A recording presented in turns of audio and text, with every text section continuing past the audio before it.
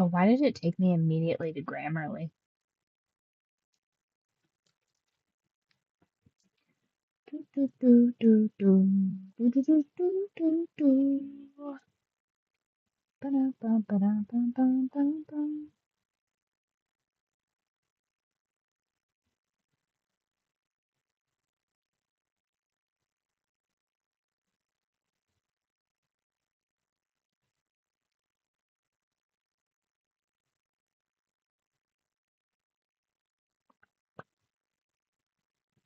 Da, da, da, da, da, da, da. Do, do, do, do, do, do, do, do.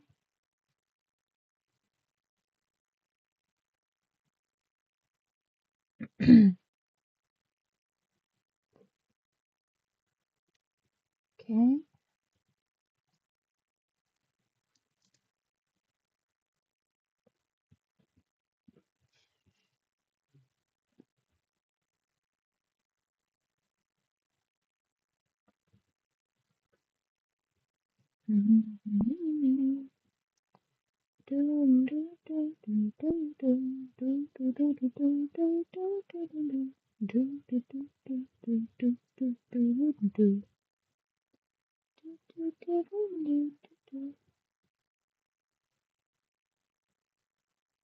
Wait, is this the one I have my playlist on?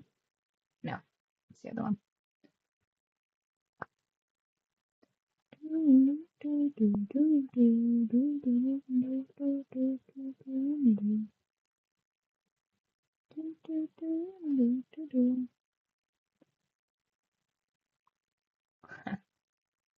Should we should we do some Hassan Gate stuff?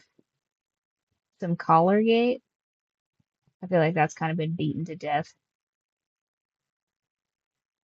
That's crazy. Okay, let's see how many Hassan videos are on the front page right now. Just a real quick. Do, do, do. Scrolling, scrolling. No, that's Hamas, not Hassan. Nice.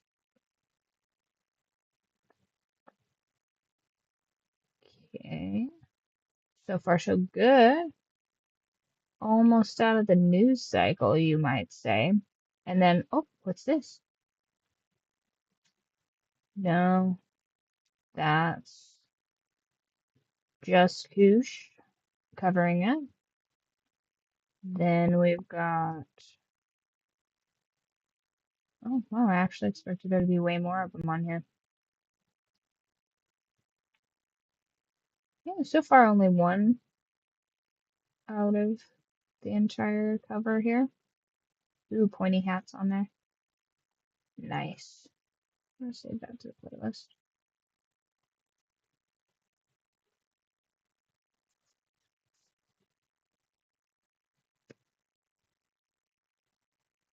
Oh, this one's the reaction section. I didn't realize Shu was on it. Nice. Two.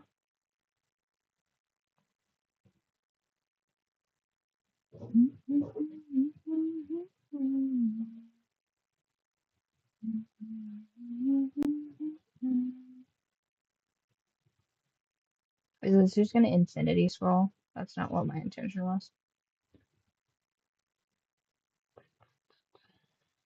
Yeah, it's just gonna infinity scroll. All right, so far only two on the home screen. That's not bad. Yesterday it was like every third video was like Hassan, Hassan, Hassan. It's just like crazy, crazy. Okay,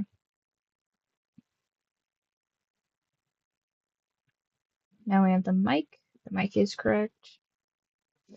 Good to go. Hello, hello. Welcome back to another Yap Sesh.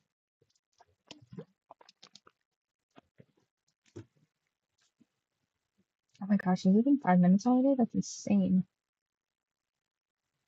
Crazy. I really have zero concept of time. Womp.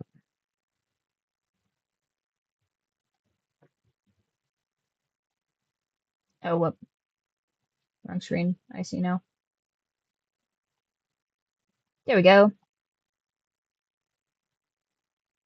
Let's see what the Roach King has to say about this. Why is it that a lot of women's romance novels have to do with animals. This has been a big problem. A lot of people have been curious about this because women obviously, Fair enough. like love to criticize men on their preferences of women. But whenever you criticize women on their preferences of men, you would just be categorically wrong because men aren't their preference. Bulls are. Lizards, dragons. Calm down, first of all. I feel like mostly that morning glory milking thing, that's got to be satire, right? Like that's not written in earnest, is it? Is it written in earnest? Oh, I still have slime mold as Tokyo on there. What up, cryptid? Today we talk about the most elusive cryptid, the female gooner. Werewolves, bears, dogs. Bit of a problem. Yeah, I would say that for the most part, that's pretty. That list is pretty messed up. Except for I don't know. I feel like the werewolf one, and of course I'm going to be the actually on this one. The werewolf one, it depends on if, like, for example, in the Baldur's Gate 3, Halsin and the bear, are they engaging with this entity as a bear or as a wolf or as a man? Because that does change things. Because like a man that turns into a monster is, I feel, different. This is, I think, a little bit less Beauty and the Beast-esque, if we can mince words. But yeah, I guess it just depends if Belle is into the beast or the beast as a man. Like if she's bummed out when he turns into a man, now we got a different issue. Oh, I didn't see you there. Oh, What am it's I reading, you Shu. ask? Well, just one of the best-selling books on Amazon right now, with millions of sales and almost 20,000 five-star reviews. This book has been absolutely blowing up, especially on TikTok, or BookTok, as the kids call it. Thousands and thousands of What's the women in book? particular have been raving about this piece of literature. What piece of literature is it, you may ask? Well, Morning Glory Milking Farm. Okay, that does give me hope though, because if that is the #1 bestseller, like there's hope, you guys. Because I actually wrote my own Gooner novel, and it just has vampires in it. Well, it does have monsters in it, but so far nobody's fucking the monsters in it because I feel like that's just not the vision of the characters at this point. I don't know that it ever will be, but this has an immortal man and a sad farm girl in it. And they go on an adventure, and there are shenanigans in it. So if you're into Gunnar Slap, go ahead and check that out. Of course. A popular romance novel about a young woman down on her luck who does what every young woman does when facing financial struggle. She starts She tries to have sex with a man, right? OnlyFans. Okay, he's not wrong. He's not wrong there. That is a tale as old as time for a lot of women's on the come up, as it were. No, Yeah. just kidding. She wouldn't degrade herself like that. She gets a job jerking off monsters. That's right, the Morning Glory Milking Farm. I have been reading Morning Glory Milking Farm since last night, and I'm obsessed. This was a good time. It did not disappoint. If this book This is confirming every single. Can we just, for just a second, how aesthetic these Book Talk Girls bookshelves are? I love that. They have, except for right here, you'll note that they have like a couple of books out of color, but I don't think that's necessarily the Book Talk Girlies' fault. Sometimes these people just like, my whole goal with all of my books is for them to be uniform. Like I'm going to try and have, at the very least, a similar color palette and width and height on these books, because nothing is worse than getting a series of books and they're all like different shapes and colors and they just don't match on a shelf together. That used to drive me nuts. I think J.K. Rowling did that with like one of her books, or maybe it was that I had like the first 6 in paperback and then the like 7th one only came in a hardcover back and it was like massive. And that used to just drive me insane. Suspicion, every single bias, every single stereotype, everything that I've been trying to say for a long time, guys. See? is trash, then I am a fucking raccoon. Give me all of the garbage. Get your eyeballs on this. They want garbage, you guys? Why am I spending so much time to write these? I could mill out garbage. I could do that. Maybe. I hope so. Surely my perfectionism won't ruin that. Because it is so good. Oh my god. I regret to inform you that there is a new epidemic. An epidemic that many have yet to discuss. And that epidemic is female gooners. I'm reading what I read. Now, Wow. for those of you unaware, gooner is internet slang for someone addicted to Porn, yes. and smut is slang for dark romance novels, otherwise known as. I feel like maybe all of the guys that were getting heat for liking bunny girls a couple of years ago are probably owed an apology if the #1 best-selling smut right now is about a minotaur milking farm.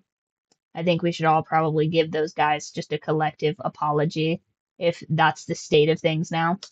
Many Yeah. correct about the dangers of porn addiction with men, how it can destroy their lives and their relationships, and most men know the material they consume is weird. That is why they are ashamed of it. Yes. That is why they delete their browser history. That's That is why correct. they go incognito mode. Yes. But these bitches freaks out here. They display That's what's so crazy about it. Is like, I can't believe that in this lifetime I have watched Hastings and why I don't even know if Hastings is still a thing. Hold on, is Hastings still a thing? Hastings.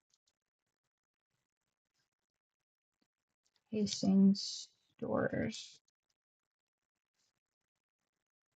No, I guess not. Is there Hast? I guess not. Okay, so Hastings isn't a thing anymore. But back in the day, it was basically like a it's like a quasi Barnes and Noble. You'd walk in and on one side it was like just kind of like useless like crap, sort of like little like trinkets, like things that were ultimately of no use, but you craved them anyway. And then there was like I want to say at least a third to a half of the store was dedicated solely to music things. They had stuff for like guitars and like band t-shirts and stuff. I think I got like almost every Doctor Who shirt I've ever owned there. And like essentially like the Spencer's Gift equivalent of t-shirts, like within the music section. And then a bunch of they had a bunch of books, not unlike Barnes and Noble, not unlike this. And then they would have, I think at the very farthest corner, they had like games and stuff, like board games, I think if I recall. And they had like a little coffee shop. And that was no, I think they also had like you could rent movies there, I think as well. Yeah, I think you could rent movies and games there as well. But I guess that doesn't exist anymore. And to go from that to like I feel like smut used to have a cover in front of the novel, like in a magazine rack where they'd have like I don't know Jennifer Aniston in like a swimsuit bikini or whatever, and there'd be like a little privacy screen in front of that. You just didn't have like the whole story like out on Main Street immediately. But I mean, all of maybe these I'm girls mistaken. think that, oh my God, this is so horrible. You like women that look this way. Meanwhile, they're attracted to a motherfucking. Look at what this is. Is he gonna zoom in? That's a lizard. That's not. That's not a. That's a motherfucking lizard. Okay, I don't. I hate that I'm having to defend this right now. I think actually the lizard is less weird because it's less likely. I feel like there's definitely a scale between like more likely and less likely.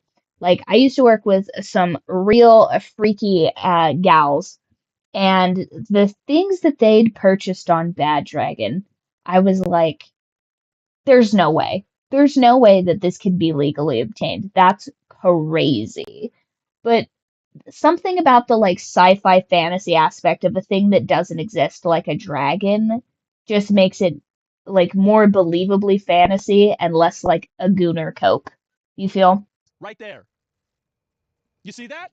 Like like realistically what woman is gonna try and like riz up a Komodo dragon? Like none of them, right?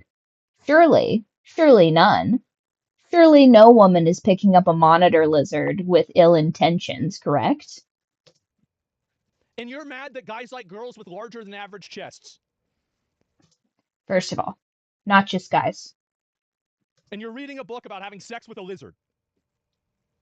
What? I mean, would a lizard even make sense? Because, like, correct me if I'm wrong, which I don't think I am. They don't have, like, an outer, like, business. So what would that even be?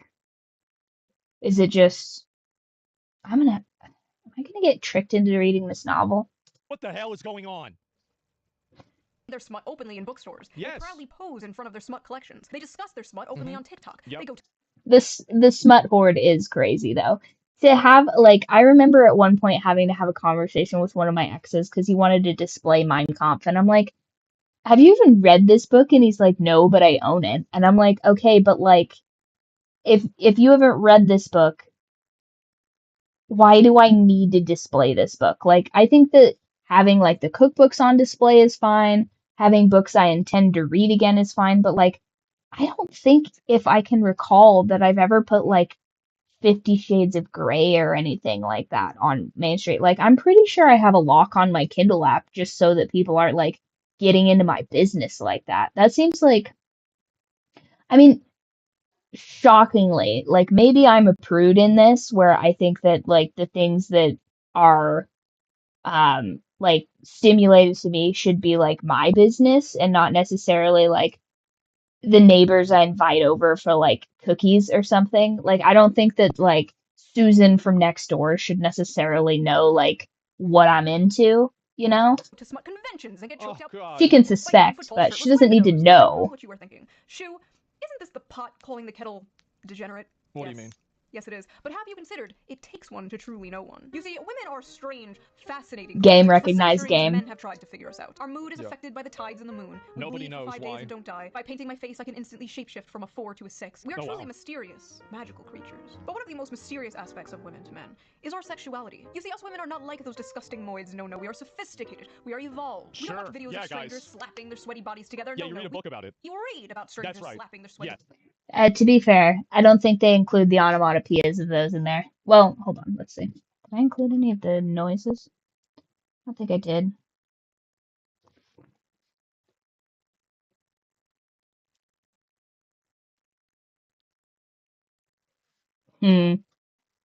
I like almost completely skipped both sides of it. Nope.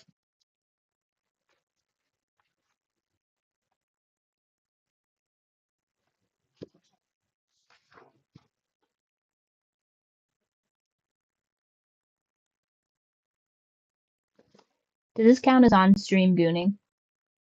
I don't know. I wrote it. Does that count? Okay, so I make a reference to the noise of like fabric shearing, but no slapping business. I don't even think I put a single slurp in here. That just seems like gratuitous, isn't it? bodies Hello, together. hello. It's different, okay? You don't understand. Of course. It's okay when we do it. So let's talk about it. Let's talk about the rapidly growing popularity of dark romance on TikTok and the recent dark romance And convention. they've been doing this for a long time, by the way. This isn't anything new. There was a girl in my Warcraft guild in Burning Crusade that used to put peanut butter on herself and have her dog eat her out. So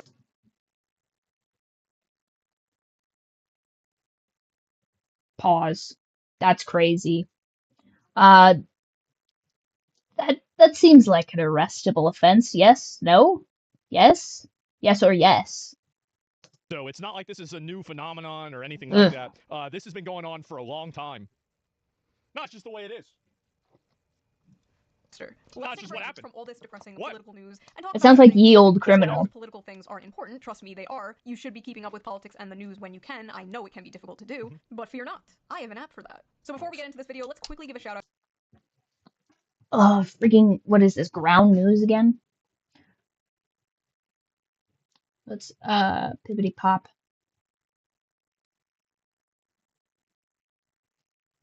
Politics. There we go. Back to smut. On this website, I could go on about this for an hour, okay? And then he proceeds to go on These are the about books it I'm for an currently reading. hour. Spice. The spiciest book going viral on Book Talk lately. I would like to point out that my book only got a 3 out of 5 on Spice, which means there's something more depraved than what I wrote. That's probably going to be in book 2 or 3. But what on earth is a 5 out of 5? Like, are y'all talking like Haunting of Adeline, which by the way I still have to read for book club. These housewives are crazy. I live in constant fear of the next book that they're gonna have me read. This is just, I mean, and part of it is like one of the things that I've noticed is the scenes that they're like all about, like that doesn't, like maybe perchance I have just lived too much of a life, I suppose, but like that isn't a thing. Like real freaky deaky people do not be getting down like this. You know what I mean? Like, and I mean, maybe it's just like the general people aren't like getting into threesomes and stuff, but I don't know where they're pulling this like fantasy from because it boggles the mind. It really does. Because I suspect that like a great number of these romance authors have never given the sloppy toppy because the way they write it is just it's like the blind describing a sunrise, I guess, in some instances. It just it has the elements of what you would think it would be, but then you're just like, have they ever seen this before in their life? Is this something that they've ever experienced? Like, I'm not saying that like, those who teach do or whatever, or those who can't do teach, but like low key a little, maybe to a degree. Although there are some authors. There's this one girl, and I say girl, but I think she's in her 60s, maybe. Don't crucify me for that, but she seems like she gets down. She seems like legitimately she has some corporate boy toys that she just ravages. Right. Is none other than Morning Glory Milking Farm Of by course. C.M. Nascosta. Violet is a typical down-on-her-luck millennial, Crazy. mid-20s, overeducated, and drowning in debt. Oh my god! Yeah, that's so me, right? Ooh, did you get into the Conan series? That one's definitely on my list. The Conan series, I think I have the whole section of it. Let's see here. Which, funny enough, I think the guy that wrote Conan was a bit of a feminist for his time. Let's.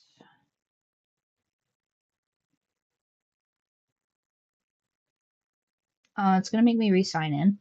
Can we just talk about real quick why it's so ridiculous to have to sign into everything? Like every time? No, that's not. Ugh, so annoying.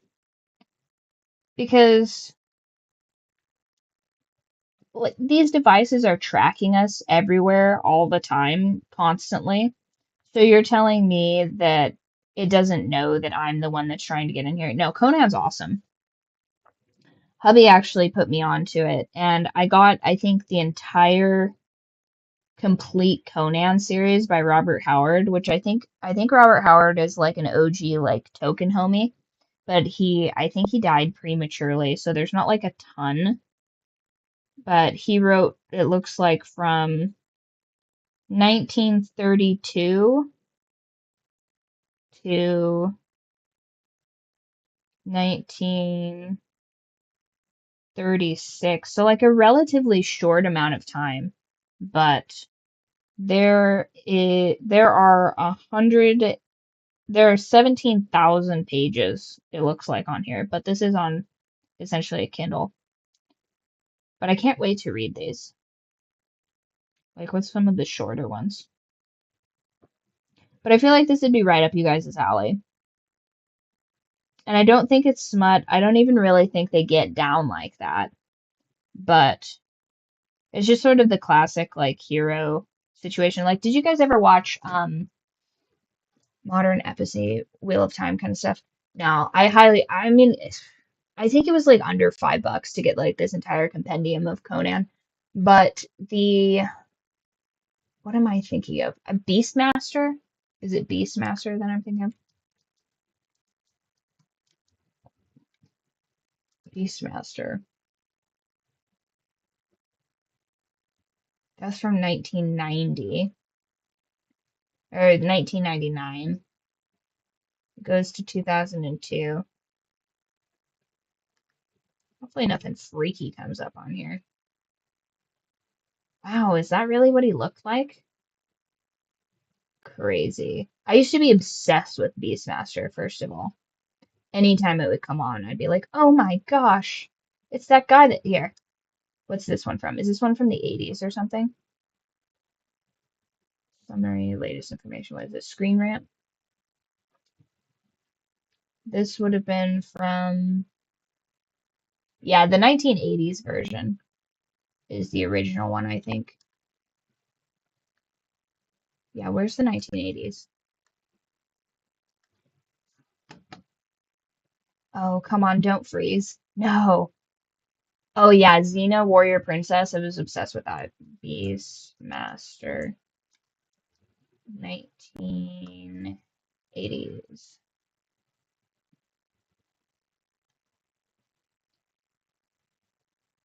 Maybe it's not the 1980s one that I'm thinking of. That's crazy.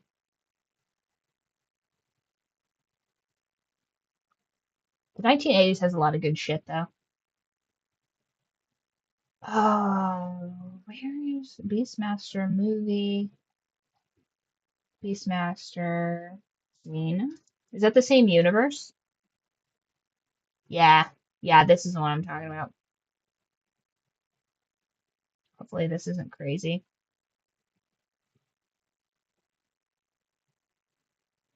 I'm 30. I'm pretty old. I'm not like ancient, but I think I'm older than I look, surely. I certainly don't look 25 anymore. Where's yeah. Oh yeah, Xena and Gabrielle. That was a gay awakening for sure. What's that? God, I feel like he just looks so different. Well, that's not too bad. I think my husband's 45. So it's like within the range. Was it really this? God, they look so young. I remember them looking like much like more Chad. You know what I mean? Like more like this I feel like is a very accurate photo represent. It's taking me to X again. I don't care about X, you guys. Just show me. Yeah, like this looks like I remember. Maybe it's just him with longer hair and like an older season where he looks older, but like pow, look at that sleeper build. Crazy. But yeah, I used to be so stoked about that. And he had the big tiger and like the animals would attack people and I was like, hell yeah. I think his like falcon or whatever, his eagle would yeah, there it is. Nice.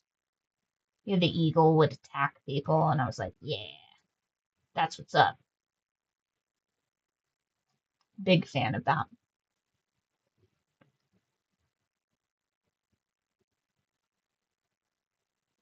Oh yeah, what was Hercules' sidekick again?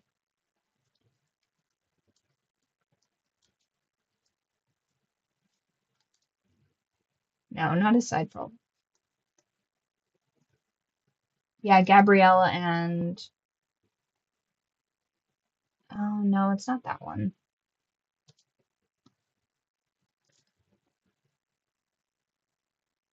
Oh yeah, yeah.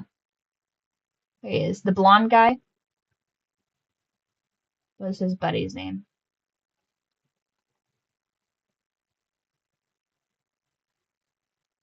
How do I pronounce that? Laos? Lo Iolaus? Laos. How do I pronounce this?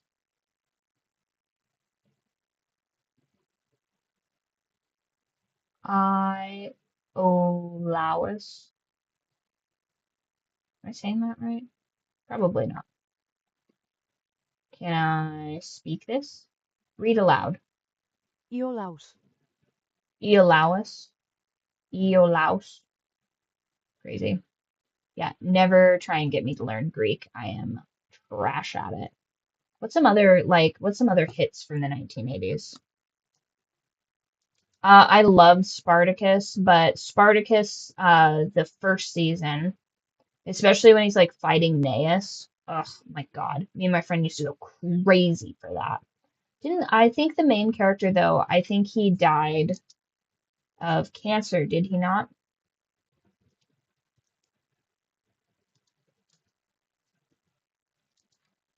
I did just rewatch a bunch of the He-Man stuff. Yeah. But that guy was crazy hot. A lot of like 1980s stuff is just like supermen doing supermen stuff, which I'm a real big fan of. I used to think that I was like more into like more feminine guys because I like both. But then I realized that I just like both edges of the spectrum. I like very feminine women and very masculine men, which was a bit of a culture shock for me, but I think that explains a lot. I was never a real big fan of E.T., didn't really get into that. Let's see what else here. Great stuff from the 1980s, pretty much everything. Although I will say that the way they dress is horrendous. Like 1980s fashion, I just cannot. Like I do admit that I am jealous of their giant hair. Um, Stranger Things is pretty good. But Stranger Things is new age based on the 1980s, so I don't think that really counts. But yeah, Spartacus was pretty dope. I really like the man. Let's see. Writing a hero's journey. Classic story structures. So it's like man versus nature. Uh, Man versus elements.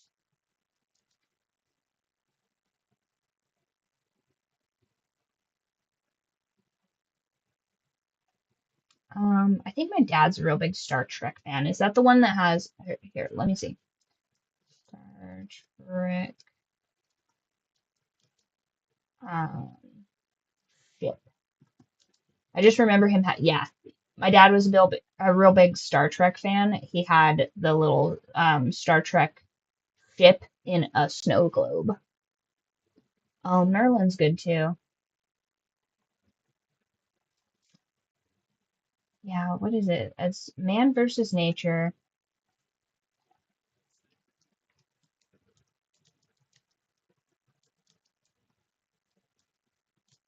Man versus man. Man versus self. Man versus nature. Yeah, the different conflict. Internal, man versus self, man versus man, man versus nature, man versus society, man versus supernatural. Um, yeah, back in the day, we spent almost all of honors English just like learning about these things. And I remember spending an inordinate amount of time trying to figure out if my teacher was hooking up with his TA. I mean, if you believe all the stuff that's coming out now about, inappropriate teacher-student relations, maybe, who knows? Um, because that TA did have a bit of a Stormy Daniels look about her, and my English teacher was a bit of a scumbag, so very plausible. Okay, so we got those top 80s movies. Let's check this one out.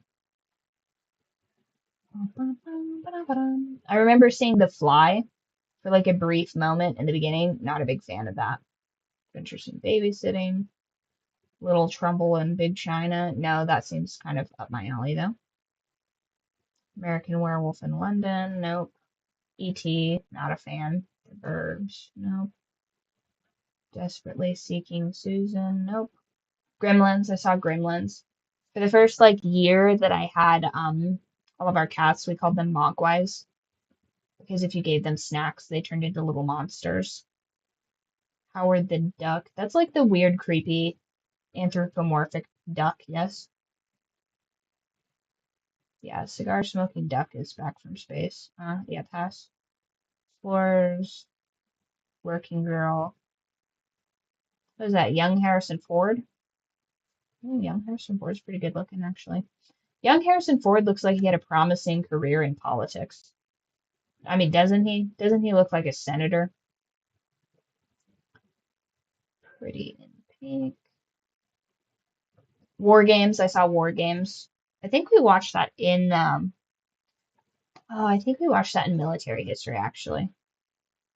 What a weird class to have, but I don't think they taught us everything they probably ought to have. The Goonies, Trading Places. Eddie Murphy.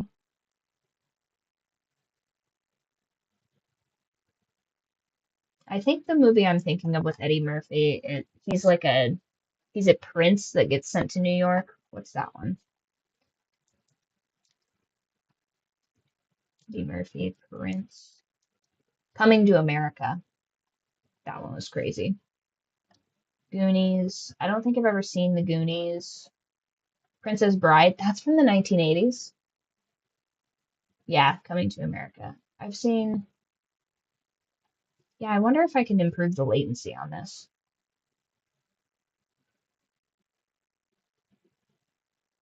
I could have sworn I put low latency on this, but I've been wrong before, especially when it comes to technology.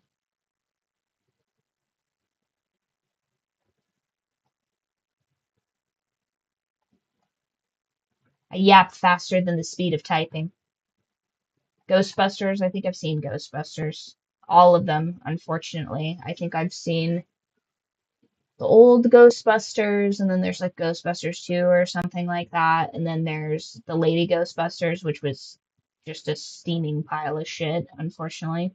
Not a big fan of the newer Ghostbusters. The old one wasn't my favorite movie either, but the new one was just awful. It's like it's like they took all of the writers that could put together a cohesive story and they put them into the vat of the stuff from Who Framed Roger Rabbit and just melted them into an ooze. And then they were like, anybody else want to have an opinion about, continuity or direction? And then they were like, no. And then that's who writes everything now, unfortunately. Every now and then you'll get something that's written pretty good. Like, I think Landman was written pretty awesome.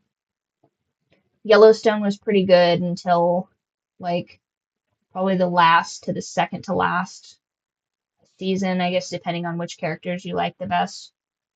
Although, hubby pointed out the other day, we were watching The Sun, which is written by,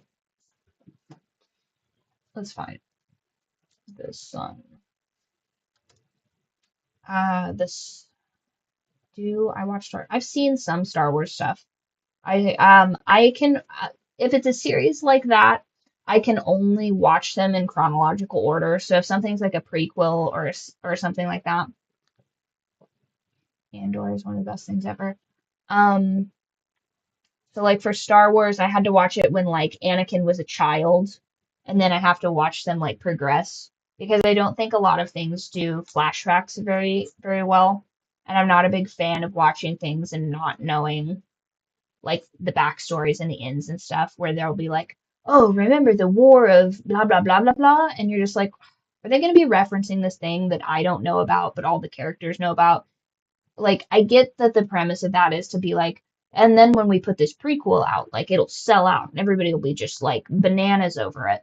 But that stuff just kind of pisses me off. So if I can watch it in order, like, oh, he's a young boy, and then I can determine for myself if they did like a good job, continuity wise, like building up to him like becoming a monster or whatever. I think it's just better than them trying to be like, no, we did a good job. Trust us, bro. I am not a big fan of like if you're gonna do that, you have to be good at continuity. Sometimes I'll catch people like what was it that I watched the other day where somebody set something down and then or somebody was I think it was like somebody was making a smoothie or something like that. And then in the next shot, like the blender's totally clean and they go and set it in the sink. And I'm just like, nobody said cut. Nobody said cut. Let's do this, you know, in order. And it just kind of takes you out of it. Or maybe it's just because I'm like autistic and I'm like, I hate that. Um, but who wrote, just real quick, Andor is the prequel. Is that the one with the, it's got like Baby Yoda?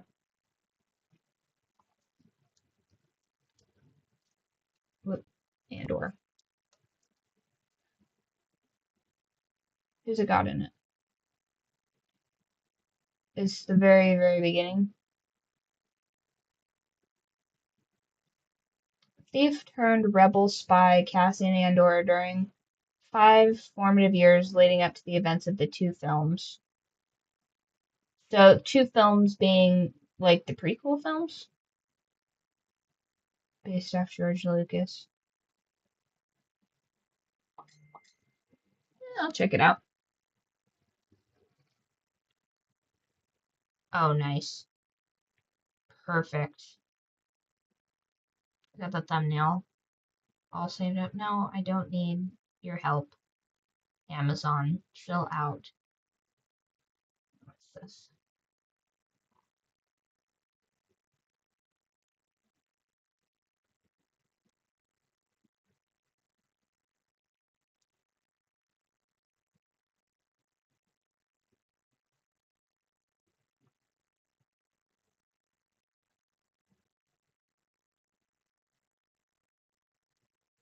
Nice.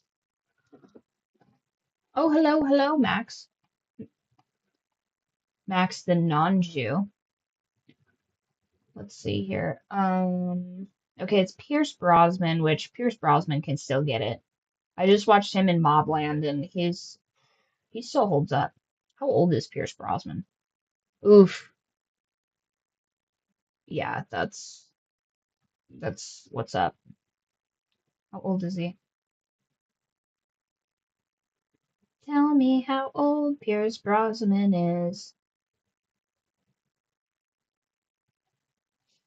Check out Mace Training. Yeah, let's see. Window.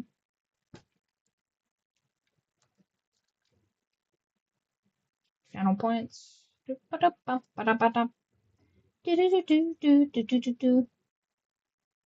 Oh, we completed the goal. Nice.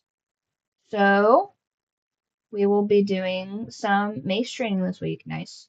Mark is complete. Confirmed. Pew, pew, pew. Hell yeah.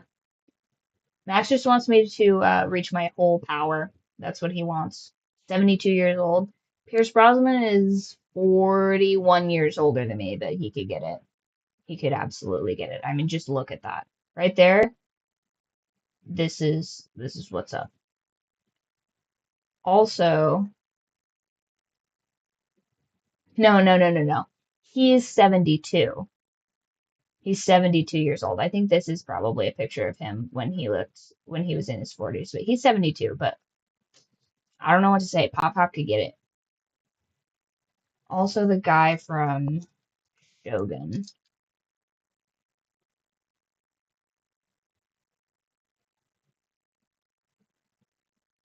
Shogun cast. This guy right here, he can also get it.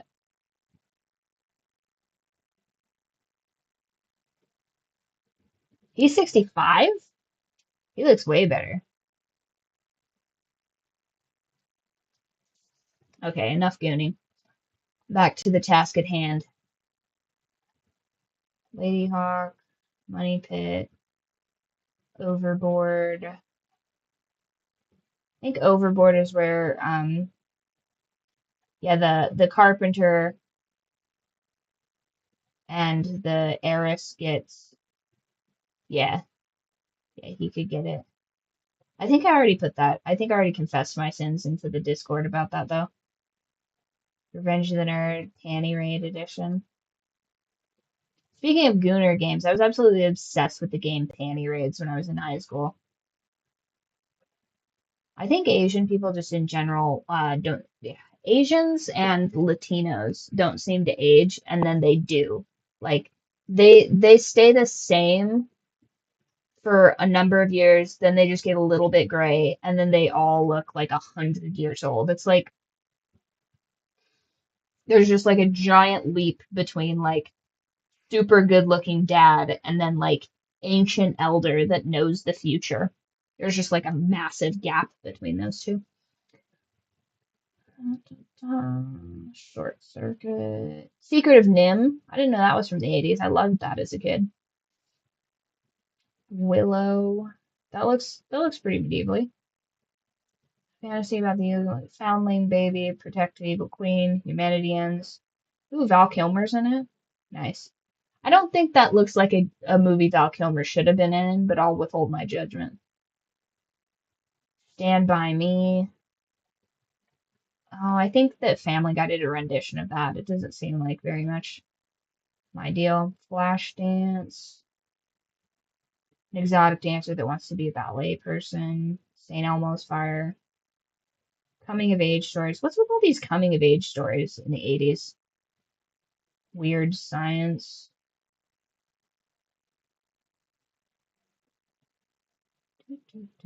Footloose. I've seen Footloose. I think I saw Steel Magnolias. Doesn't she make a armadillo cake or something like that? She does something about cancer. Something to that degree. Prince, Purple Rain. Dirty Dancing. I've seen that one. I'm pretty sure the actress in Dirty Dancing, she got a nose job and then like never worked again because she changed her facial structure. Which, can we talk for just a brief moment about how these Hollywood actresses are like drastically changing their faces to all look like the same lizard person? I was so distracted in Gen V, like the girl that plays Starlight. She went from being like a cute chick to now she legitimately looks like she has like some sort of illness. But she's just gotten like a bunch of plastic surgery in her cheeks and nose. Like, what is with this like shaving down of the nose to where it like does like you need a certain amount of cartilage in your nose, which I think I got onto this in the Discord the other day because I was doing research for the book. It's not just because I'm like do regular races and things, but the structure of your nose is important for like its function. Like nose shape for function.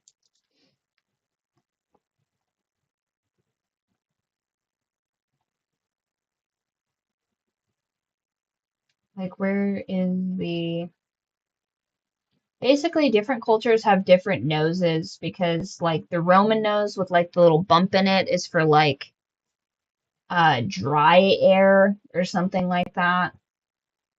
I know I posted it in the Discord somewhere. I'm sure if you just search noses in the Discord, nothing untoward will come up at all. But like wider noses deal better with more humidity, something of that effect. But it's like it's essentially. But the function of your nose is Emilio Estevez was in every movie in the early days.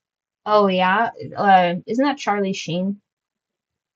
But the shape of your nose is important because, I mean, not so much now because we live in a modern age where like we have humidifiers and stuff like that. But back in the day, I seem to recall in a lot of like older movies, people would get like tuberculosis and stuff like that, or they'd just like get chronic upper respiratory infections. And basically, the wisdom of the time was like move somewhere different.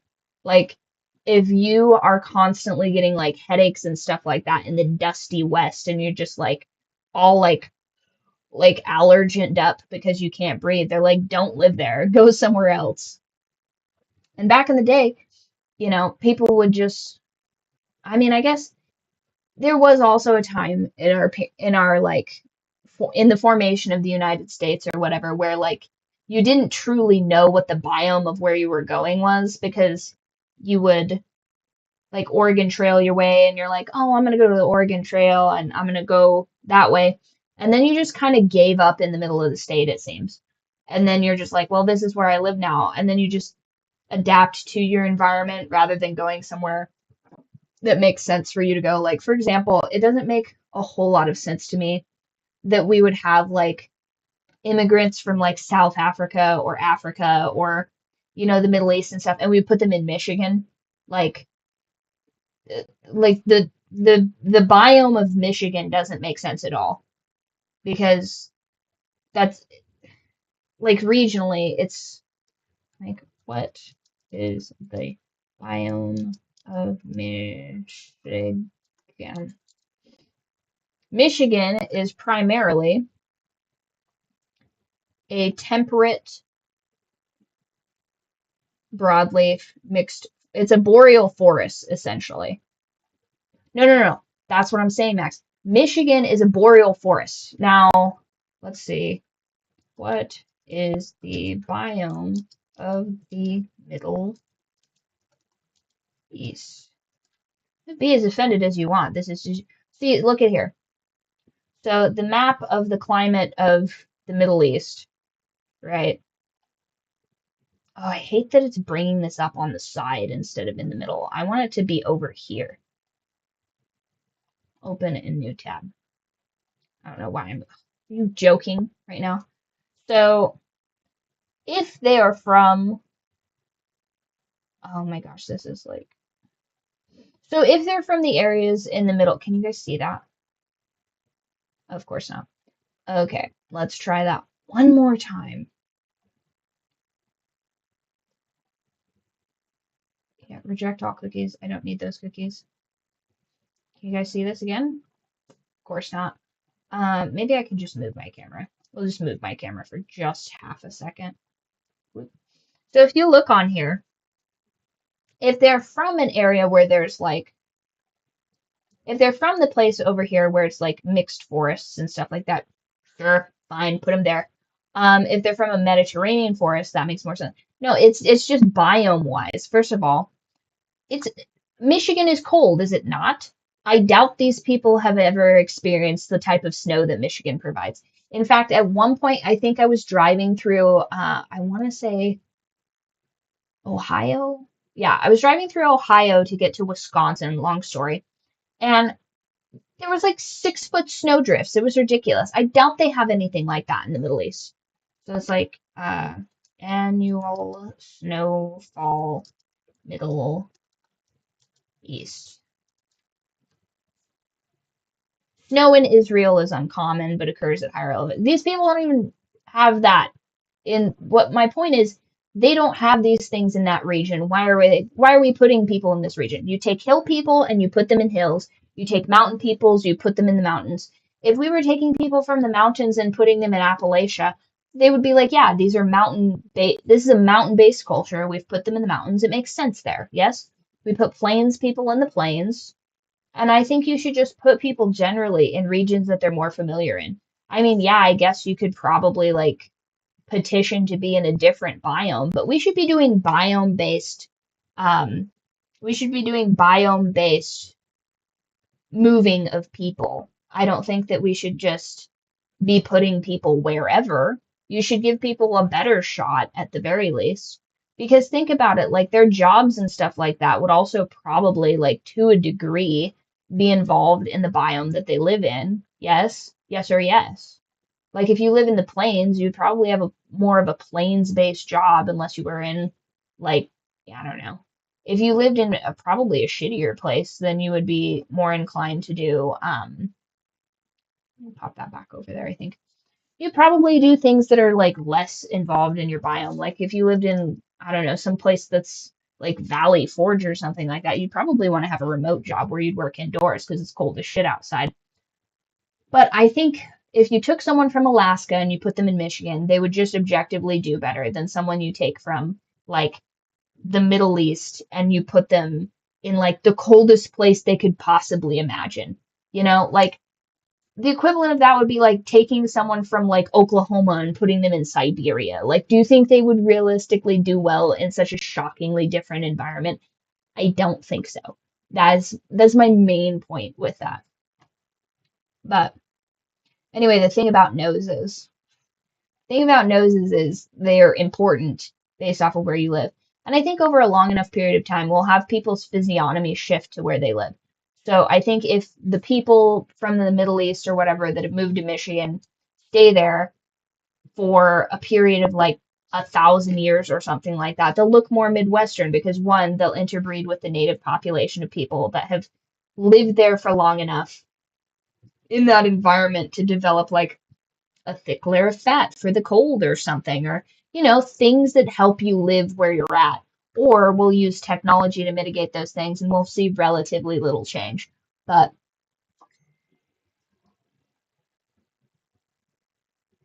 attorney business.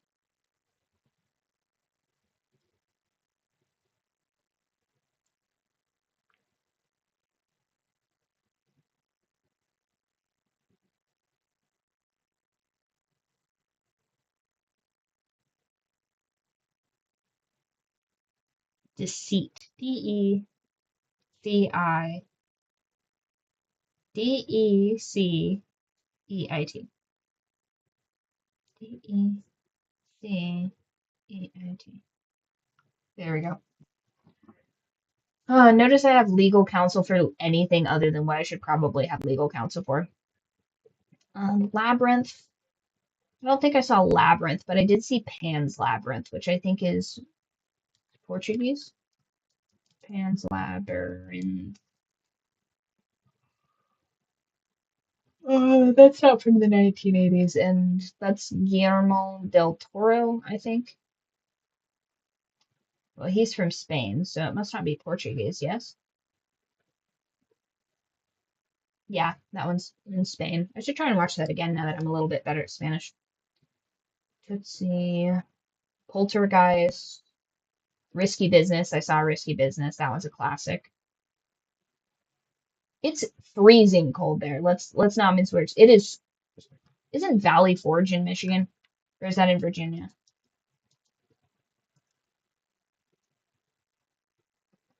Valley Forge is in Pennsylvania.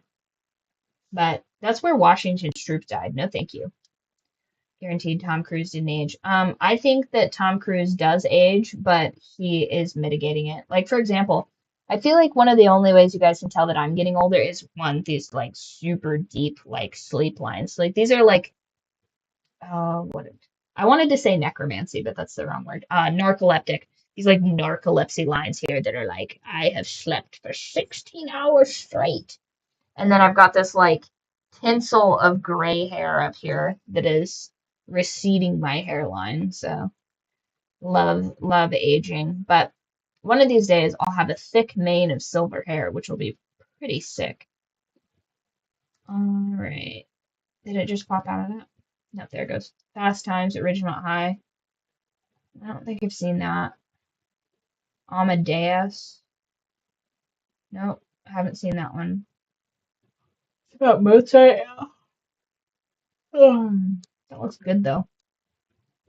I did receive Yule's gifts, and I am the proud owner of the Peter and the Wolf vinyl record, which I will be cherishing and playing until everybody hides it from me or uh, otherwise makes me incapable of reading it. Neverending Story. I watched Neverending Story. Although Neverending Story did end, so you know, kind of a bit of a misnomer there. Oh, hey Yule. Oh my gosh, you're here. Heck yeah. Yeah, I was really excited to get that. They're like, do you have a record player? I'm like, okay, so funny story is I had a record player until like 3 days ago. My cousin pawned the record player that I saved for him. So I will be needing to eventually get a record player. But I have this like plan to get a more modern record player and then have my uncle make a so like the old school record. I've had all the types of record players. I had a like 19 probably 60s big super heavy record player that my grandmother was just using as a coffee table, and it needed to have something about it needed balanced or whatever because it was starting to like scratch my records, and I guess there are not really any like maintenance people for record players here. So I sold that because it had like these giant speakers in it that needed to be redone and stuff. And then I got a smaller, like more compressed record player that looks like a suitcase that you can just bring with you or whatever. And it plays all like three different sizes of LPs because I think I have like a couple like little small record players and then like the bigger record players or the bigger vinyls or whatever. And you can like calibrate it for those. So my plan is to get a newer age record player and then have him build the framework and then also have it where instead of big gigantic speakers that are not useful anymore because of newer technology, I'll have record storage on the side because I was having to use this gigantic Apple crate that weighs like 100 pounds. And so I had like 100 pounds of records in there, as well as this heavy ass Apple crate, which is fine if it's just like decorative because then I don't have to worry about like the cats knocking the records over and then getting trapped in the box. But then there's like a box. But I want to have like more like more useful furniture in my house, I guess. So that goes into like my weird side project of designing furniture for multi-use things. Like instead of a dining room table, I'd like to have a table that like folds up into a dining table and then is otherwise just kind of um like a rolling cabinet essentially.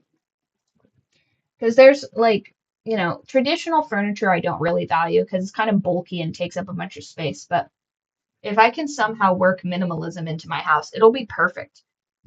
And then I would be more able to like roll around my future walking desk so that you guys can like come around in my house with me.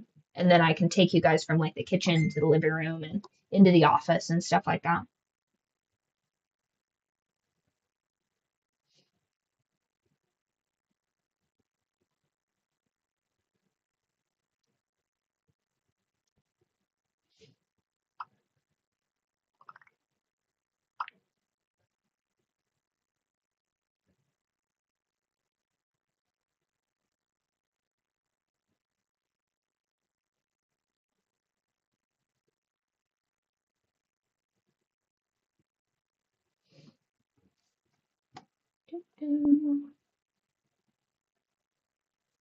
Nice.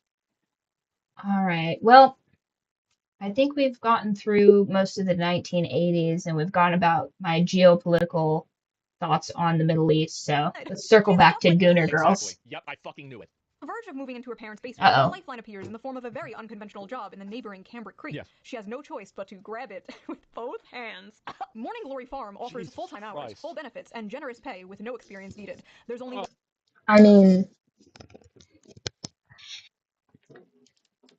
if you had an opportunity to have a full-time job with benefits and generous pay, and the only catch is it's low-key a glory hole, I'm pretty sure that's how they get like 80% of the people into the S work. clientele is Just say it. grade Just A say it. certified prime beef Yeah. with the manly media endowments to okay. Morning Glory Milking Farm is actually a profound critique of late-stage capitalism. I would also like to say that this style of book covers, I'm not a big fan of, like this 1980s romance cover. I know that the reason that they do that is so that people can tell, like, at a glance what it is, but I much prefer the pairing of, like, subtle, like, this. I feel like this clearly is a romance novel, but it's not, like, as in your face that it's smut as a book with like two characters leaning onto each other because there's nothing inherently sexual about what they're doing, but we all know based off of the pop culture of those particular covers what it is. Like we all know what it is. It's do you guys remember like the old like sort of Fabio romance covers? Fabio romance novels. Yeah, like this type of.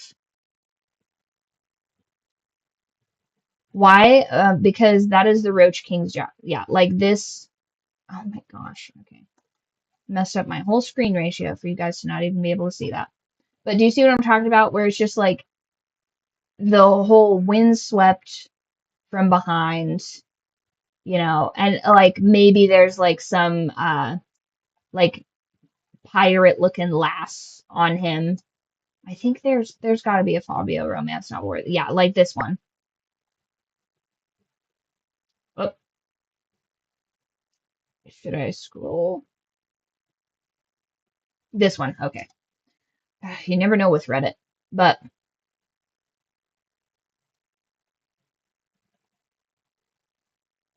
anyway, so you see here how there's two people directly on the front of this cover, and this is like the classic romance novel format. This one is he's a rogue, he's a champion, he's a pirate. Hey, Fabio's a good looking guy. I could see why he made all of this money making all of these books. This is toxic masculinity. In this text, we see that the this is she's joking. I don't know. There's no way. There's no way I don't believe it. cessation in her chief is actually the tooling cessation of the Marxist revolution. Yeah, no way. No, it's gotta be a This meme. is every fucking breaddude video to me, dude. This is every Jack Saint video. So I actually read the book myself, and I'm not gonna lie, the 19th Amendment needs to be abolished. So, like I don't have a comment Based. I said, the story is basically this millennial named Violet, and she gets a job basically working at big You guys are making me down this.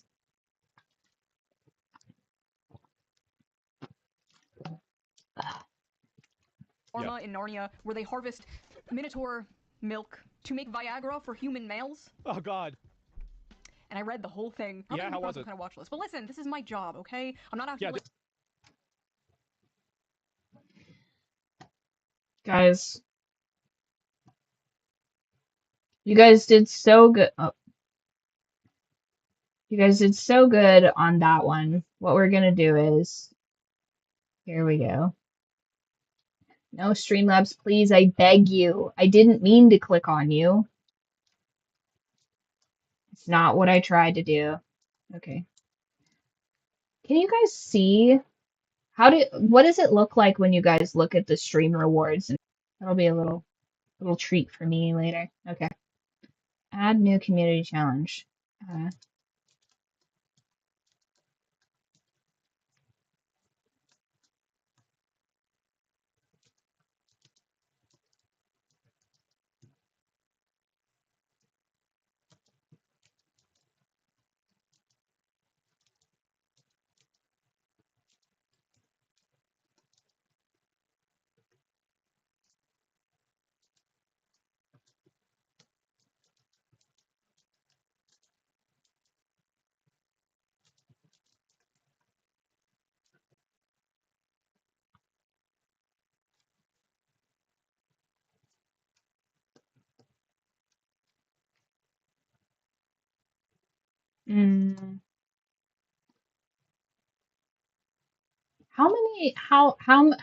How do channel points work? Channel points.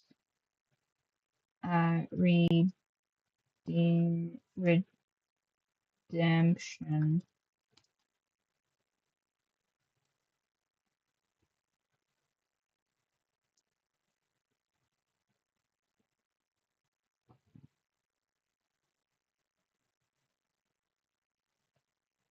Let's just do a weekly one. Do we have...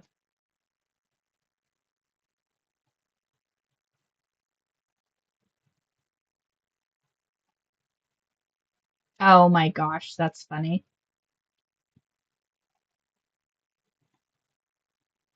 Yep, that's what we're doing. We're gonna make it pink. It needs to be pink. Okay. And probably just gonna leave the challenge icon the same, I think.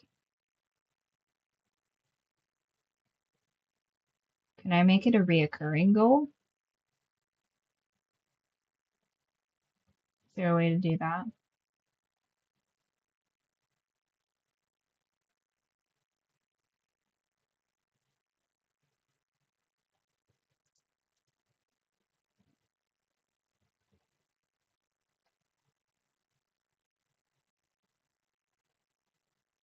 Start challenge. There we go. Oh, you can extend challenges. Okay. Well, Just set that little trap. Because whenever I said that 85% of the population should be disenfranchised and shouldn't be allowed to vote, I think that Trump should subpoena all of Amazon's sales of this book and then find out every person who bought this book, and then they can't vote anymore. And Okay. You should be able to read whatever you want as long as you're an adult. I am a firm believer of that. However, some stuff is objectively stupid. But I think that if we start being a place that says, no, you can't read this as an adult, then, like, I mean, I think you should probably be able to, like, oh, let's see, you should probably be able to sell whatever you want as well. Unless it's already illegal in some other context. Like, obviously, you shouldn't be able to, like, sell, like, CP or whatever, because that's already, like, its own major crime. But I think they were trying to keep people from being able to like buy games on Twitch and stuff like that. And it's like, I don't know. There's definitely like a level where like it's unnecessary. Like, for example, like, is it necessary in pop culture for a character to be like assaulted? Like, is it necessary in furtherance of the plot? Or do sometimes people just put stuff in movies and films because it's weird? Like, does every, I'm blanking on his name right now. He made Inglorious Bastards and, oh wow, this is embarrassing. He made Django Unchained. Blanking on his name. Tarantino. Is it necessary for Tarantino? Thank you. Is it necessary for Tarantino to have uncovered feet in like almost all of his movies? No. That's a self-insert for him. So I think as long as it's not like illegal, the thing they're inserting into the show, I guess they can put it in there. And also we have movies where there's like gratuitous violence and stuff, which personally I think I've touched on this before. I don't think we need to have more graphic violence in shows. I don't need to like absolutely. And he's like, if someone need play that character, I volunteer. He absolutely did that. And you know what? If you can't make art in furtherance of your own dreams, then what does this country come to? I will say that with the caveat that I think it's super weird that the directors of like Euphoria put as much like underage fornication in that they did. That was excessive.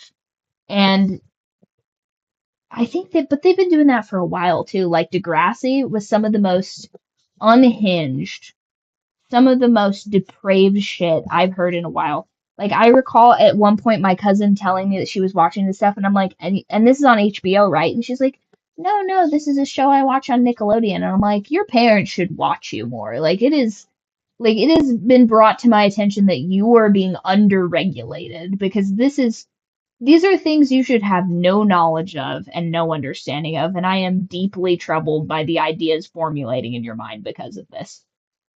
But what was it that I watched the other day? I want to say it was Midnight Mass, and there's an instance. Listen, no, calm down, calm down. Foot fetishes are fine. I don't have a problem with people that have that particular fetish. It's made me a considerable amount of money in the past. That's a story for another time. But I think that I think it was Midnight Mass. There's a scene in this where it's like there's an issue where a bunch of cats are going missing on this island or whatever, and they show you what is meant to be a deceased animal, and it's very clearly fake looking, and I really appreciated that because because do we need things to look realistically dead and disfigured? Like do we need that? Do we also need to be seeing people like I one of the things I absolutely hate in movies and film is when they do the like drug addict scene where they're like injecting. I don't need to see that. You know what I mean? Like I think that people have just gotten kind of lazy. One of the things that was really important in learning how to write my novel was show don't tell. You know what I mean? So like I don't need to be like handheld into being shown that a character is engaging in drug use. And I don't think that it furthers the plot. It's kind of cheap in a way because it's using the visualization of the act instead of like already setting the tone in the scene that like bad stuff's happening. Like if you can't get the same reaction from a fade to black on a scene where everybody's like, if 90% of your audience can't tell what's going to happen after a fade to black scene, then you failed in the scene. If people can't reasonably ascertain that like, oh, the guy's standing there with the gun and the person on their knees or whatever, and then they close the door and you hear a bang. If you can't like extrapolate what's going on in that scene without having like prop brains all over the place and a bunch of like CGI. Like, do we need that? Do we really need that? Or have people just gotten so lazy from a storytelling aspect that they're spending like a third of the budget on special effects because they absolutely have to have this happen? Like, this is my vision. Like, I have to have this person have their, I mean, I think maybe we sort of went the wrong direction as a society in movies and film when like Saw and Hostel came out.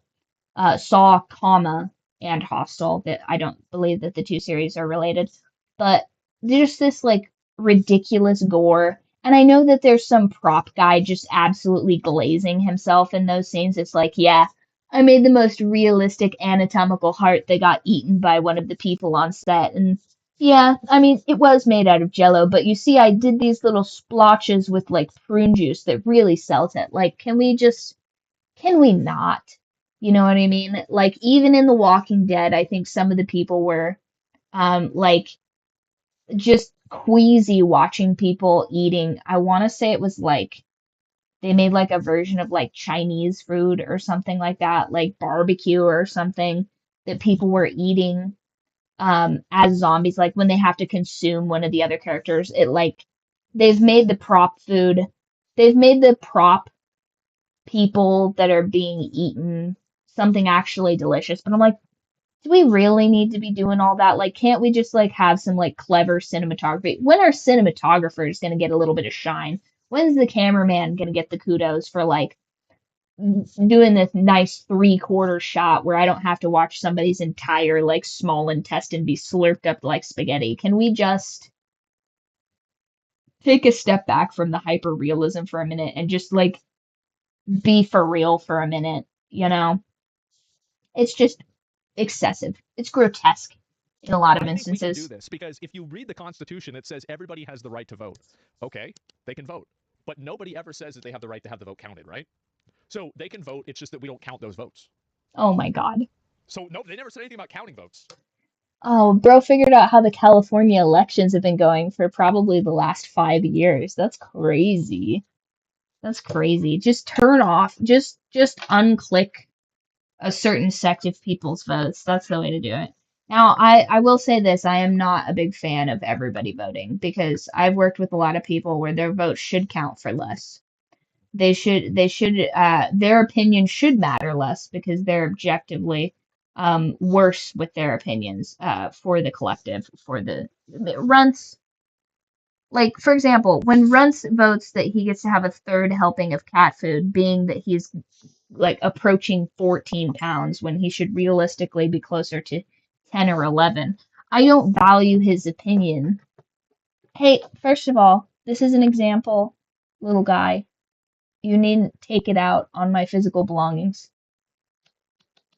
Come here. Do you want to be part of it? Come here. Renters. Come here. Yeah. Come here, sweet boy. Yes. Hello. I mean, look at this guy. Do you think that his opinion on how he should be fed should be taken into account? He would eat marshmallows all day long if I let him. So his opinion on how he's nourished is obviously not as valuable as somebody that like loves him and cares about him and wants him to be the healthiest little guy. Yeah. He's like, I don't have to take this slander. He's so thick. He's so thick. So the other day, I like I'm worried. I like wake up like legitimately like, oh, hubby, I don't know what the problem is. Like, I don't think Runts is like, doing enough of his business or whatever. And to his credit, that sweet, sweet man stopped what he was doing in the middle of a phone call, with, oh, I don't want to put him on blast like that, but he was in the middle of a phone call and he stops what he's doing. He goes, babe, the cat's outside. He's doing his business. And I was like, thank you. I love you so much for caring about me updating his medical chart. That's like ultimately probably not that big of a deal. I am just such a hypochondriac when it comes to the animals. But I was just like, oh, thank you, honey. Like he knows that it's important to me. And so then he goes out of his way to like check in on their like health and well-being. Cause I'm like, hey, can you just make sure like I might have to schedule an appointment for him if he doesn't like, if he's because I worry with him choosing to be a little chunker because there's a thing that happens with boy cats where they can develop like blockages and stuff like that. Because if you think about it, like when humans gain too much weight, it like kind of like constricts that area. And I just don't want him to have like urological issues because of it. But everybody's being a really good sport about it.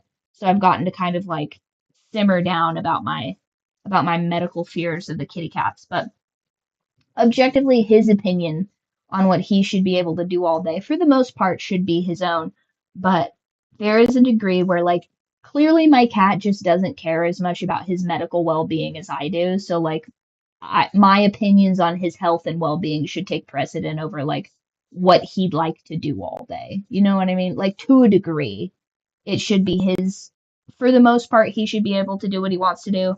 But I care more about the outcome of his life, so he should probably not be allowed to just like, like a little kid that just wants to eat candy all day. Like at a certain point, you have to just be like, no, you can't eat candy all day.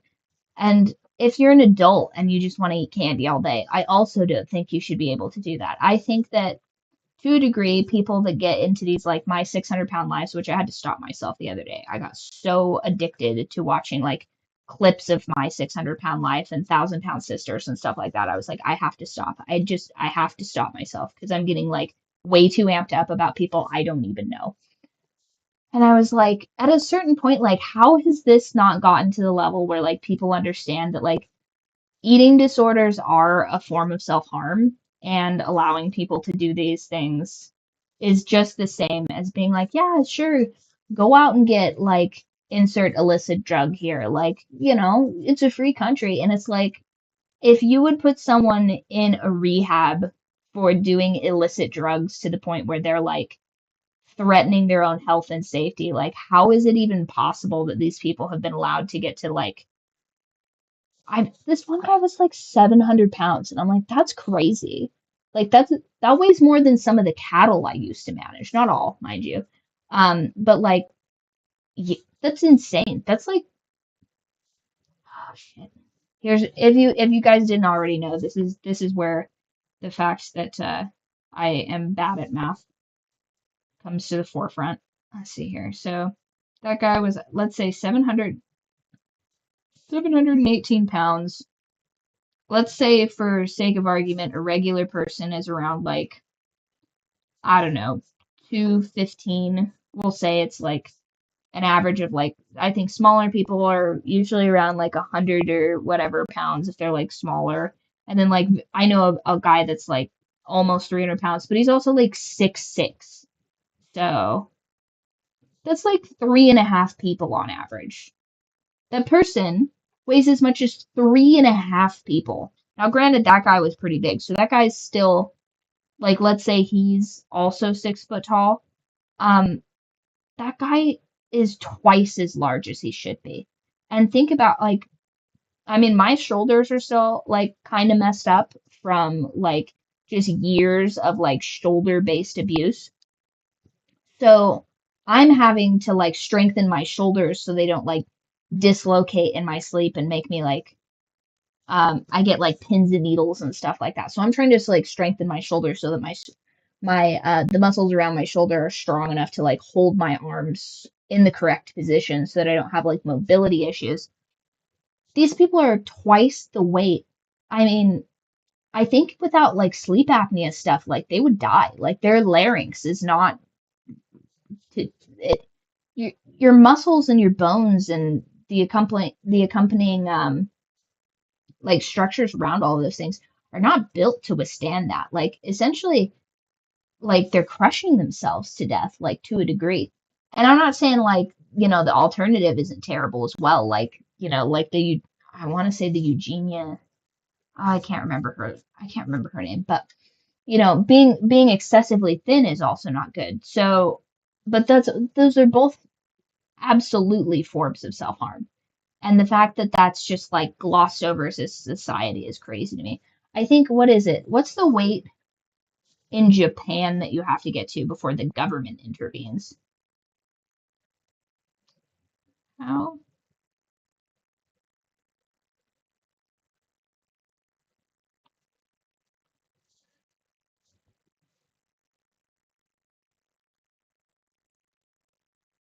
Okay, so it's not like a general weight in Japan, but you have a waistline limit, which is fair because like taller people, shorter people, like you'd have some variance. So if it's just like a dead like number of like, oh well, if you're over 200 pounds, that's a problem.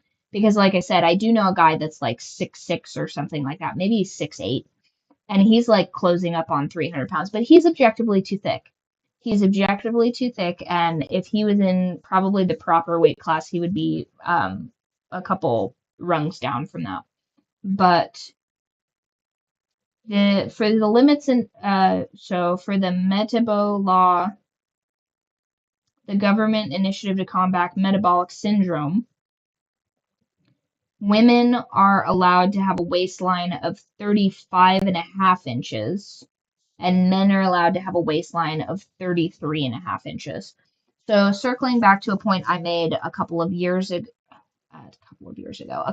ago when I went shopping for that wedding, I'm no longer a size 4. Like they've moved what used to be a size 4, which was like a 28-inch waist or something. They moved that down to a size 2. And they don't carry a size 2 anymore. So like I can't even actually purchase the size of pants that I need to fit me because they don't even carry them. But you know what they do carry? A 4XL. Do you know how big a 4XL is? A 4XL, for reference. I'll go and look at specifically the type of pants I was trying to find.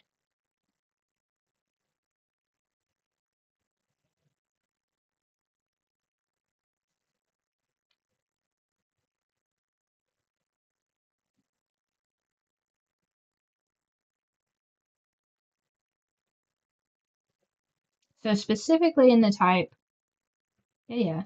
So in the specific size, because I don't want to pick a different variation. In the size that I was looking up, it would have been,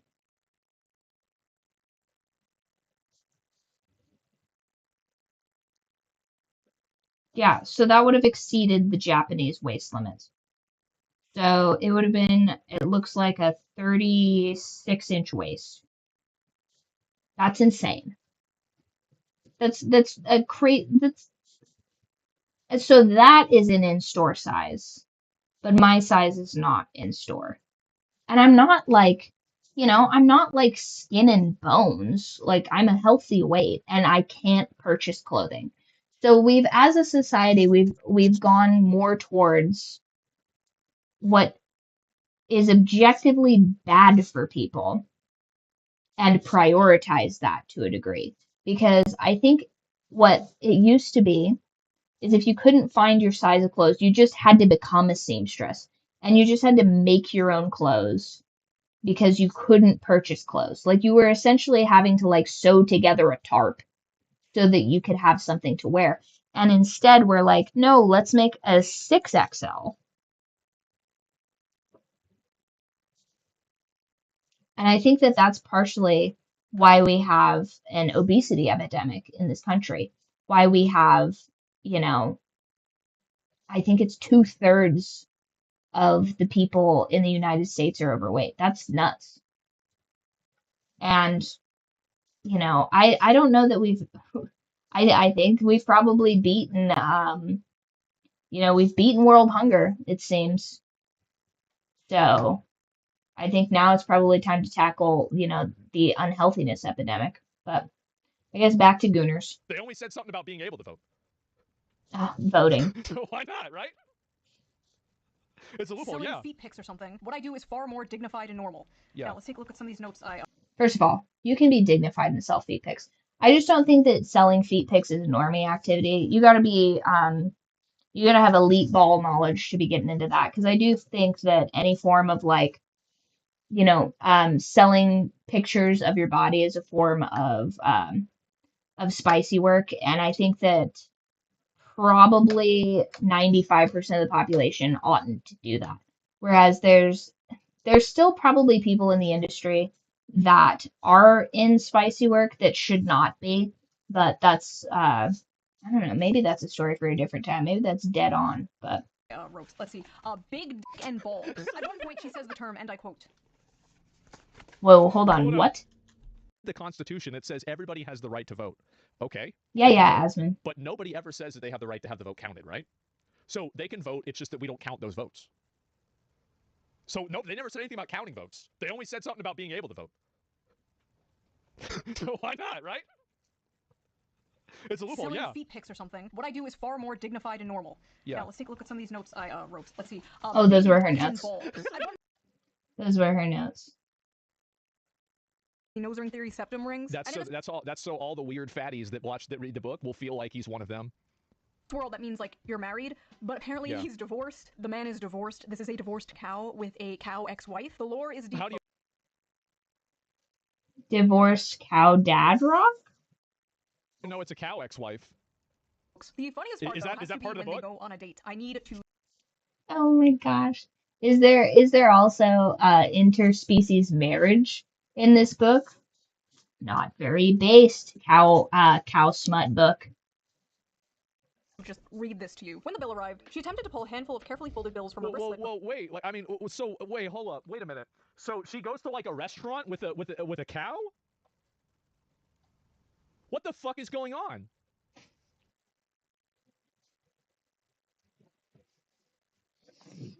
What a timeline.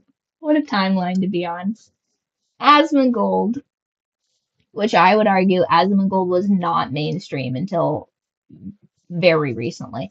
I think I want to say I heard about Asmongold's probably in, I want to say 2015-ish. How long has Asmongold been famous? How long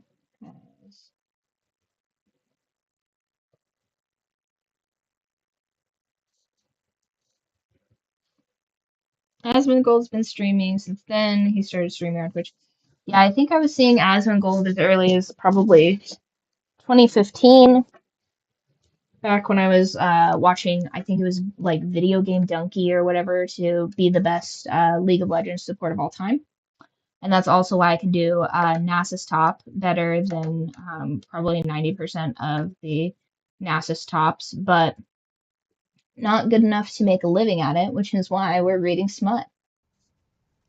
Before he stopped her. No, that's absolutely not Yeah, happening. it probably wasn't a steakhouse, was it? It's a fantasy world? I hope so. That away. She'd not thought about it until the day after their first dinner together, Yeah. realizing that in mortification that she ought to have attempted to pay her half. What kind of feminist are you? She asked. Oh my god. It's a feminist. So the 19th Amendment, that's it? That's the one, huh? Okay. Herself. She couldn't Yeah. remember the last time Right. she'd been out and hadn't paid. Hold on. There's feminists in a fantasy book? Like, wouldn't there not be a patriarchy in a fantasy world, or is in this fantasy world there are they constructing a patriarchy in a fantasy world so that they can be oppressed? Because it seems to me like she's got this guy's literal balls in her hands, and she's still some.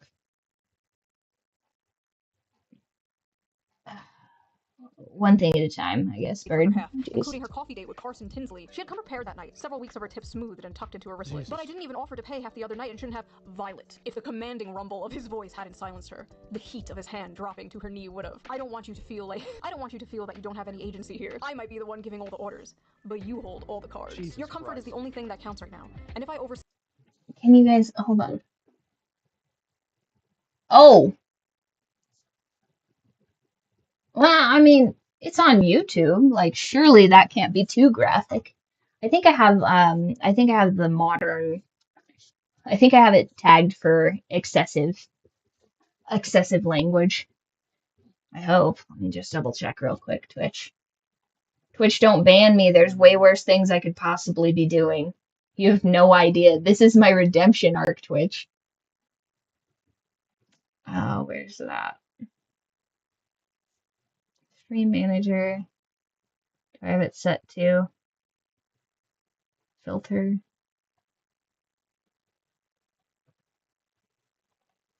I'm pretty sure I have it set to degenerate degeneracy. Yeah, I'm pretty sure I have it set to degeneracy. step, I And to want think All that of these girls are I complaining just about I preemptively mark all of my stuff as not for kids because like fuck them kids. But also like if you can't order a drink and listen to what I'm talking about, it's probably not relevant to you. And also, like, my problem with most people, honestly, and kind of like dealing with these concepts is like most people haven't lived a life, and children certainly haven't. So they don't need to be here at all. And the kids that have lived a life scare me. So they shouldn't be in here regardless. guys talking to AI companions. And to think, bro, how do they read this? Well, I think maybe in a year I might be able to answer that question. Okay. Like, we're not far enough to where I could answer that question and not get in trouble. Now, my roommate did watch, she read the Ice Barbarian things, and I didn't think that one was too bad, the clips of it that she shared. Um, I mean, I'd read that one probably.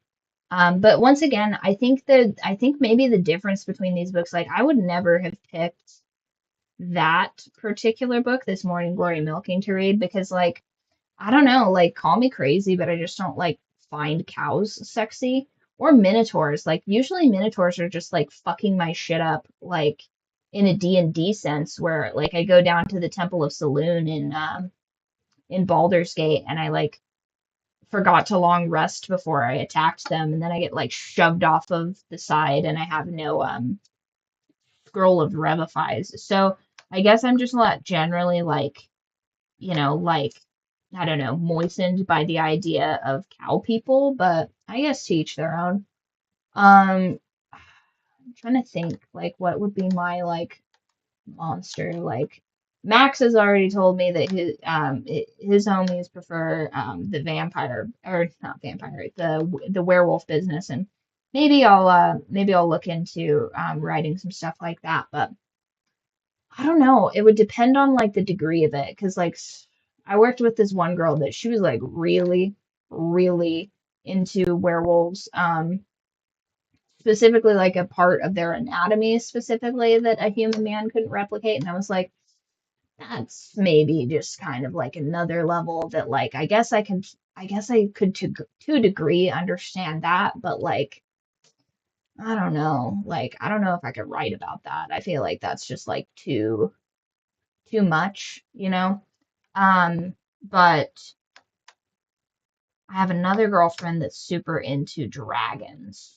But it's not like hooking up with a dragon as a dragon. It's like a sexy man. Once again, it's a sexy man that turns into a dragon. And then the like elements of like he has like claws and like spooky like demon eyes and like maybe horns or something like that. Which don't get me wrong, I understand the horns business. That makes sense to me. But like at what percentage does this man have to be a cow before these girls are like, hello? Like that is the percentage that I need to know because if it's 80% cow, lock her up in a pillory. Like we've got some problems going on here. Like she's clearly addled and she needs must be leached because she clearly has ghosts in her blood and we need to give her cocaine about it. to know you can tell me so, but that's not Yeah. happening. Don't think I'm unaware we're at different points in our careers. You can say no, With you one can say you hand. don't want to Yeah. see me again. You can tell me to stop coming to the farm when you're working. Uh-huh. It's dinner, not a down payment of your time. But I'm in a position to come. Why is it that Oh, did I just? Oh my gosh. We lost it. We lost it, you guys. Where was I at? Hold on, where's that? Like something like this. See, because that's the thing. Like, I really liked, I want to say it's a Russian film. It's called I Am Dragon. And basically, the premise of it is it did it so much better than Damsel did. Damsel's like almost nearly a shot for shot ripoff of that with like 0% of the payoff. So basically, a princess is fated to a man, a lover, or whatever. Yes. And she goes and through some sort of like double cross or whatever, she gets flung she gets given to this dragon, and initially the dragon's trying to kill and eat her. But she escapes and she's like hiding on like this island of this dragon that's trying to kill and eat her. And she sees like the bones of like people before her and she's like, yikes, this thing's gonna like kill and consume me or whatever. And then she sees through sheer chance this dragon turning into a gorgeous Slavic man. And then she's like, oh, okay, cool. And then she like hatches this plan to seduce this dragon or whatever. And then they get freaky deaky. And then she decides that like, screw these people that sent me over here to get like murdered by this dragon or whatever, like I choose the dragon. And then they do this like elaborate thing or whatever where she goes to like, I think like do her like, self-sacrificing moment or whatever because they're like, oh, you've escaped, like you've been saved by the dragon or whatever. Now you're gonna marry this prince that kind of like blows lowkey. And she's like, no, I'm gonna do this or whatever. And I think she just gets dragged away by the dragon. Like the dragon like swoops up and picks her up instead of burning her to death. And she just like lives happily ever with this dragon or whatever, or at least that's what I remember of the story. But like, yeah, I could get behind that. Like, so basically the concept of like an evil man that loves you and will burn and destroy your enemies, like, yeah, I couldn't possibly understand what the allure of that would be. Like, obviously, like that's the allure of it. But if it's if it's the if it's the sexy time with this creature as a physical dragon, like in Akatar, the men have wings, and you're like, okay, cool. That means you can do business in the sky. Great. But insofar as like him being like scaled like a lizard, pass. That sounds like an absolute nightmare. Like he has like sharp teeth and he like eats rodents and bugs. Like what are we doing here? You know what I mean? That's almost like that doesn't Quan Mills have a book where like it's a it's a hooker velociraptor or something? Like I don't really see the allure in that, but I mean there's clearly got to be. Oh my gosh, hold on. The reviews. Let's just skip her reading that last part because as you all said that's probably pretty graphic. She will fold like yeah, a a cow. chair and instantly Right. return to factory settings. It's dinner, not a down payment for your time. She's reading. Oh God. First of all, if a guy told me some crazy stuff like that, like, oh, like it's dinner, it's not a down payment for your time, I'd be like, I've sent you over the contract, my lawyer will be reviewing it. Like, what are we doing here? Like, who talks like that unless you're like an S worker? You know what I mean?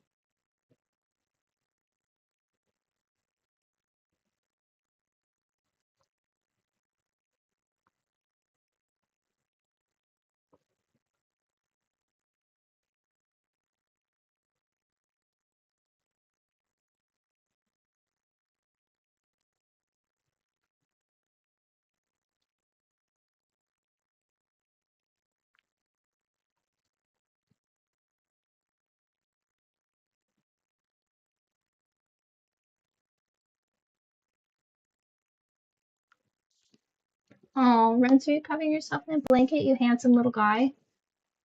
Come here. Do you want to be in the blanket? I'll hold it up for you. You can do a little tunnel. Oh, no, now that mommy wants to participate, it's not fun anymore. God, he's so cruel to me.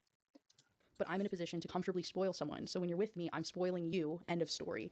I said, okay, I highlighted that paragraph for myself. I don't get it, but whatever. I don't know. Like, call me old-fashioned, which would be weird, actually. But I much rather prefer when people aren't like yapping about all the things they're doing for other people. That seems a bit performative. Like a performative man is not necessarily the sexiest. I think it's way more attractive when they like sneakily pay the bill and then you just get up and you're like, oh, and they're like, it's fine. Like it's already taken care of. Like I don't want the pageantry and the poetry of like, No, milady, I'll pay for this. Here, let me open my wallet. I would much rather just like I think more the sexy part of it is the stability and the like I've already got it handled business, not necessarily like my opinion on how they've got it handled. Like I don't need to know how the cake is baked. I just need to know that he baked the cake. Do you know what I mean? Jesus Christ.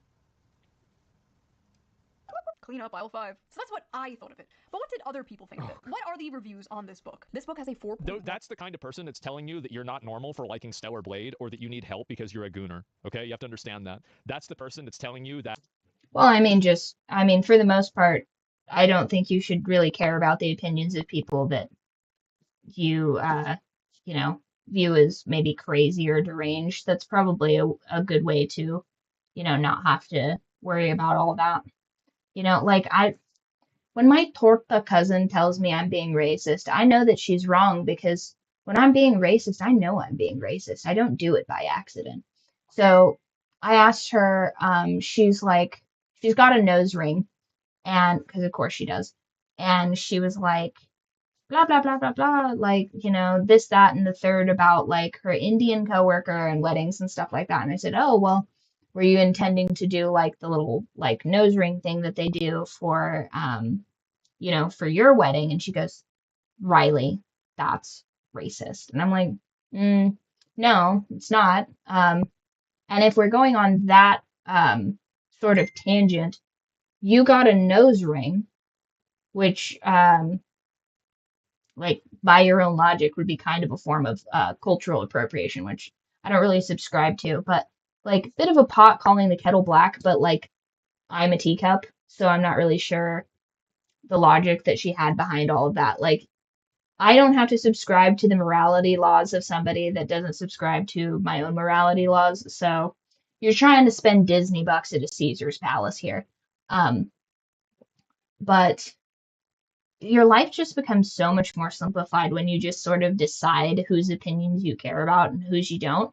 And the only times that that can be troubling is if you're not quite certain.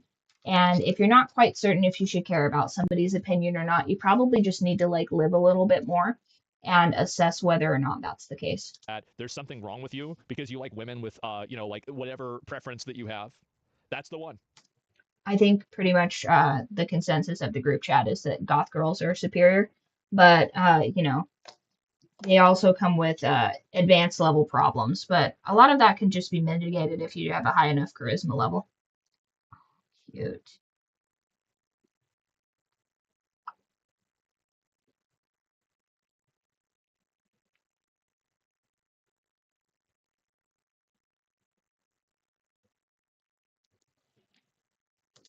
So a 4.1K, a 3.6, 59,000 ratings. I will say this, you can have a silly premise for a book and still write really well. I wouldn't call that dialogue scene at what is apparently that dinner scene superior writing. It just kind of seems like, forgive me for my candor, it just seems like feminist slop. But if that's what people like, that's what people like. I think on Goodreads, the scale for what you like on there is Goodreads star scale.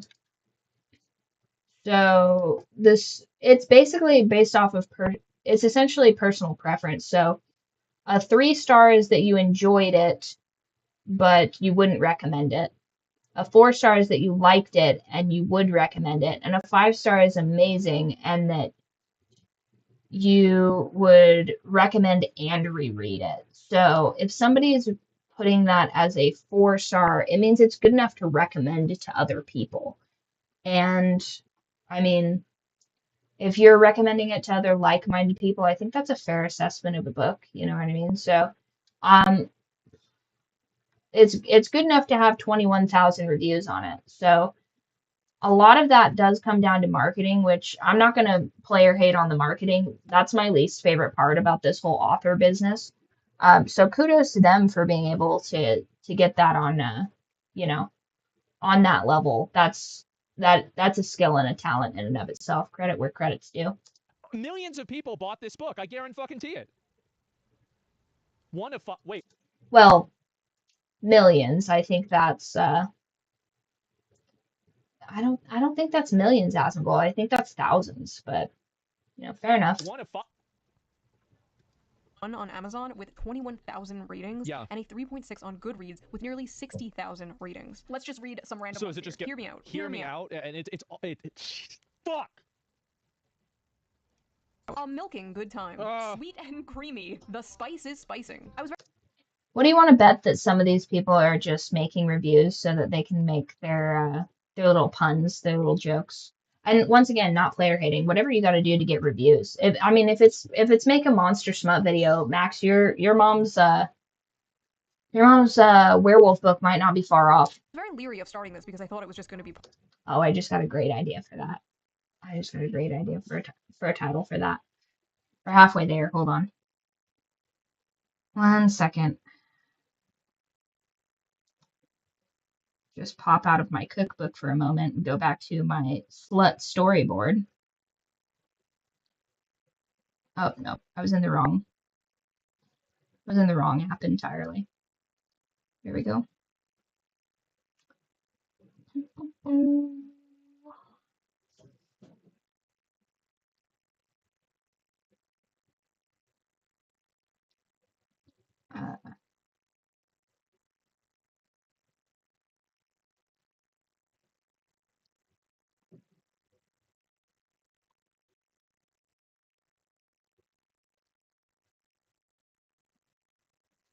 Does that even exist?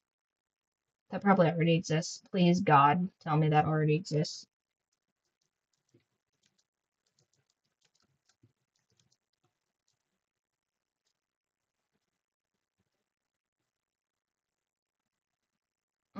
Almost.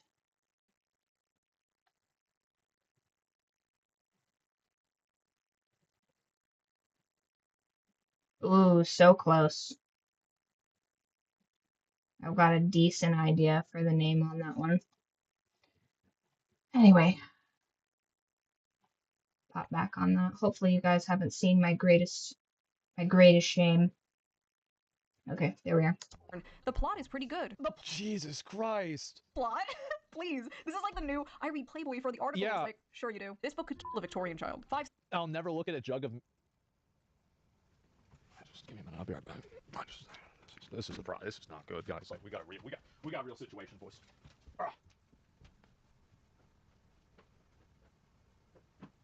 No, what is he doing? No, tell me he doesn't bring up a jug of milk.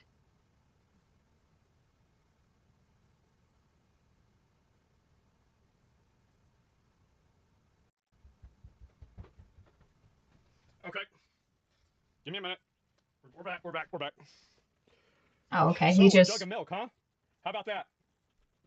Stars. I'll never look at a jug of milk the same. I think I'm lactose intolerant now.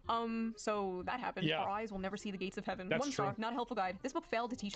And also these people are putting this on their own Goodreads. They don't have like a Gooner Goodreads account. They're just like out on Main Street with the books that they're reading, which is wild to me. I mean, like at this point I'm a public figure, so it's like kind of, I guess, fine to just put whatever on my public accounts because that's more transparency. But like a private citizen should not be telling people that they're reading a Gunnar Minotaur book. That should be between you and God. Teach me how to milk a cow, and now my family has no food for the winter. Good. 1 star. Accidentally ordered while on pain medication after an operation. Okay, that's the only one that's acceptable. That's My funny. mom as a joke gift for Christmas. You what? Lesai. Why can't human males be more like this? Okay, there we go.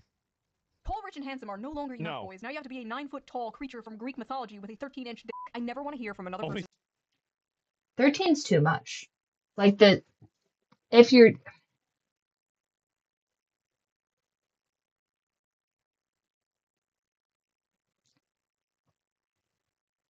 13's too much. Too much.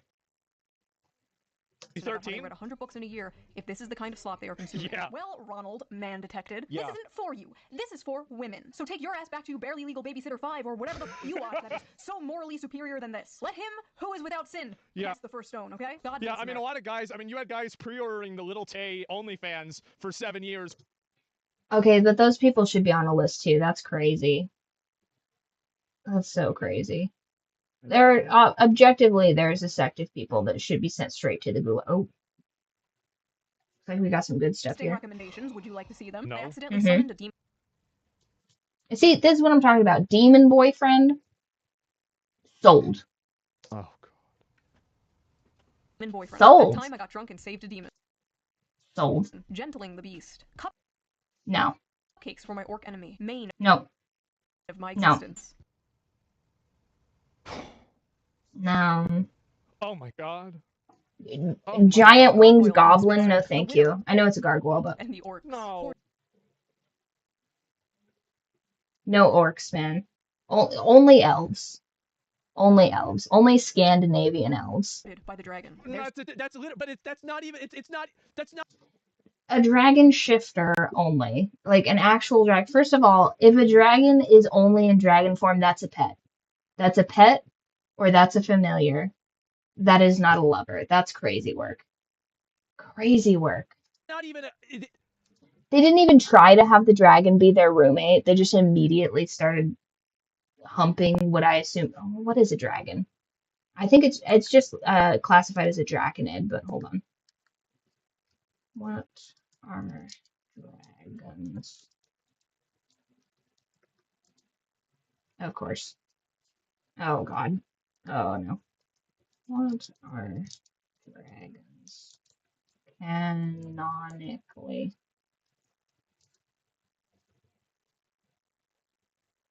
Would that be a creature?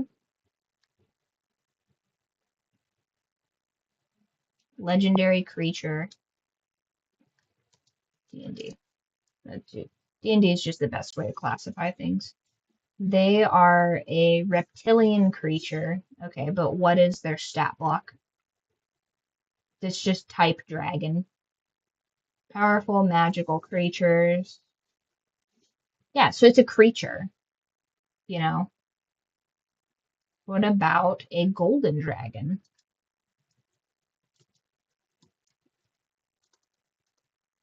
Like Witcher 3 golden dragon. I guess it wouldn't be Witcher 3. That would have been Season of Swords, wouldn't it? Because it's as after the Last Wish. Golden dragon. Griffin. I guess it's just not going to tell me. Oh well. That's literally just a dragon. It's not even like a guy with horns or any. It's just, that's a lizard. Dragon. There's something about dragons. Getting it on with gargoyles. Hold on. Let's just. It's gonna make me stop. Dragon. There's something about dragons. Not see. I've never really found like dragonborn specifically sexy, but like my entire last D&D campaign, they all wanted to play. It was like almost oops all dragonborns, and then I think I was playing an orc. But it's like there's a dragonborn wizard. There's dragon. No. The wizard was a gnome. The wizard was a gnome, I think. We had, I think, a sorcerer that was a dragon. We had a sorcerer that was a dragonborn. Correct me if I'm wrong, Elite Wolf, if you see this. But there was there's at least two dragonborns. One of them, oh gosh, I should have kept, I definitely have my notes somewhere. But there's two dragonborns, and then there was a tiefling, and somewhere abouts. But lots of dragonborns. I've never really seen the lore of it. Getting it on with Yeah, smash 100%. gargoyles. What? Book 1. Don't player hate Asmongold. First of all, that's basically just a demon man with purple skin. Oh no. Calm down. There's more than one of these. Oils gotten by the gator, mated That's crazy. to the mountain bear. That's crazy. Hold on. Did she choose the bear? There's more than one of these. Oils gotten by the gator, mated to the mountain bear. Oh, Mm-mm. this So is that's why they chose the bear, right? That's what she's gonna say. why they chose the bear. Of course. Yeah. This is insane. A billionaire orc, moth manager, wolves and whipped cream. The wolf in my tavern. Straight up. This is You seeing this, Max? crazy. Pounded by produce. Okay, this one's I will say this, that is a beautifully done cover art. That it perfectly illustrates the point. It's not necessarily grotesque. The color scheme is excellent. got to be a joke, right? I mean, like, this has got to be a joke. Like, there's no way, guys. There's no way. Are these the books the Nazis burned? My husband only reads finance and sci-fi books, and so I think it's about time that I introduce him to some real literature. So the first book that I would like to introduce you to is called Morning Glory Milking Farm. That poor man. What is everybody's obsession with having their husbands and significant others read these books too? Because, I mean, when hubby rolls over in the dead of night and I'm reading like yaoi fanfics, I'm not like, hey, do you want to read this? Everything he's heard about the things that I read are against his will. At no point is he like, you know what, I'll give that one a page turn. He just rolls his eyes and goes back to Muay Thai videos and cakes. Like, why on earth would he want to listen? I don't know if I should be. I don't know if I'm just gonna tell you guys all the BL books I read, but those are for me. You know what I mean? Like those aren't necessarily for the mainstream. The produce one way you laugh. Did you read it, Yule, or just the cover of it? You gotta take her internet away. You gotta get her back to like making butter or something like that, right? Like, first of all, you can do both, Asmongold. That's very compartmentalist. I can make goat cheese and goat butter and still do those things. This is like the argument I got into with my like ancient grandmother about like the granja. I was like, you can do that and still be a productive member of society. And she's like, nope, it kills babies. And I'm like, well, it doesn't. It objectively doesn't. And she's like, well, everybody that does it is, kind of a layabout. And I was like, I mean, have you ever known me to lay about slothfully? And she's like, well, no. And I was like, well, that just kind of invalidates your point. Like, I know it's anecdotal, but I'm like, you can do this. Just because the vast majority of people choose to not do this doesn't invalidate that it is in fact possible to not like just couch lock yourself every time you do something. That's insane. That's like saying every time I drink like chai tea lattes, like it makes you be a gooner. And it's like, causation does not, or correlation does not necessarily imply causation. But I mean, I guess if you're a boomer, there's just a lot of black and white thinking in that age. But yeah, and here's the thing. I think the people that are already in the bird flock know my grandmother has been hounding me. Not the same grandmother, her mother-in-law, in fact, was the one I was just talking about. But my grandmother has been hounding me since I wrote this book almost a year ago. I guess no, I technically finished writing. I started writing this book a year ago, almost to the day. Oh my gosh, I started writing this book almost a year to the day. The robot foresaw exactly how long it would take me to do this. Well, fair enough, robot. I stand corrected. You were actually correct. It would take me an entire calendar year to get this off the ground. Fair enough, robot. I rescind my previous criticism. However, my grandmother has been hounding me to read this book since I wrote it. And she's like, I want to read it. And I was like, listen, I don't care what you do in your spare time, but I am not comfortable with my grandmother knowing how much I know about these subjects. And she's like, well, I want to read it. And I was like, listen, I can't stop you from purchasing it, but I can refuse to hand it to you. And, that is, for the most part, my stance on a lot of adult vices. taking care of chickens. Asmund, I can do all of those Oh things. no. You gotta take her internet away. You gotta get her back to like making butter or something like that, right? Like taking care of chickens. Guys, if I get big enough, I'm gonna ship Asmongold a bag of snacks. And it's a special type of milking. See, honey, she's his stepson. My favorite part about this is that I don't even know if there is a husband there. Like, because maybe it is, right? Maybe it is, but it could just be her talking to herself. Sister. Oh She got shit, stuck I in the guess you water could this just weekend. do that. Women on TikTok are I don't openly know. proud I to be hope talking not. about the porn they consume and getting mad at people when they make fun of it. Yes. I hereby ban men from reacting to romantasy on TikTok. You've got to Jezebel is just a website for a bunch of fat women to complain about men. That's all. That's all there is to it. That's not true, Asmongold. They don't need a website to do that. They just do that. It's like, just speaking into the void. You can just do that. You can just yap, turns out. I mean, it's not you're not gonna read anything interesting on here. That's all there is. Although I think mostly just Jezebel I use. I think the only things I've learned about Jezebel have also been against my will and by male podcasts. So I think that the fact that they're talking to feminist women is maybe incorrect. I think they're speaking to men directly, and that's like 80% of their viewership. It's one of those like paradoxes where the people that you're complaining about are really the only people reading about it. Like sort of I don't know, correct me if I'm wrong, but isn't that like the concept of Gossip Girl? Isn't that the whole point of that? To it. Best-selling romantasy books like A Court Yeah, it's like a Karen base of operations. Roses and A Fourth Wing contain descriptions of hot sex. Yeah. I feel like that's common knowledge, if not their primary purposes. I didn't know that. I didn't know that at all.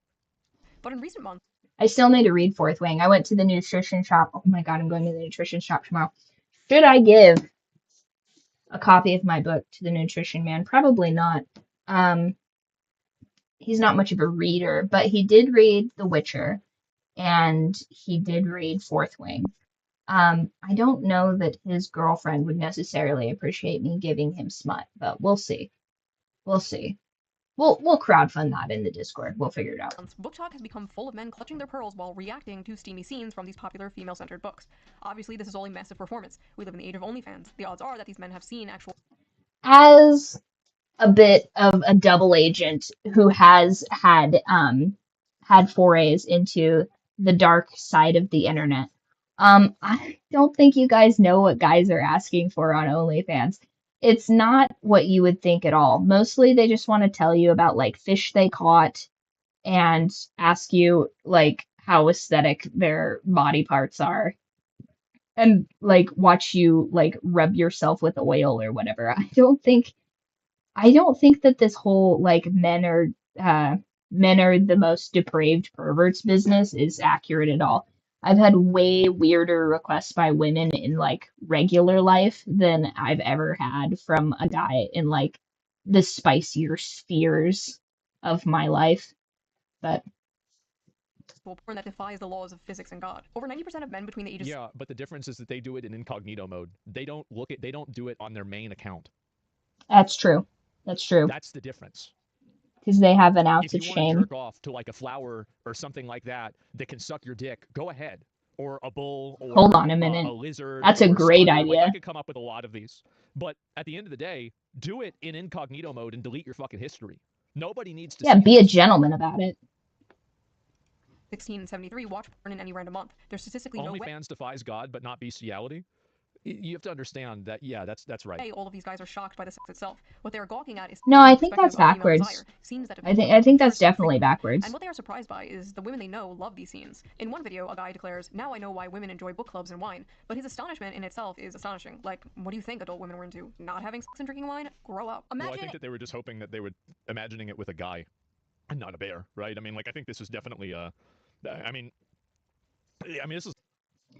I mean, if you extrapolate the psychology behind it, it doesn't seem to me like that much different from like the male gooner aspects of it because like think about like the Lola Bunny and like Judy Hopps business that was going around. It's like it seems to me that men like cat girls and like anthropomorphic like bunny rabbits or whatever because they have a feminine shape and they're like small and vulnerable.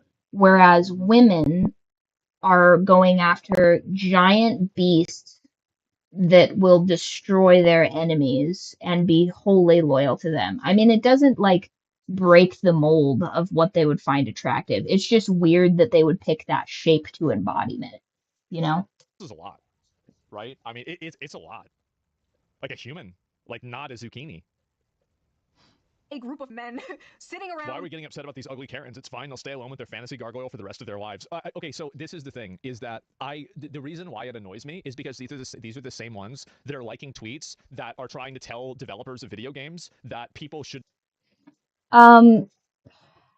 See, that also depends because it's like, is it attached to something alive and like realistically found in this plane of existence, or is it a fanciful item that is not based in reality, but like stimulates some sort of a need?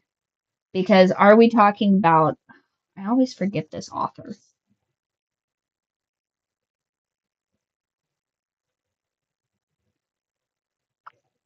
Nice. I have to go collect my little familiars from my roommate's room in a moment. But we'll finish this thought before I. Yes, yes. Jesus. Okay. Do, do, do. Nice. Where are we going to? Okay, so it's like.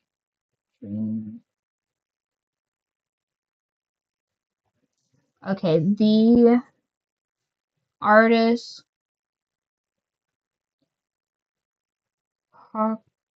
Hokusai made Dream of the Fisherman's Wife, but also that gorgeous tapestry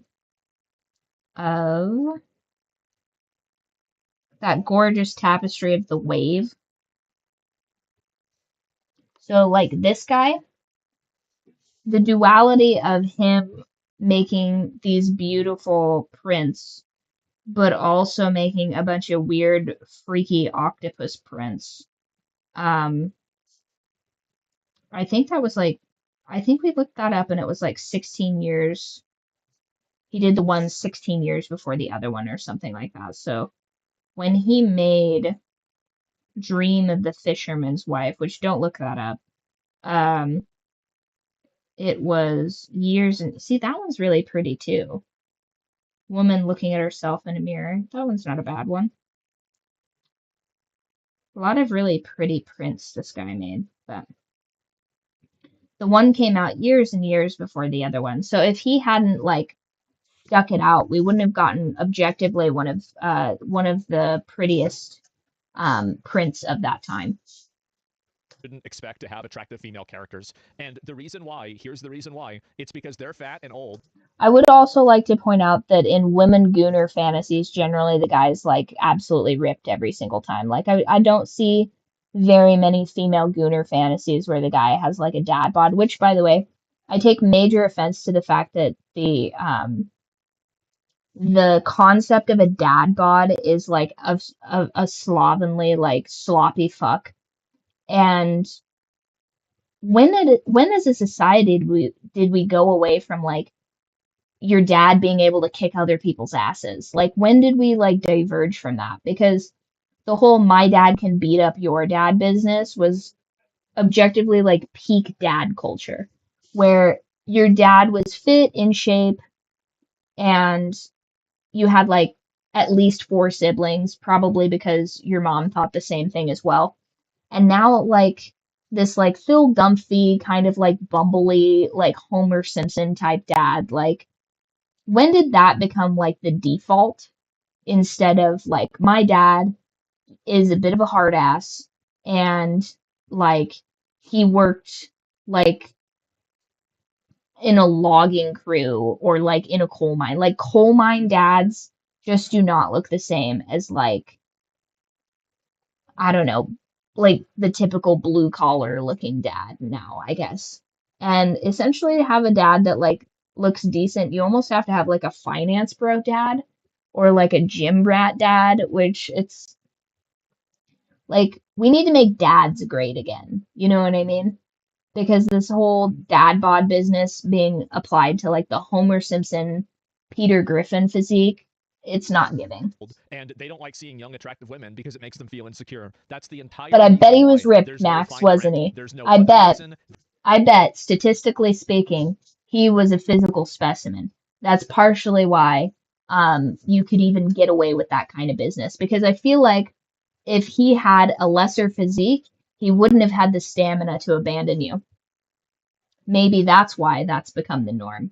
Maybe, because I've noticed this in other instances too, and maybe this is just the autism, but I've noticed that when a couple of the girls that I've been around gets a man that they think is above their station, they'll try and make him as fat as possible immediately so he can't leave them. And in fact, my torta cousin tried to tell me, "Oh, he actually looks better now than when I got with him. He's gained 40 pounds. What are you talking about? He looks sick. He's not cutting his hair. He's got this like shaggy, like broccoli hair, like half grown out situation going on. When you guys got together, he had abs and a smoking problem. And now he looks like he gets winded walking up to your fourth story apartment. Like, how is this better? Objectively? Well, it's the nicest thing I could call her. And it's a thing that only is in reference to her opinion, or it's a thing that's only in reference to her physique and not to her character, which I appreciate. Because I think that she has had the most character development of probably everyone in our entire family. But objectively, she needs to lose like another 50 pounds so I can like stop having like a panic attack every time I see her thinking she's been stung by bees. Because I do think that the best part about having that kind of a character arc redemption is living to see your child reach adulthood. You know what I mean? I worry so much that my chubby cousin is going to just continue getting fatter as she gets older and she won't be able to like see her daughter grow and like get married and stuff because like back when she was just a big fat bitch, who cares, right? Like if you're just going to be miserable your whole life, like whatever, I guess. But like objectively, she found a man that she loves and is nice to her. She has a wonderful family. She has like that's crazy, y'all. Um, yeah, that's a wild tattoo to pick. But, you know, she just so my cousin has had this like huge character arc. Like the funniest thing too is like a couple of my exes, like at one point, I was dating people that like I just didn't really vibe with, as is the nature of being young and in your 20s. And at least two of my ex-boyfriends stated this specific cousin as a negative in dating me specifically. Like I'm catching strays for things I'm not even involved in. Like my boyfriend when I was 20 was like I made a pros and cons list because that's how autistic people deal with dating probably. Is I was like, well, I'll just make an objective list of like pros and cons with this person. And if the cons outweigh the pros on this and like the weight is just like obviously we'll just break up and I'll present this list to him and be like, yeah, we should break up. And his list to me was like, your fat cousin is miserable to be around. And I'm like, this doesn't have anything to do with me. I feel like you missed this assignment. So then the next guy I get with, he's like, yeah, you know, your cousin, like, real bummer to be around. And I was like, you've met her twice. Like, how is this person that I'm related? How does this have any bearing on my relationship? And at this point in my life, I feel like they were just grasping at straws because their behavior is so wildly out of pocket that they were like just trying to find anything that I'd done wrong in the relationship, which is, you know, kind of like typical toxic relationship business. But she's gone from being something that like is objectively a detractor, objectively like unpleasant to be around, to like we've had long conversations. I've hung out with her for several hours. We've texted back and forth. She is holding all of my crochet stuff hostage right now, which is a bit not cool of her. But you know, she's also like raising a newborn. So like, you know, like she gets a bit of slack for that. Whereas before, people were like worried we were in a room together because we would be so at each other's throats. And I just want her quality of life to reflect that. Like, that's essentially like an adventurer going off, fighting a dragon, saving the village, coming back home, eating themselves to death. Like, it just doesn't, it's not a satisfying ending to that story. And it deeply troubles me because, like, I feel like with just the right amount of negging, I have the possibility to, like, change that for the better. Um, but I'm absolutely whiffing it. I don't think, have the charisma to change probably 25 years of like poor diet, unfortunately. But I really do hope that it does change and she does start caring a little bit more about her health because it is something that like deeply bothers me. Because like, why wouldn't you want the best for the people around you that you care about? You know what I mean? Like, once again, circling back to that, like, absolute addiction I have with watching like my 600-pound life and like my 1,000-pound roommate or whatever and all that stuff is that these people are like, oh, I can see that my like friend or relative is like so overweight they can't breathe or walk or do any of the tasks that like the average person could do, like feed themselves or wash themselves or this. Why don't I contribute to that? Like, why don't I make this even harder for this person? Why don't I like inch this person closer to death?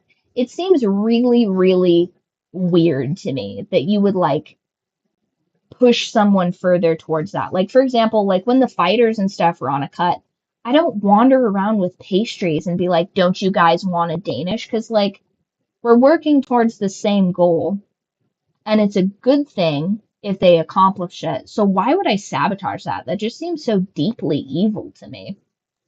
That's the beginning, middle, and end of what their problem is. That's it. But That's like my main gripe with feminists is like, you know, a lot of them, and in this day and age, are just like, shave your head, have multiple partners that don't care about you, you know, just generally treat people that have mild disagreements with you like dog shit. And I'm like, none of those things seem to be in any furtherance of anything good or pleasant. So it's just strange to me that you would like set your life to sabotage people. Now, there are things that I agree with in like a more liberal sense, but I'm certainly not like pushing people towards ends that I think are like worse or bad for them, even if they're my enemies. You know what I mean? But Bear from Baldur's Gate 3, yeah, but that was like literally like a joke, right? I mean, in a way.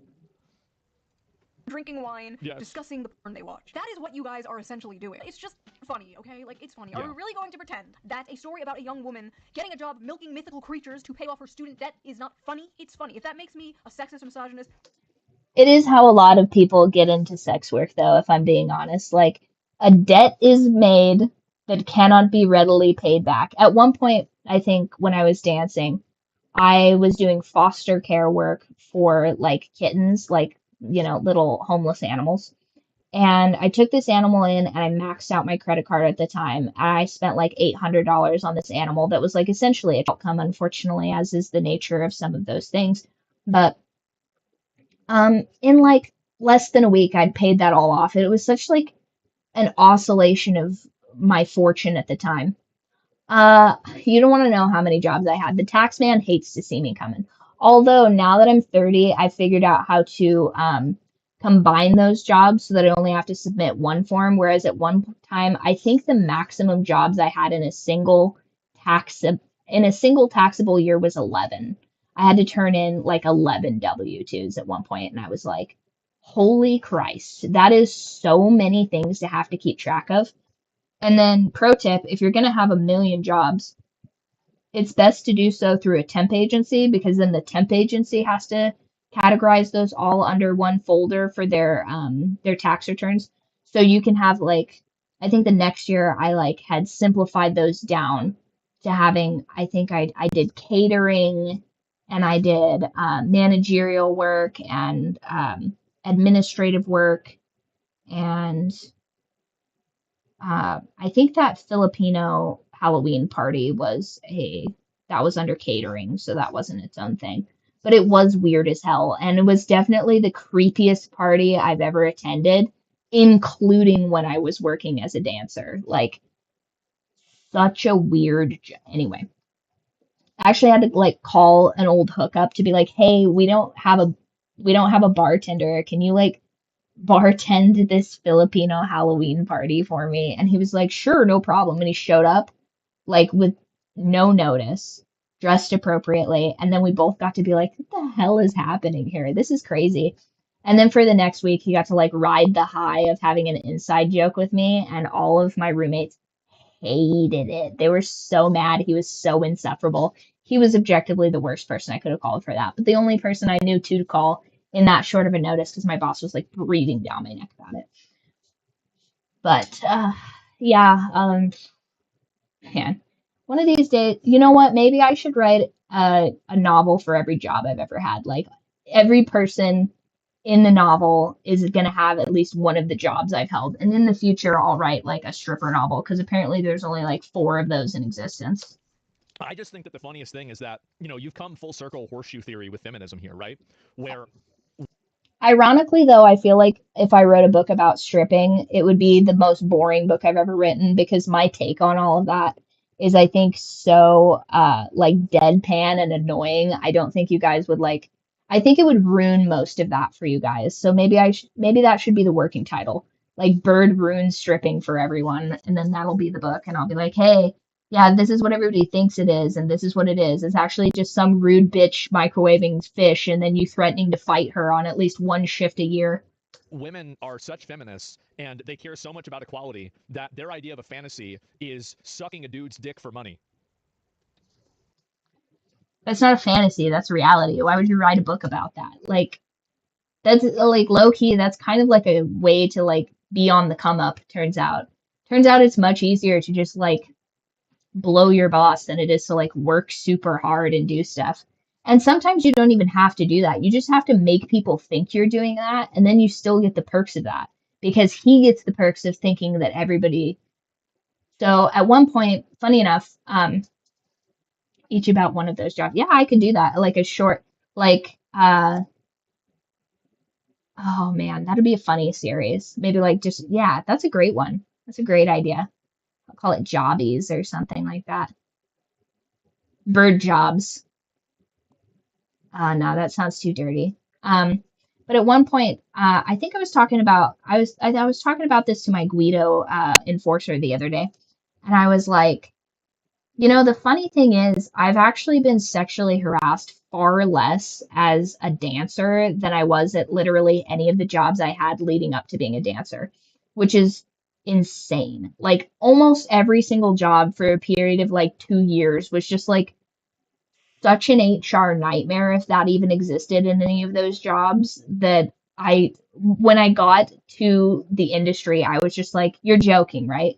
Like this is all I have to deal with. This is it. And then yeah, like my boss at one point, one of my coworkers was actually hooking up with our boss. But they didn't get really anything out of it. Like they were like hooking up with our boss, and the only thing they got was like this crappy like Kia like this like just like crappy beater like $500 car that was like on the verge of breaking down, and that was like her consolation prize for like hooking up with our boss. And I think instead of hooking up with our boss, I was just like hanging out with him because I'm like autistic and bored. And we'd be at work and I'd be like, there's nothing to do. He's like, well, I'm going to go suit shopping. Do you want to come with? And I'd be like, yeah, I'll come with. There's nothing to do. Like, I'm still on the clock. I don't want to pay like a higher fee to come back here later. So I'm just going to hang out with my boss. So he knows where I'm at. So I don't have to pay like a double fee because I'm like chaperoning my boss basically. No. Like, you don't, first of all, you don't even know. Half these people don't even exist anymore thanks to the 2020, like, depression reset for like 90% of those people. A lot of those people are already in the ground. So I go hang out with my boss and we're hanging out and like, I think he like, I don't know, he bought me like, I think he bought me a purse or something like that because he's like, this would go with that outfit. I'm like, oh, thanks, I appreciate it or whatever. And we're hanging out, shooting the shit because I'm a good time just generally. And we get back to work, and this girl is ready to like throw hands with me. She's ready to like beat the shit out of me. And I'm like, what is your problem? She's like, what have you been doing with him? What have you been doing with him? I'm like, girl, calm down. Like, he was suit shopping. Like, I don't know what you want me to tell you. And in hindsight, she was pissed because she thought I was hooking up with our boss, but I wasn't hooking up with our boss. But if I had hooked up with our boss, there would have been no benefit to that at all. He had nothing to give. He had like an over leveraged mortgage and a shopping addiction. Like, he didn't have the funds to like have a mistress. He was trying to like live a mistress lifestyle without like mistress money. But like, he was just like a fun character to be around. Sometimes you just hang out with people for the plot, you know what I mean? And she was so, so mad. And I think in hindsight, let me think back. Were any of my bosses, okay, I did work at a different club where the boss was just this like bodybuilder dude, and mostly I like to just tease him and be like, hey, we should hook up or whatever.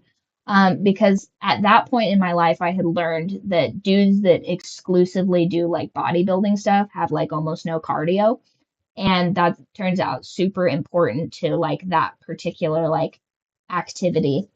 So I'd be like, yeah, one of these days, dude, you just block out like a good 4 hour session, like, we'll get to it. And he goes, 4 hours?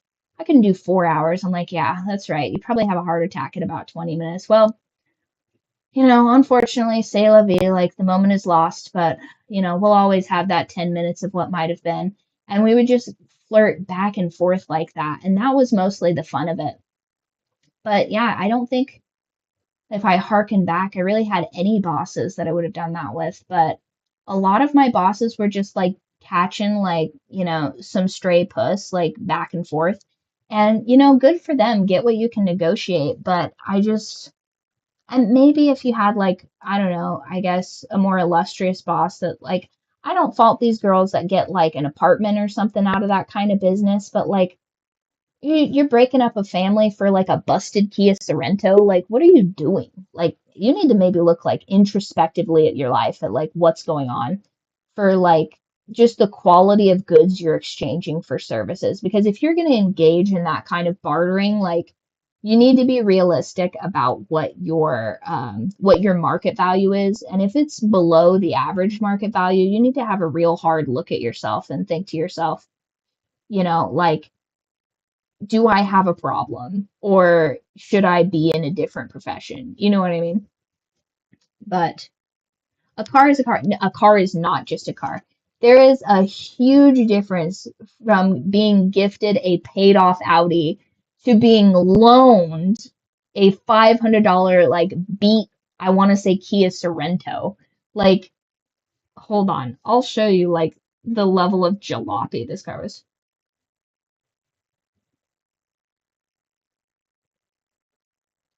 Like, I want to say like the transmission on this, like the gears are grinding. There's a noise it's making that a car yeah, they're driving around like the equivalent of, I'll put this in the group chat. This is crazy. Do I have like a bust down tweaker vehicle is basically what they're driving. And she was all about it. She was like, oh, this is great. And I'm like, no. No, this is not. Alright, I guess this one's kind of the closest.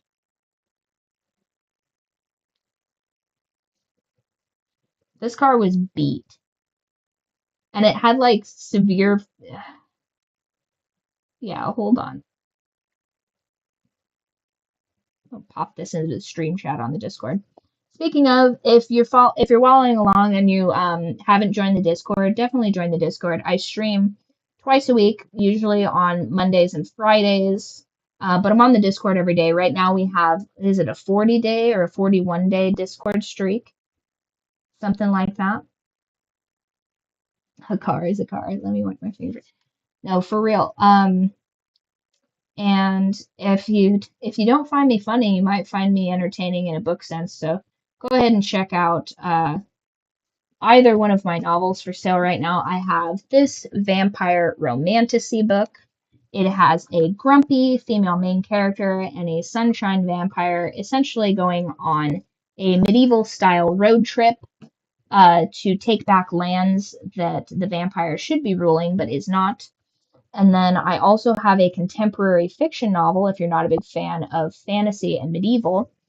And it is about musicians and entertainers making bad decisions. There's drugs, there's sex, there's a happily ever after in that, which is an acronym I now know thanks to Goodreads.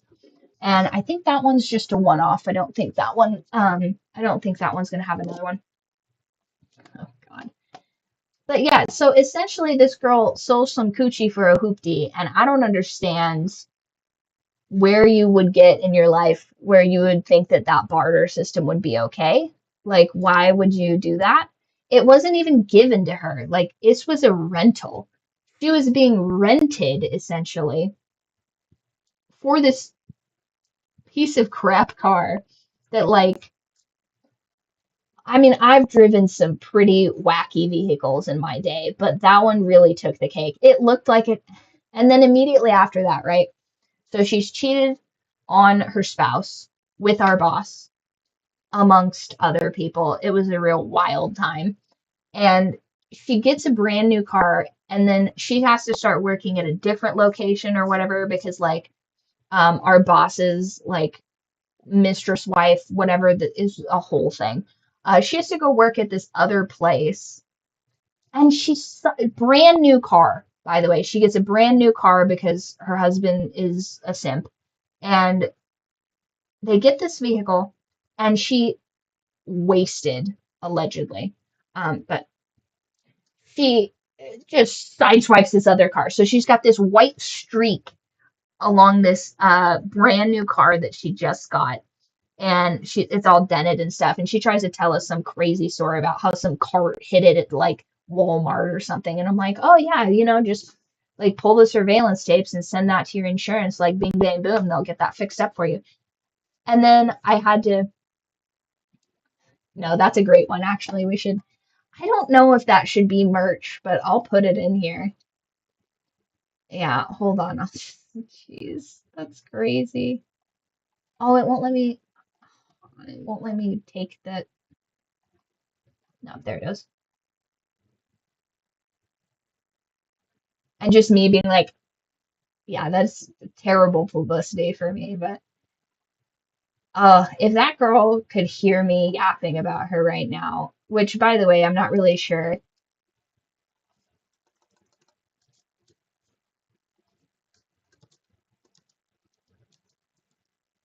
Oh, she would be having a field day.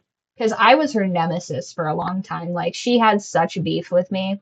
And I was just like, yeah, like, hope you get your drinking under control and, like, fix your marriage. And she's like, Riley's such a bitch. How dare she? Why would she do this to me? And I'm just like, okay, whatever. And then I would go on about my day. And then at one point, I think I was on a vacation in a completely different state. I was in a completely different state doing like totally above board stuff. And she got fired for selling some coochie for literally nothing, basically. And she got on Instagram and was like, blah, blah, blah, blah, blah, and fuck Riley, she's involved in this. And everybody was forwarding me this message, which now I can't get because she was also reporting my Instagram. So I actually would have already had like a pretty pop in Instagram if it wasn't for her. This is like, I think the 6th or the 7th Instagram I've had to make because there for a minute she was just like mass reporting my Instagrams for whatever reason. I don't know what her problem was, but so she's just like, Riley did this and blah, blah, blah, blah, blah. And I'm like, I'm not even in this state. Like, fuck me. What fuck me for? Like, what did I do? Like, She's goth, by the way, also. So if you guys are like, oh, I'd let a goth girl abuse me, I like let a goth girl abuse me, and it wasn't that hot, but also I feel like if I had just like 20% more perks to our relationship, I would have dealt with a lot more of her nonsense. But damn. Damn. Really? I mean, you could go all the way around, and we're back to the beginning. She was mad for that. You She was guys, pretty talk mad. like you were so She was also pissed, I found out, with like, because basically after she like came at me all sideways and like, what were you doing with him? What were you doing with him? And I was like, we went suit shopping, girl, chill. I like made a vlog about it and everything. Like, this is what he picked. And she was so pissed, and I was like, I think she's hooking up with our boss. And then later on, our boss's girlfriend like pulled me aside and was like, hey, so blah blah blah blah blah. And I got completely blindsided, and I was like, wow, that's crazy. And I like came home and I like hit her up and I was like, hey, can you come over or whatever? And she comes over. And I'm like, so you didn't happen to, and she just gets this deer in the headlights look. And I'm like, I really hoped that I wasn't going to have to like, because now I know, but if I hadn't known, then I wouldn't have had to be involved. But I like I had to know because everybody kept coming at me like I knew. And I was eventually going to be in a position where I had to just like feign ignorance because like it's pretty easy for me to put these kinds of things together. And if I was like, what? I had no idea. They'd be like, you suspected at least. So I'm still going to be in trouble for like, you know, Sherlock Holmesing this situation. But I was just like, yeah, like you should probably like tell the people involved in this situation, like, because like we all work together. Like this is going to be a big problem. Like we're homies. Like if you could just like cease these activities or at the very least like cover them up like with even a modicum of like restraint, that would be great if you could. And she just turned it up to 11 after that, and she was showing up flagrant as hell to work, and I was like, well, I've done all I can do. And then it just escalated over a period of like 2 years where she just decided that I was her enemy, and I was like, I came to you to help you, and you decided that I was like an op. And I was like, I just don't want to be involved in like the fallout of this, so I'm coming to you to like let you know that people are talking about this because we're like associates. So like if we're associates and you're going to continue to like cause like work drama, I'm going to have to no longer be your associate. And I'm trying to avoid that outcome. And she was like, you fucking traitorous bitch. How dare you do this to me? And I can't help but notice that she didn't try and throw any of that coochie my way, because at least then I would have had plausible deniability to be like, oh, I was just so blinded. Like, I couldn't help myself. Like, this goth baddie just had me completely. Like, I feel like if I was ever in like a bad position at work and I got to just be like, this attractive Asian man just like had me completely starstruck. I didn't even know somebody like stole all the money out of the till or something. People would be like, that's fair, that tracks, that tracks. But like she gave me no plausible deniability and she didn't even try to bribe me.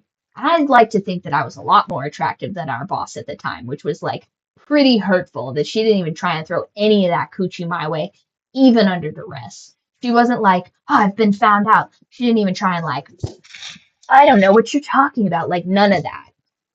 different and above Minotaur the other that's groomers. true. It's silly. I'm sorry, but you are no different than Joe Schmo jorking it to fat booty Latinas in Space 12. I think it's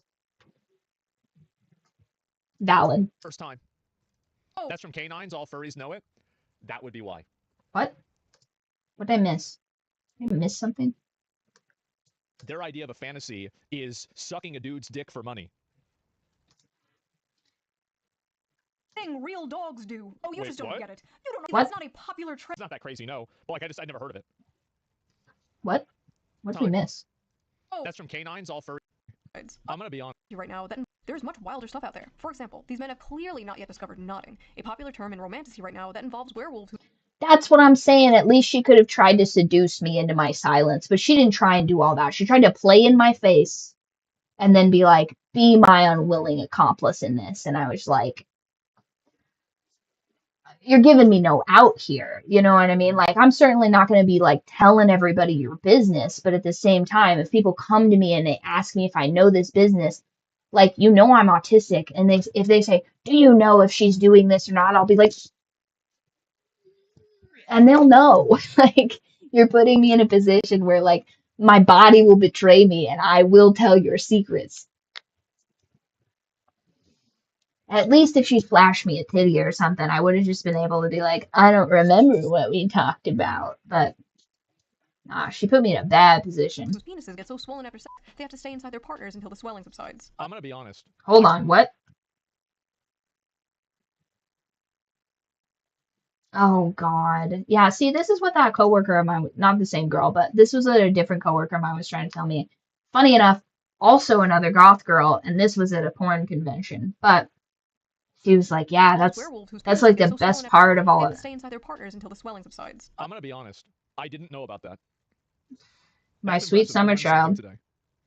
That's crazy. No, and that's some deep weird girl lore. I've never heard of that before.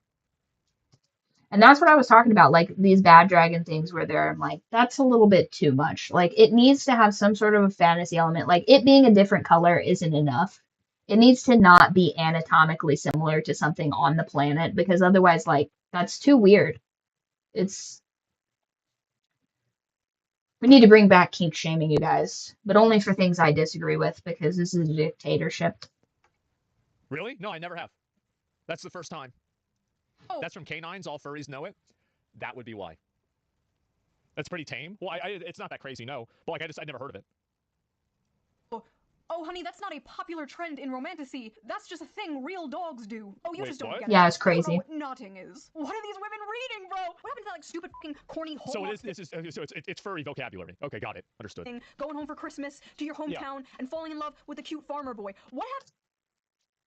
Because who wants to go to their hometown for Christmas? That's the thing I would avoid at all costs. I used to tell my family, like, oh, you know, I work retail, like, they need me. Like, I can't be on the bench for this. Like, coach says I'm essential. And then I would just do, like, pro tip, if you don't want to see your family, ideally, you just say that you have to work over the holidays. Usually you do have to work over the holidays, especially if you're, like, low man on the totem pole. And then you just do holidays either the week before or the week after. You don't have to get into a fight with your drunk aunt. You don't have to, like, you know, meet your cousin's new boyfriend that you're like whatever about. And you don't have to listen through a lecture about what you should be doing by your grandparents. Like, I mean, you know, you can just have that game for free. What happened to that? We used to Well, it's not the farmer boy, it's the farmer animals.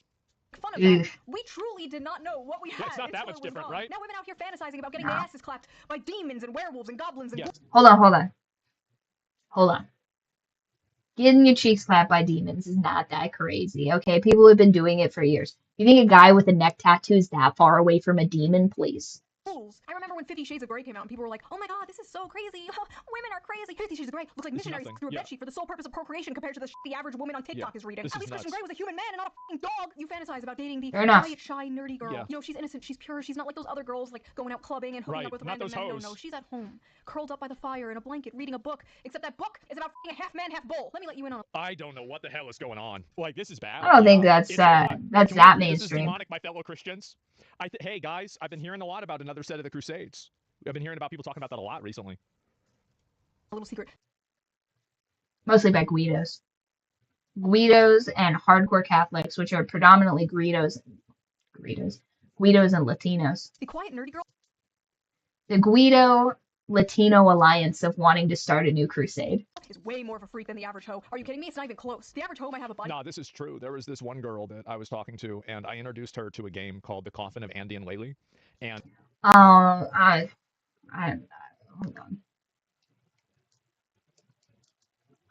I think I saw that, and there was some sort. Oh yeah, that stuff's weird. Isn't this like? Yeah, isn't this like borderline incestuous? Crazy. And 3 days later, I mean, we were still friends at this point, I thought, but she decided that we were more than that, and she sent me like. He showed her too gooner of a game, and she thought he wanted to hit. Like a fucking 7 pages of like some erotica story that she wrote about the two characters. That's crazy. I was like, what the fuck? Oh my god. That's a lot.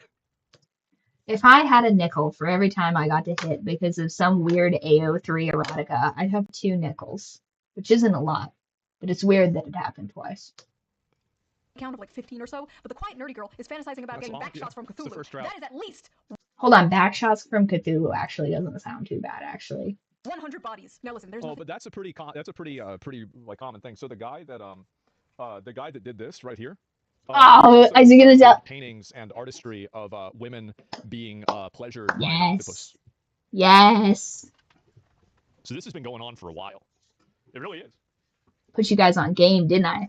inherently wrong with fantasizing, okay? Oh, There's nothing wrong Release with the roleplay. Kraken? You know, fiction is fiction. That means something different, okay?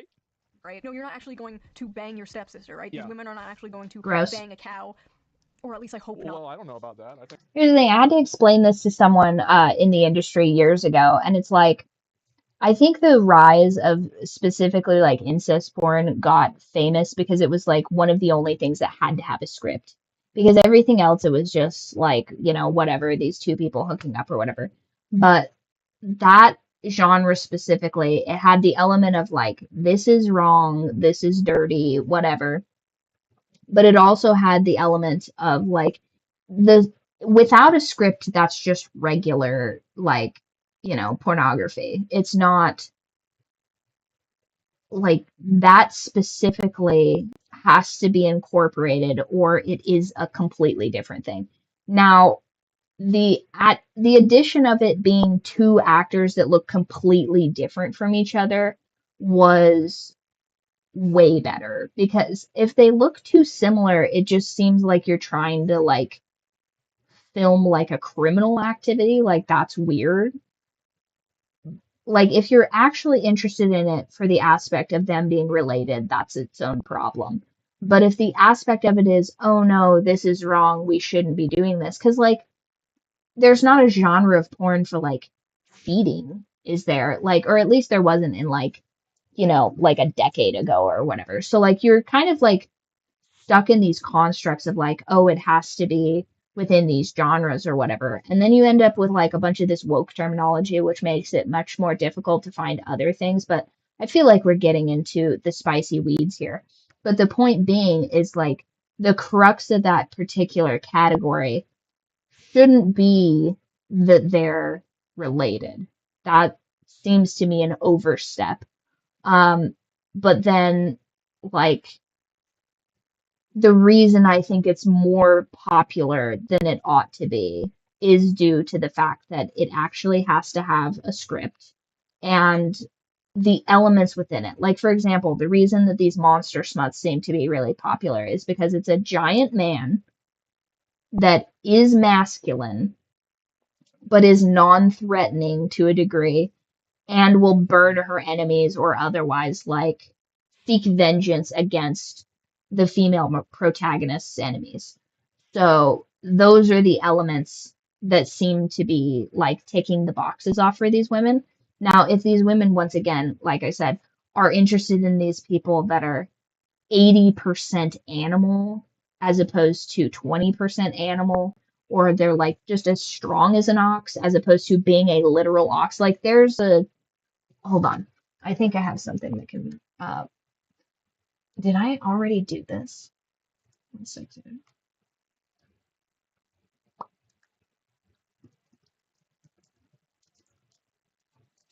I think I already did this, you guys. I think we did this already.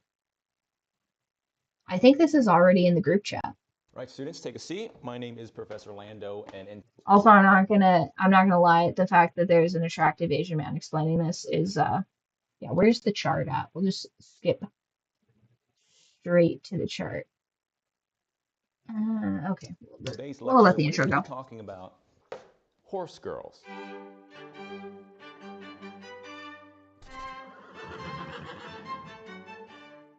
As the name suggests, a horse girl is part horse and part girl. But what do we mean by that? Well, let's break this down so you have a firm grasp of what we're talking about. We can start with some examples. Recently, we've seen the rise in popularity of a piece of media called Uma Musume, which is a series and game wherein real-life racehorses are personified as humanoid anime girls who still race like a racehorse, but they also sing and dance as well. And interestingly enough, this is not the first time in human history where a fictionalized piece of media depicting horse girls has become immensely popular with the public. Of course, I'm talking about My Little Pony Friendship is Magic, which is a cartoon franchise featuring talking horse girls or horse-like creatures like unicorns. So you can see later on in his video, he does a pretty good, like, And the then moving forward scale. even more, we have something along the lines of a 50-50 split. So I think probably somewhere around, like, right here is probably the cutoff for this is a problem. Because this is at least 50-50. Like, this is mostly a human with animal aspects to it. Although I would actually probably put somewhere around here for like a quadrupedal animal, probably right there. Like it should still presumably be bipedal. Like mermaid girls are sexy, but like is it all fish body or does she gain legs at a certain point? You know what I mean? Represented by a centaur, which is, of course, most of you would know, half human. No, see, this is the thing. I think potentially we may have had someone leave the group chat because I was talking about how I can't pronounce that. What is it again? Una, where is it at?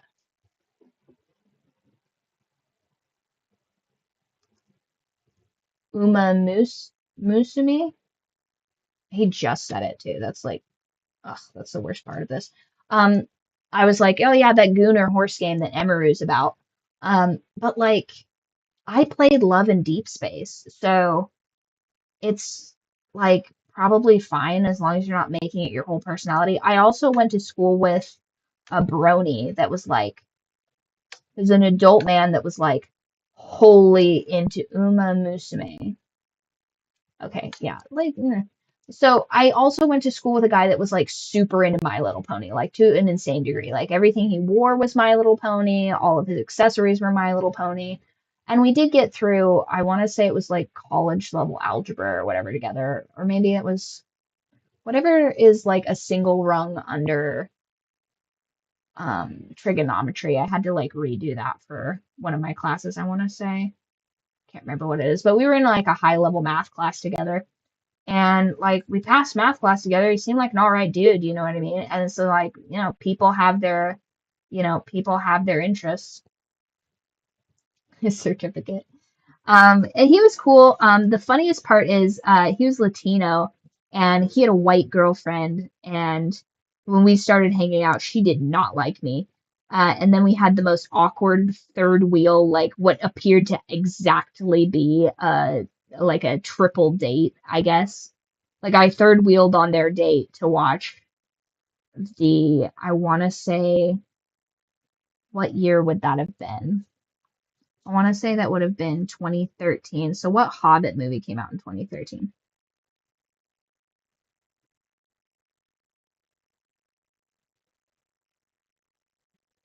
The Desolation of Smaug.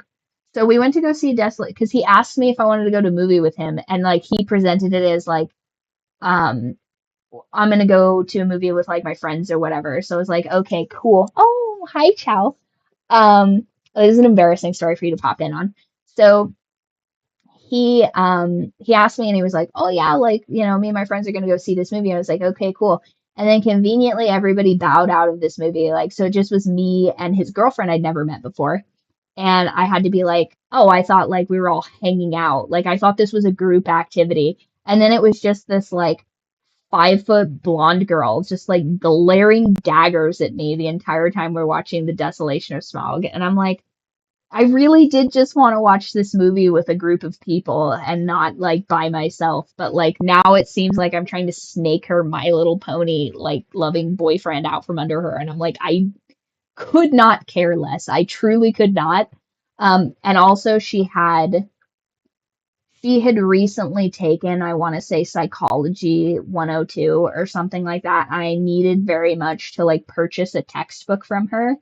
And so this was not going well insofar as like gaining her over to my side because it seemed like I was trying to like sneakily date her boyfriend out from under her, but it was like a whole thing. I hope he's doing well, but like that was a real bad situation to put me in, bro. And later on when I was like, "Hey, we should all move in together," she was like, "Absolutely not." Um, because we were gonna just rent this like weirdly plantation like layout house in the middle of nowhere in this college town because it would have worked out to be like $200 a month like per room, but we were gonna try and get like 8 people to rent this like weird plantation on the edge of town so that we could continue to like buy PlayStations and also go to college. Yeah, that guy was mad into snow bunnies. Although I think snow bunnies is exclusive to like black men dating white women, isn't it? Or is that a I feel like that's a different name for like when a Latino dates a white chick. The moment I figure out what that term is, though, I am going to call my coworker that exclusively. White girl.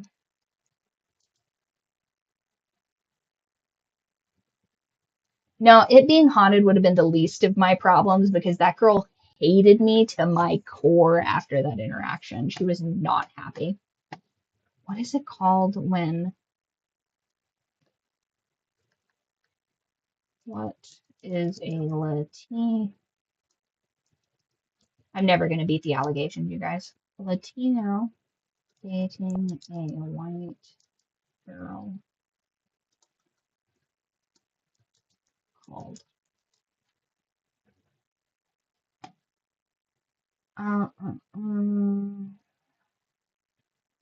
Matt, why won't you give me this Guiera, I think? Rubio, a white person in Spanish. No, that's not. Oh, the name that the Caucasian woman is called, right? What would that be called? Oh, the only thing AI Google can't tell me is like the proper slur. Rude.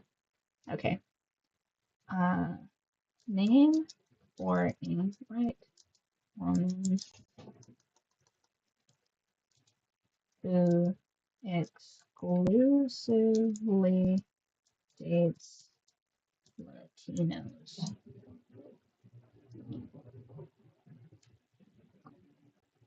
AI is not creative enough. Is that real or are we just like making up terms right now? Why will Google not tell me this?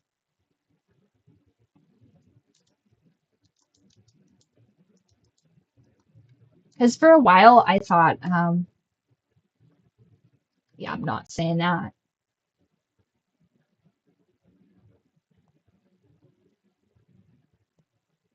Everything on here is just like so corny, insane. So a while ago, what was it? I was trying to figure out the term for like a white chick that wants to date exclusively Asians, and all I kept finding was like a rice bunny, but I'm pretty sure that's just like an attractive Asian woman, if I'm correct. Yeah, all of this. Eh. All these are kind of lame though. Like I feel like Snow Bunny is like such a cute name, whereas the rest of these are kind of like meh. You know what I mean? I've if you if you watch the beginning of the stream, I've really been loving Torta. I feel like that's super cute because it's like a chubby woman, but it's also a sandwich. Like, isn't that like it's not inherently like, meh, but oh God, what is it now? What could it possibly be? Oh God, your viral clips are ready. Yeah, hopefully it's neither of those. It's just it's just me throwing shade and saying slurs. Jesus. Yeah, all of these are super cheesy, but like Snow Bunny is cute. It's like a cute name. I feel like you can't just like reuse those names though. Like I feel like there's got to be like a sweeter name. You know what I mean? Like cuz here's the thing. I don't think I've ever met like like an ethnic man that was like bummed out that an attractive woman was after him. You know what I mean? Whereas I feel like, I don't know. No, I guess that's not the case. I've definitely seen a couple, I've seen a couple Asian dudes not happy about the kind of girls that found him attractive, but you know, I feel like that's just sort of more of a like more of like a feminine dude sort of a situation because like the dudes that are out here like chasing tail are generally probably not as offended if it's an attractive woman. I feel like generally people are upset when unattractive people are attracted to them. That's just, you know, like more of a visceral reaction that I don't think a lot of people can control. You just kind of like have to know game to be able to, you know, navigate those situations, I guess. But snow bunny is a nice way of putting it. That's true. Yeah, because you guys should be happy a girl is in him. I mean, you know, like I think at one point I told hubby about this, but I was like wandering around off in my own little world as I do now at the grocery store. I used to be way more gregarious at the grocery store, but I've stopped doing that since 2020. Because 2020 was like such a blow to my ego being an extrovert. Everybody was so mean and in such a shit mood. And it just kind of ruined it for me. So I'm like slowly building up my tolerance to people at the grocery store again. Because I used to be like, you know, in the beginning of Beauty and the Beast, ironically, where she's just like running through town and she's just like, "Ah, ah, ah," and just going around and just having a great time and like getting all her stuff. And then she stops at the bookstore and she's just in a fucking great mood. That used to be me every time I was going on my errands. And I would just have conversations with people and just shoot the shit and just like have a great time. I'm like talking way too much to the butcher. I'm flirting back and forth where everybody's having a good time. Everybody's having a good time. Everybody feels good. I'm wearing a cute little outfit. I'm doing this. I'm doing that. I think one of the only times I had an interaction, like I went to the store and it was like, I was in like my landscaping phase where I'd just gone to a nursery and I'd filled my hatchback up with dirt.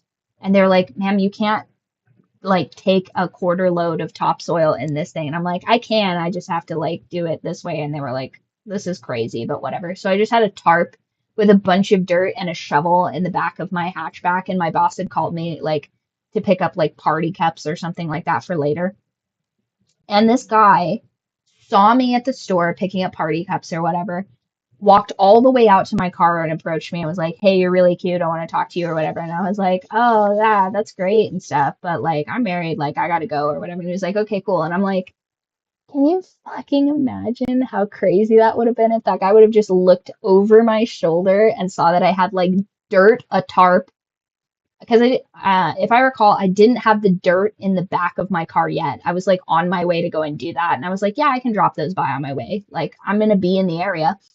So it looks like I have a kill room set up in like in the back of my hatchback. And this guy's just like, "Hey, little lady, I just wanted to follow you out into this secluded parking lot to tell you I thought you were hot." And I was just like, it was like that Rorschach thing where he's like, "You're not locked in here with me," or "I'm not locked in here with you. You're locked in here with me."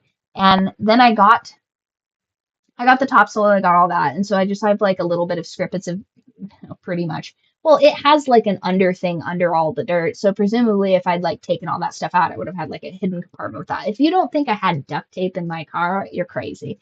I had duct tape. I had like a big knife at some point. Like I am like the OG the tomboy blueprint. So like I have all those things. I had like a big ass wrench in there too because like anyway.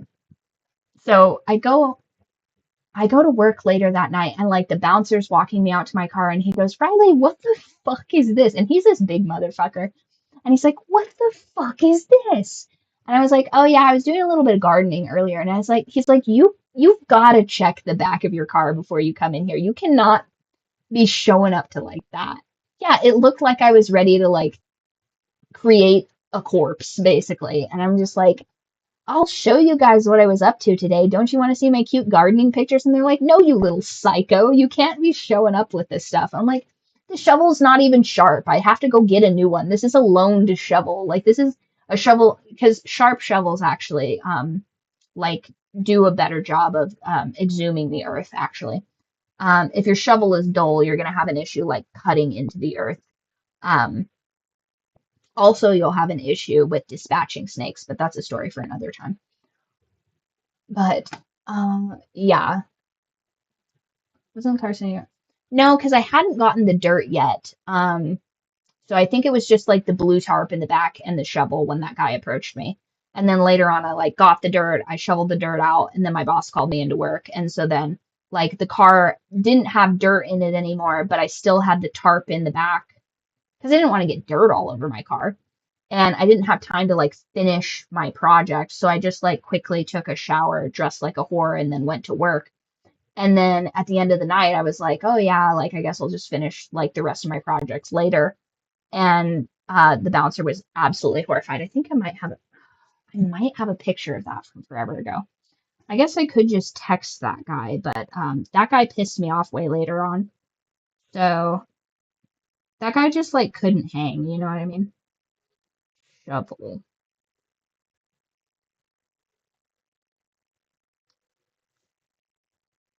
Garden. I have a picture from the exact day, I think. I look super cute in it. It's before I got my microblading done.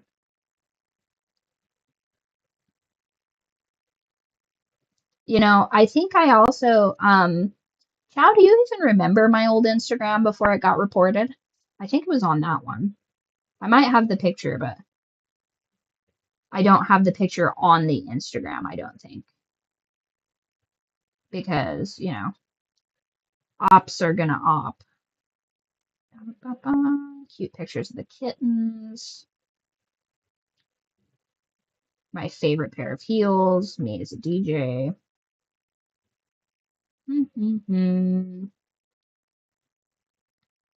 Me with some goth baddies. Ah, here it is. It was 2018.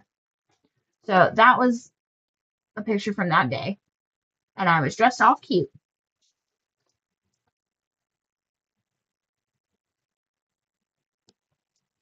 You were incorrect. So, yeah, that would have been a while ago, but that was back when I got to actually like garden and stuff, which was nice. I don't know why I have this giant thing of cockroach cookies on here, though. I think that's what I was going. Oh, that's cute.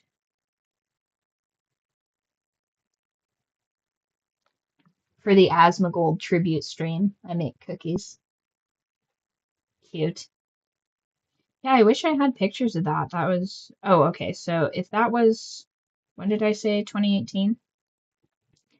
June 2018. This is me trying to reverse engineer where I might have had that picture. Nope. I guess not. Damn. Oh, the mouse and the Cookie, the strip club mouse. Yeah, that was a good one. That was good. We had I used to work at this club that was like such a dive bar, and I don't think you ever went there, did you, Chow? I don't think so. But the Cookie, the strip club mouse was the product of this club not paying a single amount of attention to this vending machine that we had that was essentially just to sell cigarettes. And it had like little snacks in there, but mostly cigarettes. And which here's the crazy part.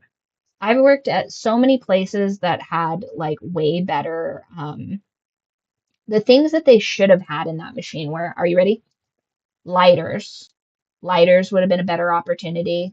Just like put a Bic lighter in like a little container or whatever, and then have it like so that you could purchase lighters. Two, thongs. You should be able to purchase thongs out of that vending machine. Three, like a sewing kit should be in there. Pasties, like things for debauchery should have been in there. But instead they just had like snacks that we were essentially feeding to the strip club mouse. And the only thing they ever really like paid attention to or maintained was like the speaker underneath the stage, but that was for I think that was for more gooner reasons than anything because I mean realistically you just like switch that off. But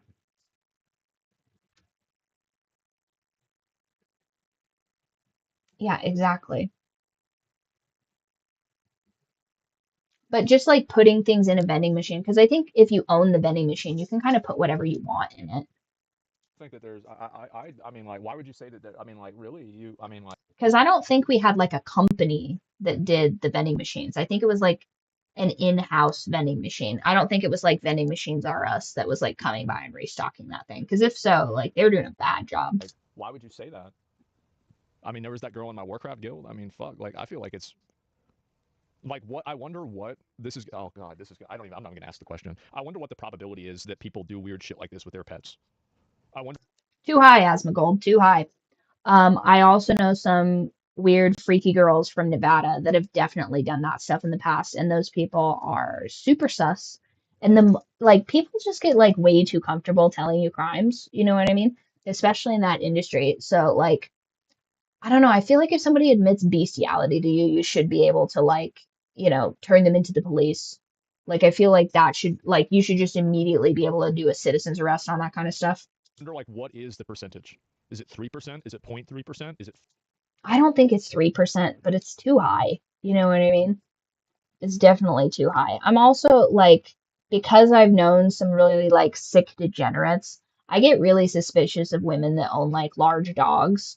Like, I get really suspicious of like dog moms, and that's like my own personal prejudice. I get like, but I've been around too many people that are just like weird. You know what I mean? Like, just, probably just drug addicts in general, but also like weird chicks. And I don't think that should necessarily fall into the same sphere of gooners, although I know realistically, like the Venn diagram, like those two things touch. 15%? I don't want to know, but I'm curious. You shouldn't be curious, Asmongold. That's like, that kind of information is like an eldritch horror. Like, you shouldn't gaze upon it lest you be consumed by the depravity within it. Because I bet it's higher than you think. It's higher than you'd hope, We all know certainly. there's a difference between fantasy and reality. Well, what happens when they try to We all know that. Really, Shu?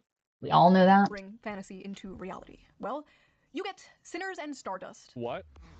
Do you want your biggest dreams to become a reality? What is this? What is this? Well, that guy was What kind in the eyes wide He's a fucking legend. What is that? shut is going on here? Sinners and Stardust was supposed to be a dark romance ball for romantasy authors and fans alike. So what's the big deal? GoonerCon? Seems like a fun, sexy time, right? Maybe, if you're a woman. If you're a man, yeah, the night may have gone a little differently for you. All right, y'all, it appears I have to make a post that I'm frankly pretty goddamn upset I have to make. Jesus. This post is for the readers who don't understand consent and boundaries only. A lot of you may know my good friend Animus. He's attended a signing of mine in the past and obviously is a musical artist. This past weekend, he attended Sinners and Stardust and probably had one of the most heartbreaking experiences. So listen, he's a man, right? But do we think that means it's okay to put your hands all over him without consent? Or to put your... This is what... That has happened a couple of times. So, like, back in the day when I was working clubs, there were a couple, like, super attractive guys that would come in, and, they're mostly just trying to, like, shoot the breeze with, like, other bartenders they know, or they're trying to come in and, like, see their friends or whatever. And I did witness a couple of guys getting, like, assaulted in the club, and luckily those girls were, like, immediately reprimanded and stuff like that, but, like, men do get assaulted, and it is super not cool.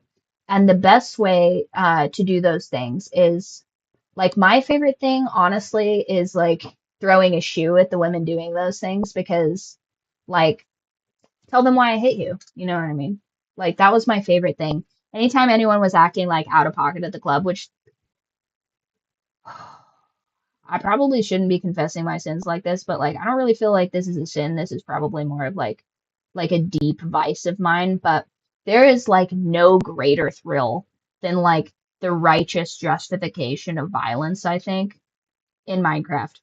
So when you witness somebody doing something that is objectively illegal and wrong, but not so illegal and wrong that you would need to call the authorities and to have them cease doing that activity.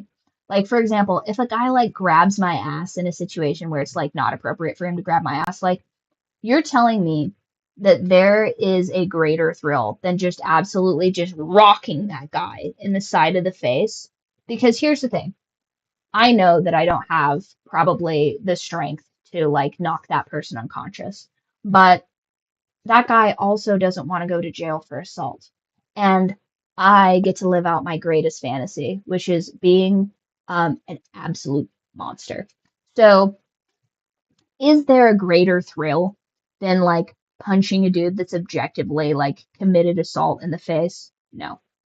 But is there a greater thrill than getting away with that because that guy's absolutely not going to tell the cops that he just tried to like put his hands where they don't belong, or to like, I don't know, like, I mean, like maybe punching a guy that's like, maybe punching someone that's tried to rob you, maybe.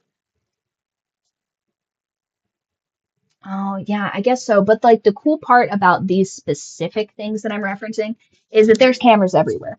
So like there is absolutely evidence, and I fall along the chaotic good alignment. So like I'm not trying to like, for example, I did absolutely witness girls that would like lie and like put people in positions to put their hands on them and then be like, this guy did this, and then try and abscond with their money. Like the typical like okey doke of like a down and out hoe, where she'll be like, oh no, this guy tried to, touch me inappropriately or whatever. And then she tries to like abscond with his $600. Like she didn't absolutely like set into motion a situation where that guy would think it was appropriate to do that or encourage it or whatever, so that she only has to work for essentially 5 minutes, scream that she's been touched inappropriately, and then wander off.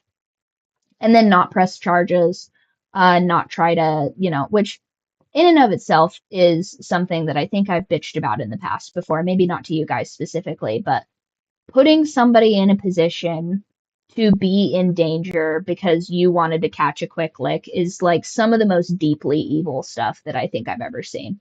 Because encouraging that kind of behavior and then hoping that it gets like circulated around so that it can come back on you so you can catch another lick, very directly puts other people in danger, which is why my second favorite thing is throwing a shoe at those girls when they do things like that. Like when I can see they're trying to like okey doke somebody into like committing a crime or doing something like graphically inappropriate for a situation.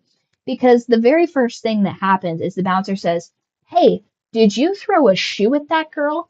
And then I say, oh, is that what happened? I could have sworn it just slipped off of my foot.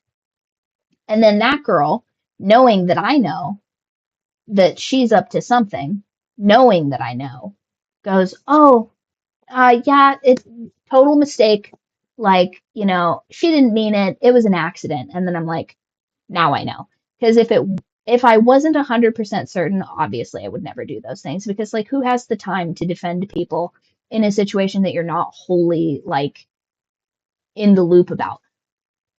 But the absolute certainty of them like hastily trying to downplay what's happened is like the sweetest confirmation and vilification of the situation, because they know and I know, and I just got to throw a shoe at you. Like, when else are you going to be in a situation where you get to have like all of the power and like no consequences for your action because you are so justifiably in the right? It's like so delicious. Probably because I'm autistic, because that like sense of justice is just, I mean, that is like moth to a flame. But we're probably getting in the weeds here. But assault is no laughing matter. Now, if you guys want to get freaky deaky in your own time with your own consenting people, that's your business. But the moment it becomes inconsensual, someone should rock your shit, is what I'm saying. Someone should be able to just like put you in temporary sleep or a holding cell. People do. They do this. This is super common, by the way. It's extremely common. Like, you go to a convention, people will touch you in all kinds of ways. Like, I've had this happen even to me. Like, people have done this. That's I crazy. It's probably been like maybe 3 or 4 times, something like that, as people have inappropriately touched me at a convention. And like, why can't we just like Keanu Reeves hover hands? Like, can't we, like, we're all adults. Can't we just be appropriate in public? I mean, nobody cares. I hate being touched. the state of I things. don't really say this a lot, right? Because it's not a big, like, I don't like encouraging it because I don't really like it. But I really mean this. I don't care. It doesn't matter to me. Like, it's not like if somebody touches me in a certain way, it's going to make me gay, right? So, like, I don't really give a shit. But, like, Nobody should be grabbing you inappropriately, though. Now, if somebody wants to put their arm on your shoulder, like, I don't think we should be getting all crazy about that. But I think people that are in the know, you know what you mean. Like, you know, if your hand is not where it's meant to be, you know what I mean? You know that it's inappropriate. Sometimes here's the thing. It doesn't necessarily need to be in a sexual way for you to not be down with it. Like, I knew this thing that like a specific type of girl does, and I like to refer to them as hat girls, where they're like realtor looking women, you know what I mean? We have a thing in Idaho, it's like an Eagle housewife or whatever, and this one girl, she comes up to me and she's like, Riley, and she goes in for a big hug, and I'm like, I don't like you, I don't know you, don't hug me. I don't want to be touched. And that's just because she came at me all crazy. Whereas, like, I feel like a girl with like a different energy, like less of a snake energy, I probably would have allowed it. I probably like a little bit of a side hug from a girl that's like being like genuine and bubbly and nice. I'd be like, okay, yeah, we'll give you a little hug or whatever. Or like if a little kid comes up and hugs me and it's not like all crazy and spazzy or whatever, like I'm not gonna like be crazy about that. But some people just do too much and they never get checked for their behavior. And I think people just need to like have some decorum when they're out and about. You're not supposed to do it, right? You're not supposed to do this. Gage? Yeah, are you sure? Yeah, I'm actually like, it literally like, whenever it happened, I was just like, okay, well, all right. Well, anyway, I'll see you later. And I was like, well, do you want to get a hot dog? Like, I didn't even think about it. Like, straight up, I never even thought about it. Yeah, I never even considered it. And I don't know, like maybe I'm a weird guy, but like, yeah, no, there's a lot of it. Yeah, and I mean, you know, having to like understand and extrapolate people's behaviors and not understanding why so much of the interactions between like neurotypical people seems so fake is pretty exhausting. Yeah. Like these people that are like the whole like, oh, we should catch up or whatever, and like this like ingenuine like bid for attention that people do is very annoying, where they're like, oh my God, you're so pretty and blah blah blah. And it's like, I think a lot of this behavior is like quite feminine and people are doing it. It's like a, I don't like the phrase dog whistle, but like the point of it is they're saying something kind, but the undertone and the intent behind it is cruelty. So like when a girl comes up to me and she's like, "Oh my God, you're so much prettier than I thought," or "Oh my gosh, like, you know, oh, I can't wait to meet you," or whatever, and it's like just this like tone and octave that they're saying like just like strikes me immediately as like a chord of um insincerity that immediately I'm just like, what are we doing here? Like, why are you putting on a show? Can't you just be normal? Like, if you don't like me, like, you don't need to be doing all this. Like, I don't need you to like me. But also, you doing this fake song and dance, if I don't match your energy, then now the onus is on me because now I'm acting inappropriately. When in reality, at the core of it, you're the one acting inappropriately. hmm Well, I mean, yeah, I get in certain instances, I get why people are doing that because people buy things from people that they know, like, and trust. And so I understand the whole like, oh, the stripper's in love with me or whatever. Like, I get that. But like some of these people, one, take it too far and they create actually these like what is it called? It's a social, oh, what is it? What is it? It's like they create these like limerances where people think that things are one way and they're not, and they do so unsafely. Like you know, like I think a portion of women that get stalked and stuff like that, they just like put too much. A portion also, calm down if you're clipping this. A portion of people that get into these things, they've put, I think maybe honestly, Baby Reindeer. I think that was on Netflix. Baby Reindeer on Netflix is actually a good like sort of look at how that would be from the opposite gender, which I think is far less common. Um, just because it's not less, just because it's less common doesn't mean it's less, you know, should be looked at. But you get to a point where you're like, oh, was I too nice? Like, did I invite this kind of this and that? And it's like most people generally probably don't, but the people that do absolutely do. And I've had the unpleasant business of working with a number of them where they wind people up intentionally and then go, I don't know why this person would do this. And I'm like, now your behavior is making other people unsafe as well. And this like pattern of behaviors is how I know that like you're doing this intentionally. And then that emboldens people who see that also, like at these cons and stuff like that. They'll see somebody that's maybe allowed to do those things, or maybe somebody that's like, putting themselves in a position to get away with these kinds of things.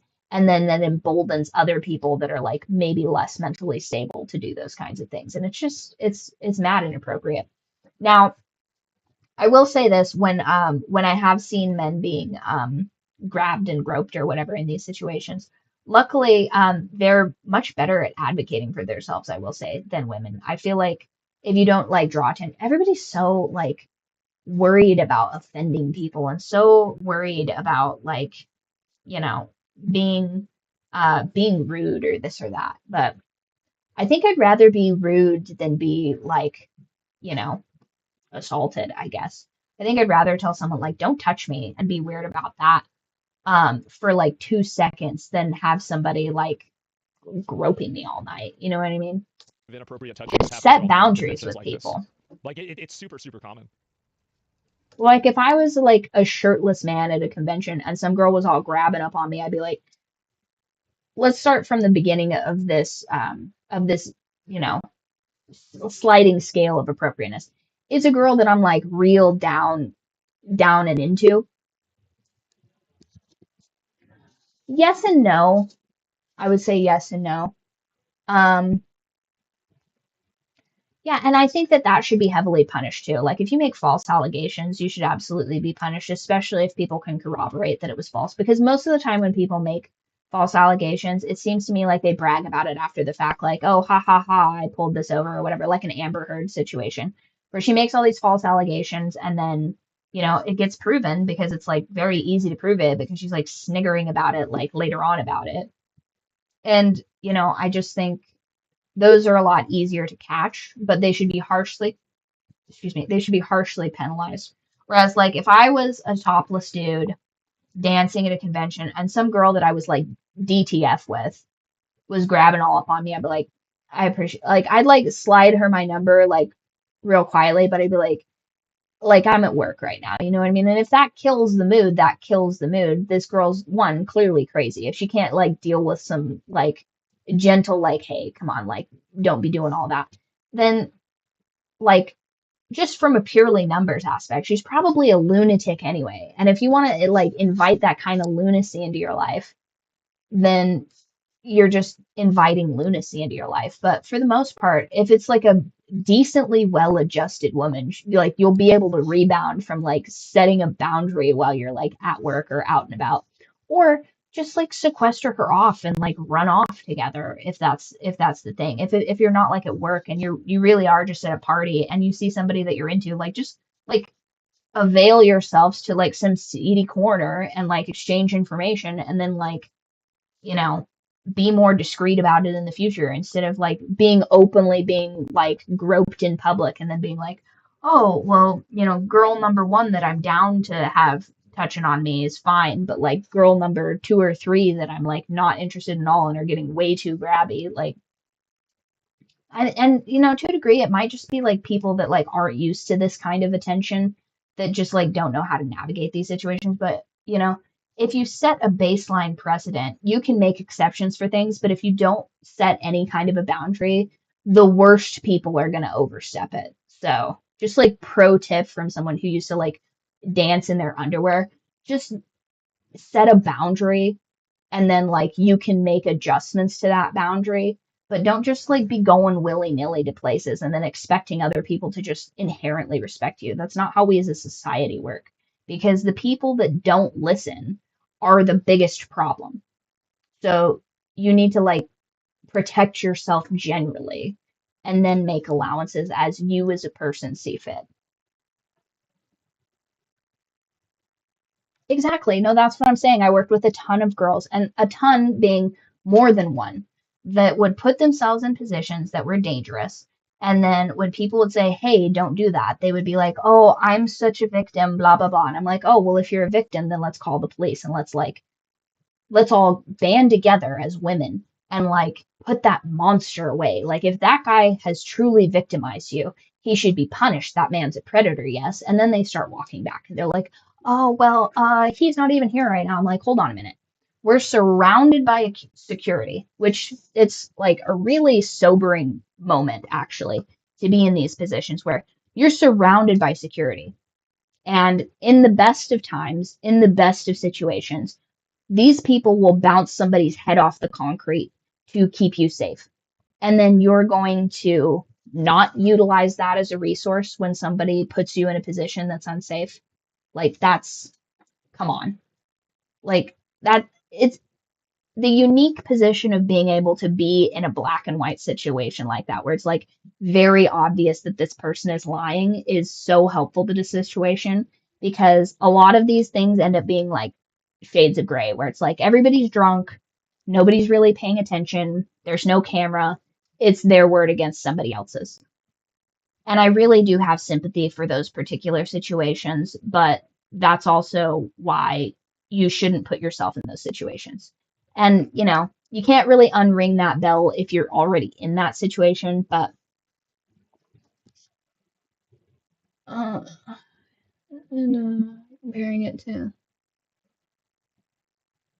yeah, exactly. If you conduct yourself also, you know, and this is just people generally, if you conduct yourself like a rabbit, you're going to attract foxes. And some people are just going to inherently be sort of more like that. And this comes off very victim blamey, but like I guess I'm probably never going to beat those allegations, so that's probably fine. But certain people have a vested interest in feeling like a victim, because if they're empowered, then they don't get any attention. And that to them is probably the greatest sin ever. Now, I'm not saying that's everyone, but it does make it way more difficult to like achieve the goal of less people being victims. So if you're going to a convention and you have your whole ass out and your whole yitties out, and you think that that's going to attract people that are godly and chaste, then you're an idiot. Which is probably why in like places like Japan and stuff like that, you have to wear like coverings. Like you can't just have your bare ass out at the club, because that attracts a certain type and it's not safe. So there are certain things. And even when you mitigate for those things, there's still going to be problems. There's still going to be people that, despite your best efforts, are going to try and put you in a position that are dangerous. And that's where personal accountability, like the very first step is personal accountability. What am I doing to not bring about this behavior? And that's not some like, oh, shouldn't we live in a world where other people shouldn't? Yeah, of course, but you can't control other people's actions. You can control your actions. So, like, even when I was working in an industry where I was wandering around in my undergarments, I still wasn't putting myself in some dark, seedy corner where the camera can't see and like hoping that like the gods would protect me against some like frisky drunk. Like, use your brain. Um, but if you're the type of person that can't advocate for yourself, go out with somebody that will advocate for you. Like, have an accountability buddy or something.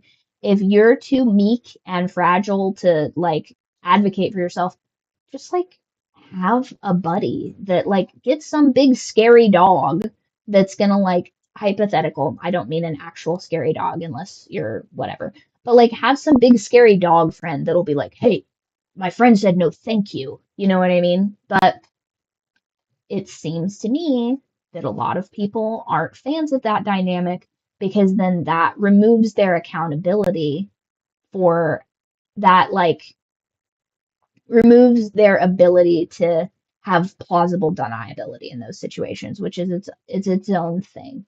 But also situational awareness will, you know, kind of prevent a lot of these things. Like if you're in a place with a bunch of people you don't know, I think it used to be pretty common knowledge to not get like blackout drunk around people you don't know. But I feel like as a society, we've kind of lost that knowledge for some reason.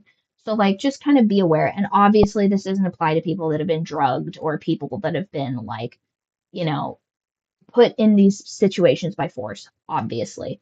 But just kind of like try to be aware that sort of one of the responsibilities of being adults are like trying to put yourself in better positions and not put yourself in danger, I guess.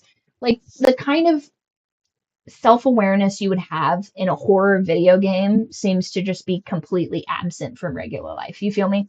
Like when I'm playing a scary game, I'm more or less looking for similar dangers. Whereas I think regular people either have this true crime level of like every man is a murderer and is going to chop me into little pieces, so all men are monsters, or they just have this like just airheaded like lack of awareness in every situation. And it's like very rarely do we get to like the real meat and potatoes middle of that. How do you explain the rise of Karens? They feel like there's no consequences for anything they do. I think the rise of Karens is just one, we live in an information age where you can actually record these kinds of things.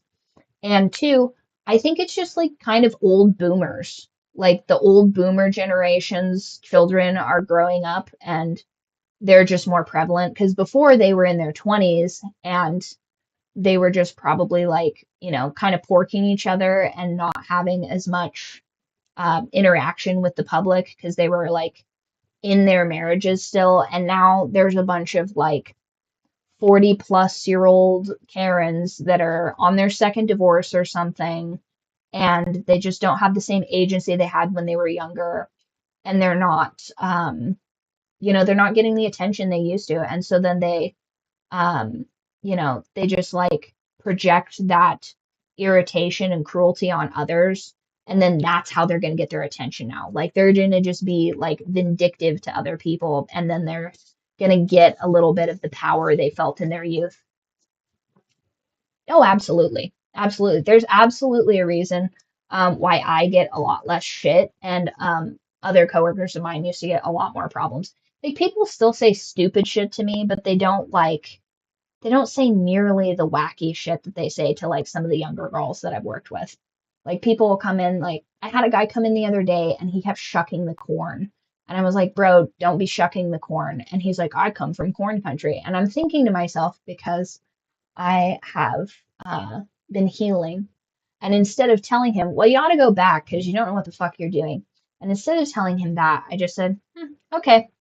And I just stared at him like a disapproving mother. And then later on, he came back in with one of his golf dad buddies or whatever. And he goes, were you the girl that was mean to me the other day when I came in and was shucking the corn? I said, yep, that sounds like me. That sounds like something I would do. And he just didn't quite know what to say about that because I don't know if he just expected me to like be like, oh, I'm so sorry for telling you to not damage our produce. Um, you know, oh, it won't happen again. Like, do whatever you want when you come into an establishment. Um, but he just like this like baffled look, and his friend looked very uncomfortable with him, funny enough.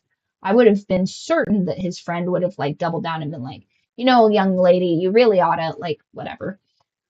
But the amount of times that I just like take to task old golf dads, and they must like it because they keep like doing these things that I'm critiquing them about. It's the wildest thing I've ever seen. You'd think someone would say, you know what, my apologies. You know, clearly this isn't how I conduct myself here because I've been told it's not how I conduct myself here. But they also have a level of arrogance. And once again, I think it's just like the children of boomers have gotten to a level where like now they're like out and about instead of in their homes or in their offices. And they're more retired, I think. This is probably like the age they've hit retirement. And that's why we're seeing more and more of this.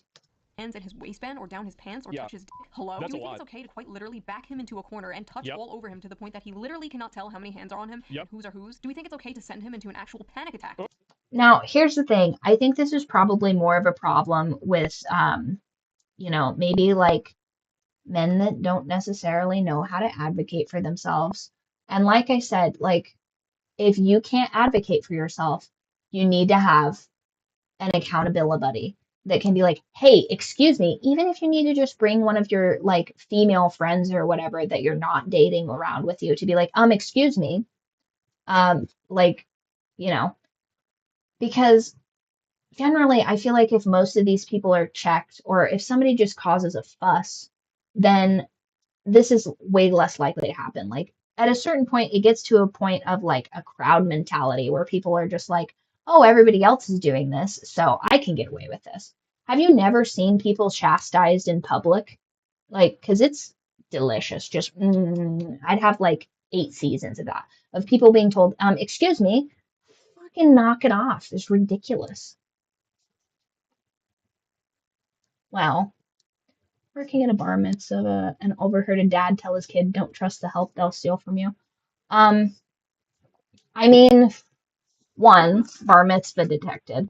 Two, I feel like at a certain point, like he might be right, but not necessarily. So my thinking behind that is if this guy is cheaping out and he is hiring people of a certain caliber, the likelihood that you are going to run into people that would steal from you and would rob you is much higher because a certain echelon of this caste system of America does steal.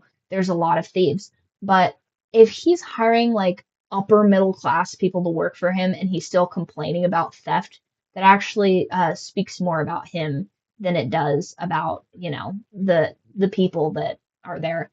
And also I think a lot of these people are just so like detached from reality that it's like, first of all, people are probably stealing from you potentially because you're putting on this air that like you have so much that like you wouldn't miss this single silver spoon or whatever.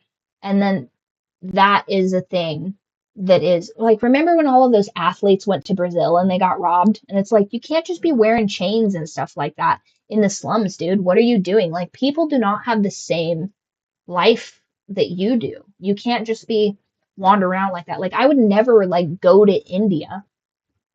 Full stop. That's the end of that sentence. But you can't go to places that are unsafe and be like, oh, I hope it's safe. And then like if you're gonna rub shoulders with the poor, like I just oh, that's crazy. That's so crazy. Because here's the thing, I have absolutely worked with people that are absolutely down to steal, and we've worked the same job. So it's like you're telling me that you hired a catering company where you thought that at least a certain percentage of those people were stealing, or maybe an entertainment group or what have you. Oh, nice. Oh, I didn't know you played card games, Chow.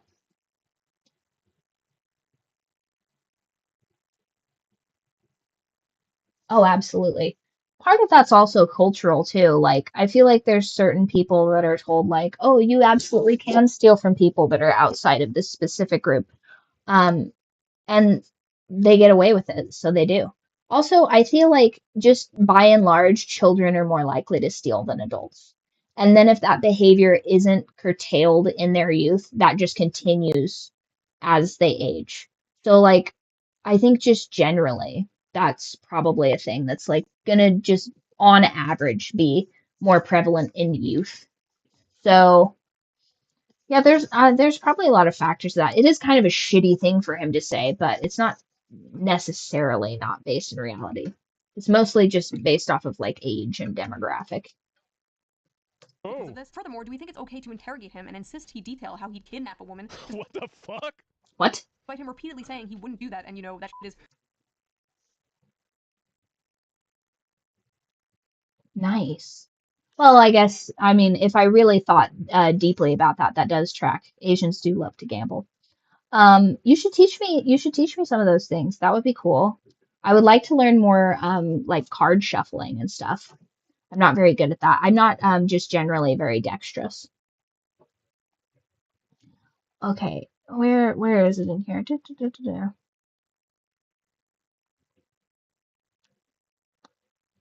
Insist he detail how he'd kidnap a woman, despite him repeatedly saying that he wouldn't. And this is yeah, some people, here's the thing. The idea that you're going to reason with somebody that is detached from reality is crazy. sometimes you just need to like bark at these people. You need to just be like, hey, knock it off. Like some people just get too crazy, too no. What's that? What are you hey, what are you up to? What is it, Tom? What are you up to? I gotta go get that light bulb. You're gonna go get a light bulb? No. You're gonna leave the house wearing it? Yes. You're just Yes, I'm going to leave the house. oh. Oh yeah, fucking routines. Okay. Hey, did you know those pants are special edition now? They are? Pretty sure, yeah. I don't think they can sell them anymore because they didn't get the licensing. Yeah, they got in trouble. They got in trouble. I don't think they can sell them anymore. That's what Tanner told me. They're being sued. They're being sued. Well, they did a bunch of their stuff. It was unlicensed. I asked them about that. Yeah, unlicensed anime workout gear was like rampant. Yeah, and whatchamacallit got them. Yeah, do you know who's doing? No, who's the Crunchyroll? I think is. I don't know. Funimation.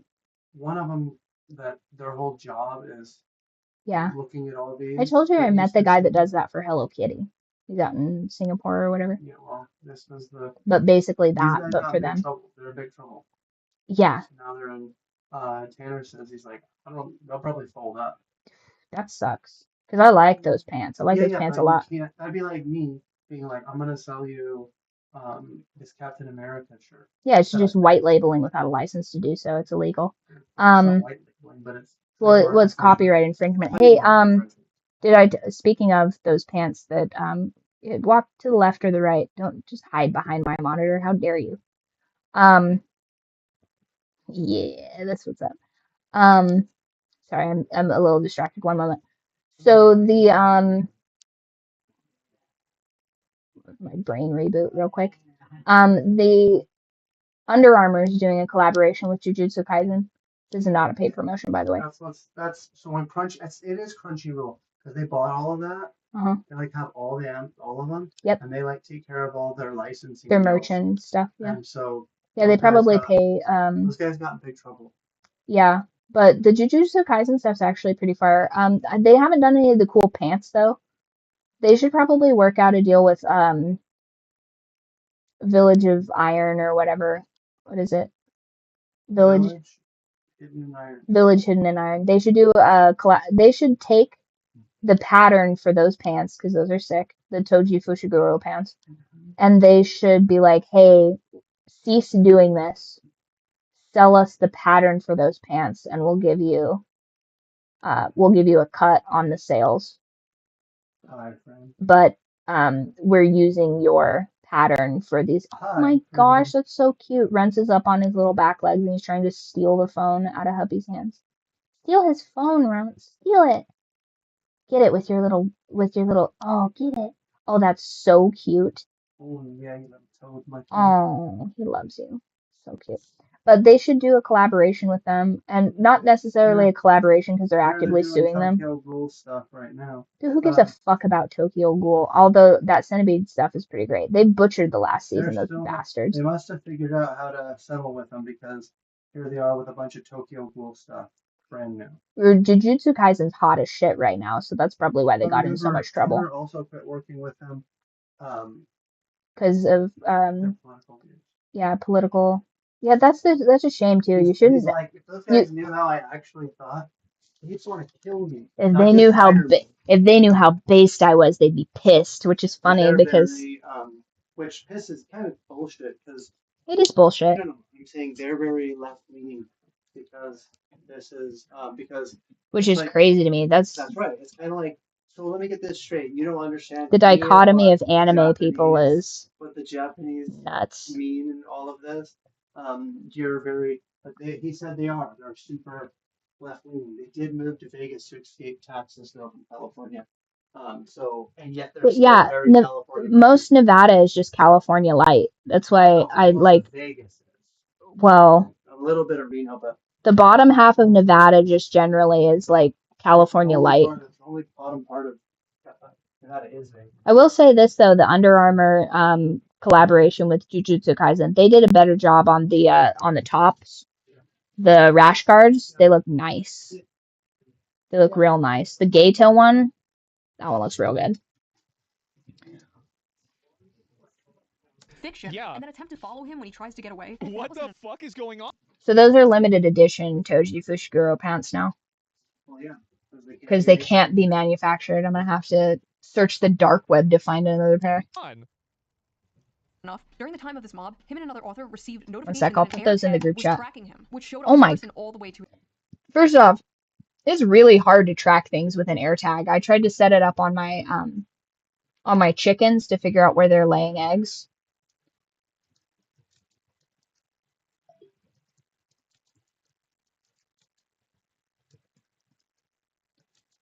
And it's like impossible.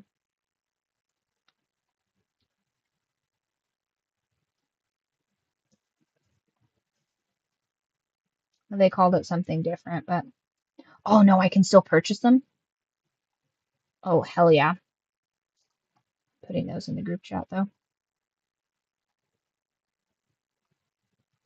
Wow. Yeah, I love those pants.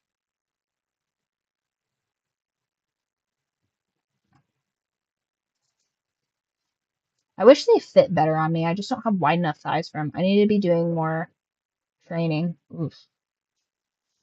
Alright, I gotta stop looking at those. That's crazy. Can't be gooning on my own stream. That's nuts. Anyway. To his hotel room. This is crazy, bro. Like, see, this is there's a like remember, like, think about all the, again, I've said this before, how many ancient societies have some form of female-coded mythological creature that is a sex-crazed animal that will suck the life out of you?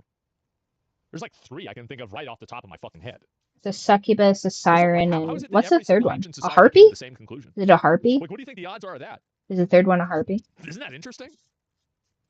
They molested this guy until he passed out from anxiety. Yeah. And then they put a tracker on him in order to stalk him back to his hotel. Of course. This poor guy dressed like a character in one of. He should be allowed to just tornado kick them. Like, especially when he has an air tag on him. Like, I guess everybody else doesn't have the same, like, lust for wrath as I do, because that would be just being able to, like, absolutely kick the dog shit out of somebody that is, like, verifiably wronged you. It just, so delicious. The romantasy books Yes. at this romantasy convention full of women. That is Of like course. throwing roast beef into a pit of wolves. It's like throwing roast beef into a pit of roast beef. Or in this case, throwing a wolf He's so wrong into for a that. pit of roast beef. Oh, I remember yeah. years ago there was this thing called cosplay is not consent. Basically, it was a campaign. Oh to yeah, this is exactly. No, this is 100% what it is. I didn't think she'd make that joke, honestly. I didn't. Like, because that's kind of a bad one.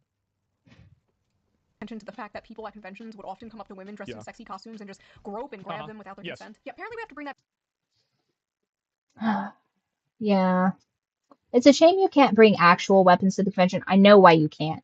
But can you imagine if I just, like, swung a mace into somebody's chest after they just, like, grabbed my whole ass? I mean, that's just...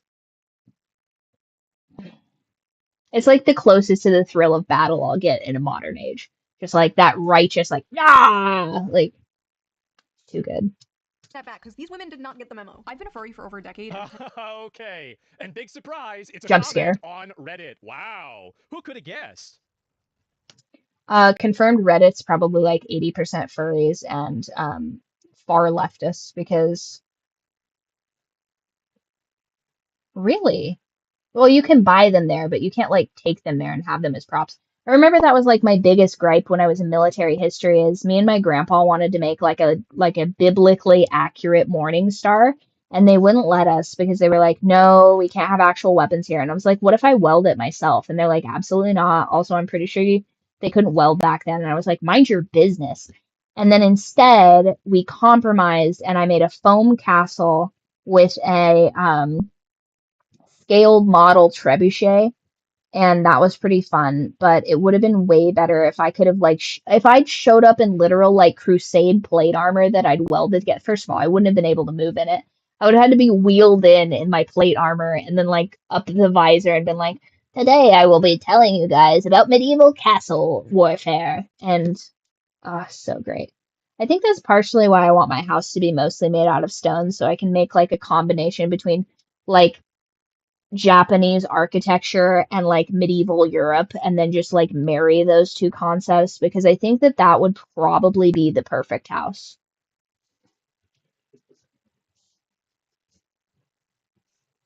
Thermite? What's that?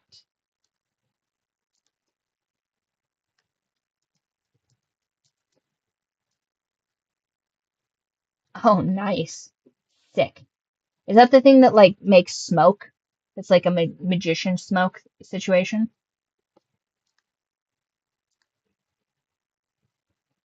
Now everybody brings 3D weapons. These fucking kids get everything, man. It's ridiculous. Yeah, I think I almost got into a fight with my uncle about that because he's like, trying to uh are you seriously trying to turn all of my pipe fittings into armor? And I was like, mind your business. And I'm just like tink tink tink tink. And then I went to Anime Oasis and I dressed as Katarina from League of Legends because I'm terrible. And I was in like all leather and I had like an aluminum shoulder guard. I did make the weapons out of foam though, because they told me I couldn't have actual weapons. So I did make the swords out of foam. But my shoulder plate was actually made out of aluminum piping, and it was so freaking hot. It was like 90 degrees. I was like sweating my balls off at this convention, dude. It was awful. With no steel, no nails. Yeah. Yeah, no, I love that. But I want to have like stone incorporated in it. Like honestly, I wouldn't be opposed to like a partially concrete house, like a 3D printed concrete house for structure, but then the internal mechanisms are all like wood and like I guess I couldn't have like the paper doors and stuff like that because our cats are literal monsters, but that would be really cool.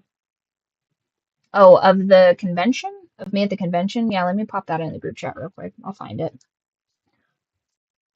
I want to say I checked into there. Anime. Nope. Sword. I said nope. Uh, armor. Maybe. Nope. Uh,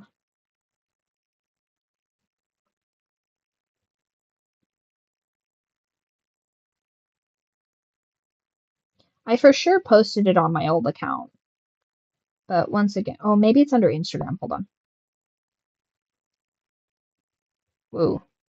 That one's not safe for work. 1 second. Nope. Not doing that. The other thing is too, like this iPhone like search mechanism is such a fucking piece of shit. Every time they come up with an update, they're like, how can we make it even harder for Riley to find her photos? And then that's what they decide. That's like the only thing that they choose to make their decisions on. Me and Goth Girls. Seriously, do I not have that in here? Surely this was ages ago. Do I not have it in here? Oh, wait, no. I know where it might be. Concrete, steel rebar would be pretty tough. Since I learned it well, if I made impenetrable fortresses, but not practical or discreet. Yeah, I'm not really looking for practical or discreet. I'm mostly looking for something that'll stand the test of time and keep the British from invading. Oh no, I know where to look. I know exactly where to look. Oh hell yeah. Because I organized my hard drive. The iPhone photo dump.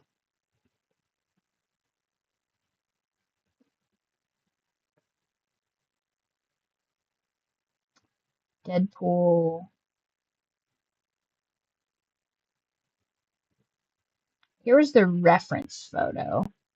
So I'm close. Okay. How many times have you guys heard that before? And it was a lie. Okay, still not there. Ew, me and pictures of my ex-boyfriend.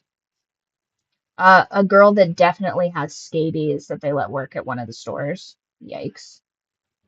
Um, cute nails. Just you guys that look like you're about to kiss. Never mind, different folder.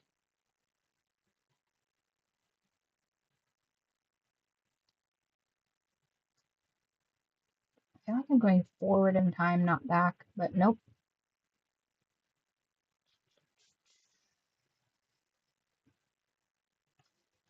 Okay. Not there, but close.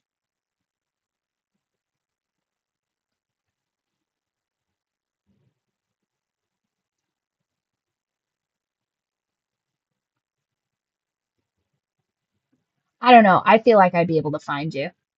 I feel like if you tried to run away in China, I'd be like, that's the guy. And they'd be like, which guy? And I'd be like, I would just do something untoward and I would be able to find you. I'd be like, haha, I've caught you. Um, animals.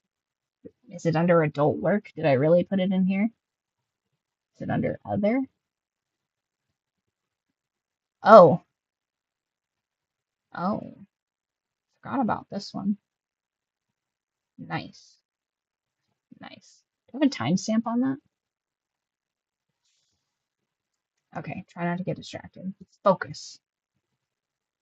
Oh God, that's that's not. Oh my God, where'd my chat go?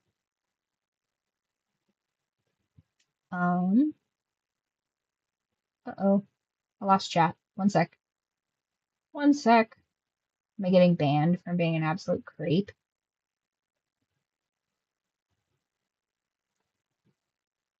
All right. 3 in the chat, just so I know it's still up. Oh, that one's spicy.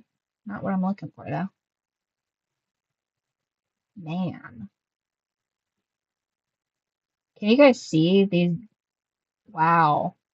Wow.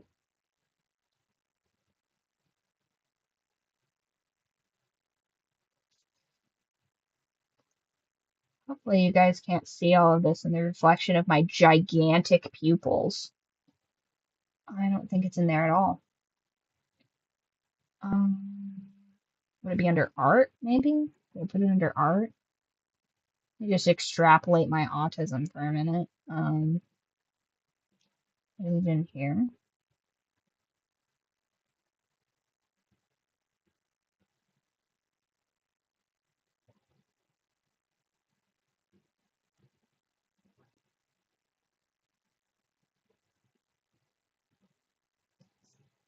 Maybe it's under this one? I have no idea where I would have put that. Oh, cute dog. Okay. I have clearly failed in my attempts to organize this because I'm not seeing it. I'm seeing like everything but what I'm looking for. The time I went skydiving. I think it's probably in the same place where I put that cool Black Widow terrarium. Here's an example terrarium. Like I have all of my like reference photos, but none of the photos I'm actually looking for, which is kind of pissing me off, Loki. Here's an example picture. I'm gonna pop that into the Discord. Basically, that is what I tried to make. God, where do I have that cool ass sword at? Pictures. Dang it.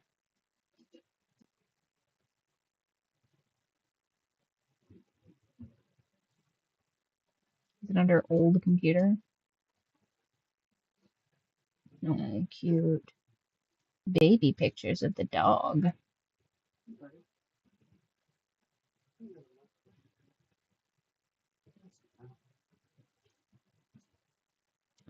Time I was on the news. Oh, dang it. Well, I guess if I find it, I'll send it to you guys, but crazy. It might be in my old, oh, I'll try and find it.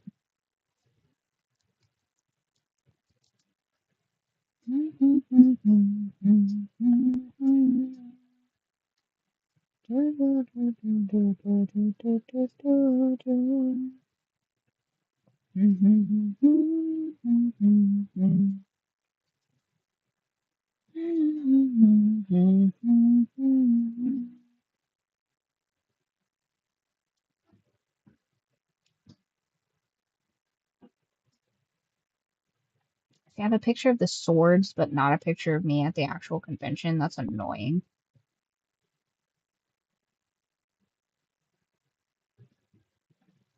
That's really annoying. Well, at least I can show you guys the cool swords I made. They're not fully finished, but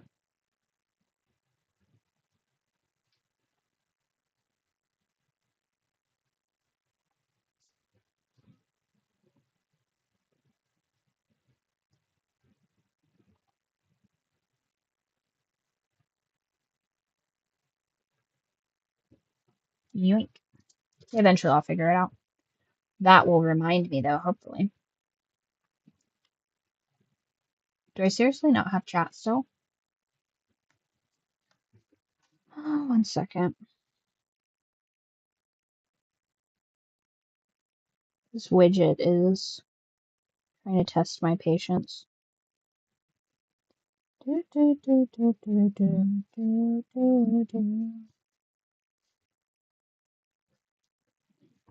Weird. Okay. I did a lot of fur cons. Sure. How do you complain this time if you're getting harassed? I mean, I think that like if you get harassed by somebody like this, like every time that it's happened to me, I just ignore it. I just ignore it and like I don't even think about it. But yeah, I mean, if other people don't like it, I mean, like I stick up for other people that get made uncomfortable. Absolutely, I have to, right? I mean, Yeah, if you're uncomfortable, you have to say something. This whole like just saying nothing business is ridiculous, and I think it just fosters an environment where people think they can get away with stuff because nobody's going to call them on it. And like sometimes you just have to be an asshole and tell people to fucking act like they've been here before. was it mostly dudes? Yeah, I mean, like, there was a couple of situations where it wasn't, but like, yeah, it's mostly I've had dudes grab my dick multiple times. Yeah, it's just how it is. Yeah, I mean, I think probably the worst assaults I've ever had is like women that think they can just like do whatever. But I also threatened to punch that woman in her face, so that like that pretty much put an end to that. Um, so sometimes you just have to escalate nonsense with violence, allegedly. Sure. Mostly guys. I'm just saying that's how it. That's what you being dead ass. Yeah. That's crazy. Yeah, no, for real. Sometimes weird shit happens, but honestly, I can't believe the dark romance crowd is out here acting like this. Like me and my buddies in our fursuits are more respecting of consent and bodily autonomy. I'm not about to be moralized by a furry. This like pop up here. Furries are crazy in their own right. For centuries. It's just gotten a lot more graphic now, lol. But no, every time where it happens, and like, I mean, when the girl, like the Minotaur, for example, the reason why the Minotaur existed is because there was this girl, and Poseidon wanted to fuck the shit out of her, but she didn't want to, and so because of that, Poseidon got mad and made her attracted to a cow. Like, that's what happened. I mean, it's not like this was it Zeus? I thought it was Poseidon. Okay, I got it wrong. I think it was Poseidon. And so many different kinds. No. Very mean, terrifying creature is sweet to her, kind, takes care of her, protects her. See, that's what I'm saying. Special. She's different. She's special. Of course. How could I not have predicted this? Etc. Maximal escapism, minimal association to real life assholes, the patriarchy, misogyny, and oppression of women, etc. Hold on. The patriarchy, misogyny. She made herself a feminist in this book about the Minotaur. So how are you escaping that?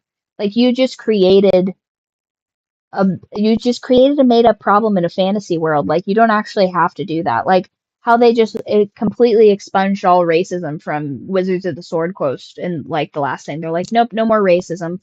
Everybody's copacetic now. There's actually no reason for anybody to go to war ever at all.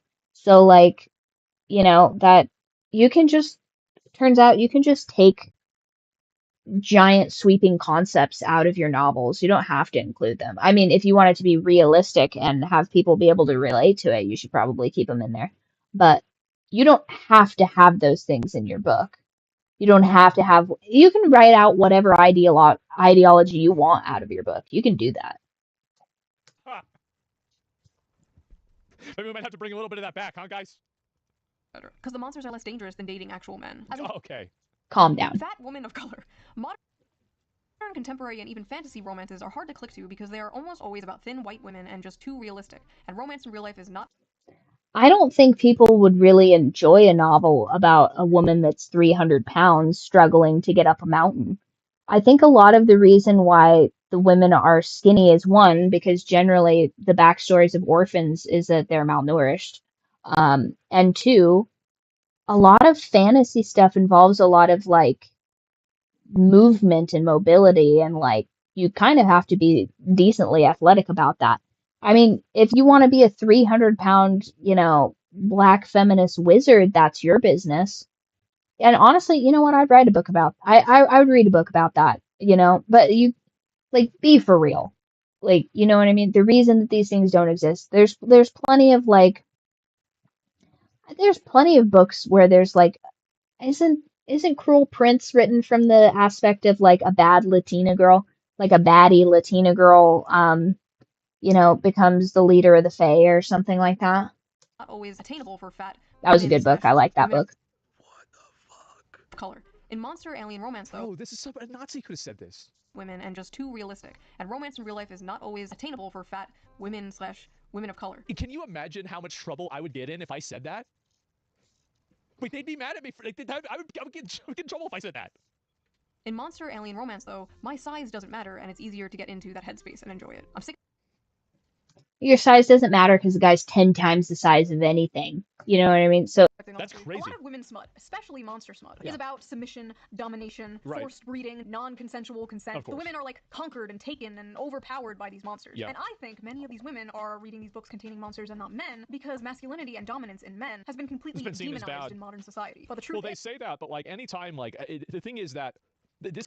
One thing I will say that I haven't seen in a smut book in a while is being choked. That's not in there. And I think part of that is because a lot of the women, a lot of the writers of these smut novels are women. And if you have a fantasy smut novel where they're engaging in, I don't know, what do they call it now? Everything is so confusing and like just extrapolated to the craziest farthest corners of the internet. But like, is it breath play or something? Where like just a cheeky little one of those. Um, if you have read anything with that recently, you go ahead and drop that in the book recommendations, and I'll give you a +1 in the Discord because I haven't seen a single book that has referenced that thus far. And I spent the entirety of this summer just reading like wall to wall smut to catch up with my roommate, and I didn't even get close. And seen I have not seen that particular trope in any of these books at all. This is my opinion, is that I think women like to have men that take charge, but not necessarily take control or take lead. Like, I think people like having somebody else lead them, but not necessarily tell them what to do. And I think there's a lot of people that either do both. People like competent people to tell them what to do. If an incompetent person is telling me what to do, that's probably my idea of hell. I think being in a position where a completely incompetent person is trying to tell me what to do and I have no agency in that is a nightmare. Through neither. Many women still crave it. You see, the monsters in these stories have those like dominant masculine traits that women like so much, but they're not human men. They have all these traits women desire. No, somebody brought up a good point. See, remember, like in Mario, it's like, how is it that Princess Peach always keeps getting captured by Bowser? Like, what are the odds of that? Like, I don't know. I don't think there's like no way that's what happened, right? I mean, there's just no way. She's leaving that castle door unlocked. Baggage human men come on. Without being the men they hate or have been told to hate. It is the Oh, what was the video that I saw the other day where it was like Bowser and Princess Peach being like, Mario, we can't keep doing this. Like, that's my husband. Like, stop coming to our castle. And then Bowser's like, you need anything, honey? And she's like, no, this is just we have children together. Like, stop doing this, Mario. The perfect guilt-free slop. But they don't just want a wild dominant man. They want to tame a wild dominant man. Similar to when a man sees an art hoe with a nose ring, you can save her from her daddy issues. You can do it. It definitely No, you can't. You can't. Number one. And I think it's also the power fantasy and it's an ego trip, right? It's that this guy that has everything and he's like really popular and successful and all these other things, he's going to change what he's doing just for you because you are special. That's what it is. Won't backfire and ruin your life. Go for it. Go talk to her. With many women, there's this desire for like... Yeah, there was actually a friend of mine sent me a link to a tweet that a crazy ex-girlfriend of mine made recently. And I was going through her profile. Crazy ex-girlfriend peak. I mean, let ye who has not dated a crazy ex-girlfriend cast the first stone. This was last night. Not a single fucking thing has changed. Like, it's, yep, nothing changed. It do be like that, though. danger and aggression, but also the desire to tame that danger and aggression. The desire to be that special woman who can melt his heart. You see, my dragon boyfriend could rip me to shreds and kill me instantly, but he won't because he's nice. Because you're special. Yes. But honestly, at the end of the day, just like Low-key bars, and I'm pretty sure Jordan Peterson talked about that. It's like, oh, hold on, I'll find it for you guys. Jordan Peterson is not as based as I would have hoped. Can I just preface with that? Jordan Peterson. For a guy that had 12 rules for life, he really doesn't seem to follow a lot of those, and also he doesn't bench enough to be really the based Aristotle of our time.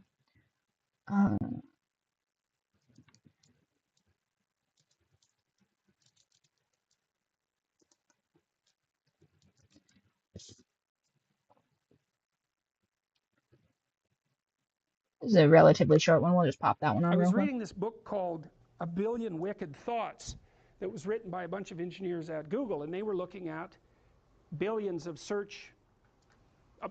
Google searches. And you know, there's no shortage of pornography on the internet, and there's much less by proportion than there was when the internet was first invented.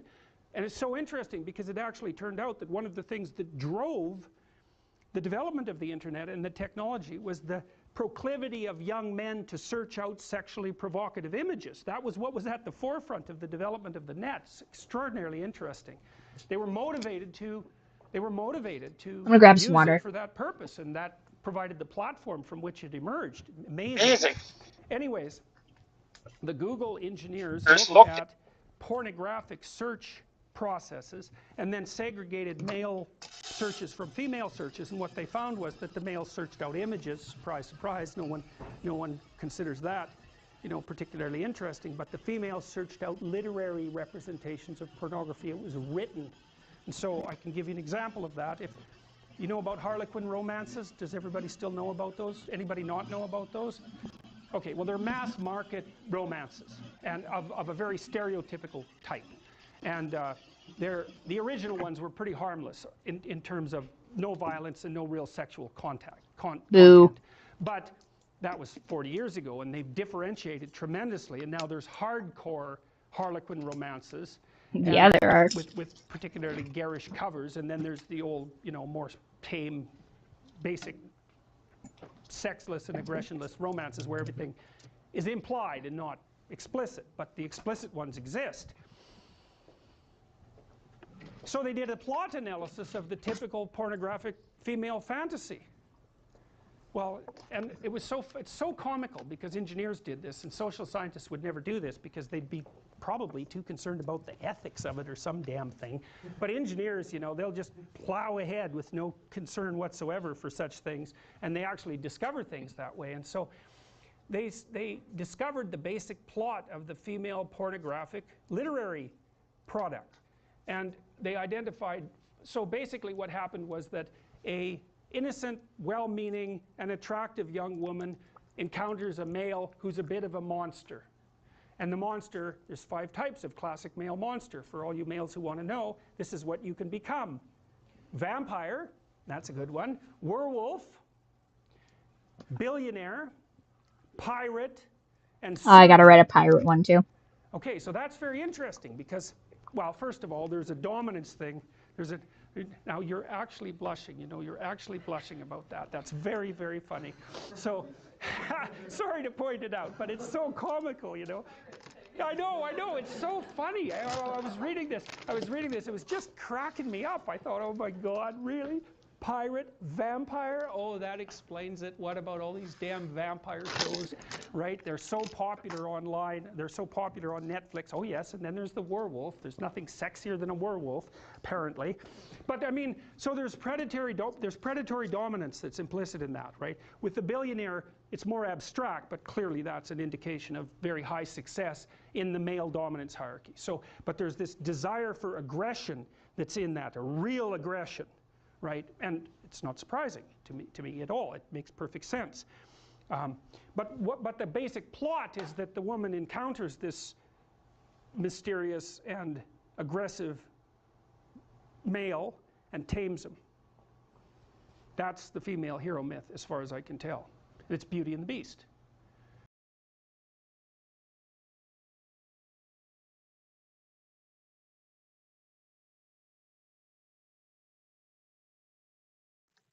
In hindsight, I feel like I could have cut out quite a bit of that because he does meander quite a bit, but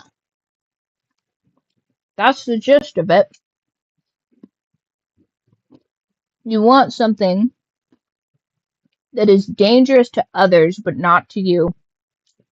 Essentially, a force that can be wielded that is wholly loyal to you. Oh, shocker.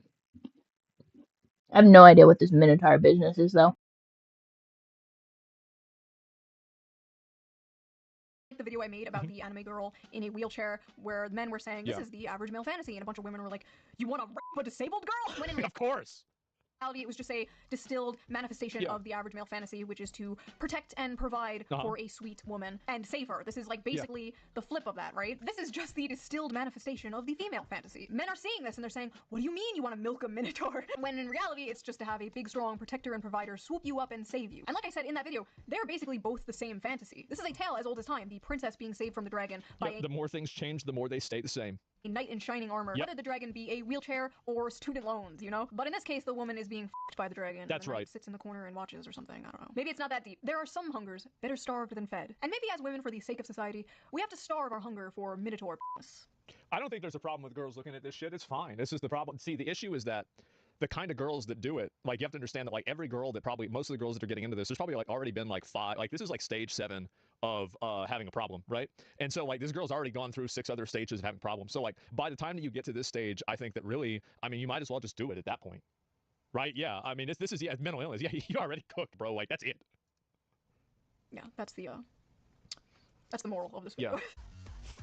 Oh my god. What do you think the percent chance average is that the women that have purchased this Minotaur fantasy also have the bull ring in their nose? Like, just raw numbers. Do you think it's like 20%, 40%, 80%? Like, if you had to speculate.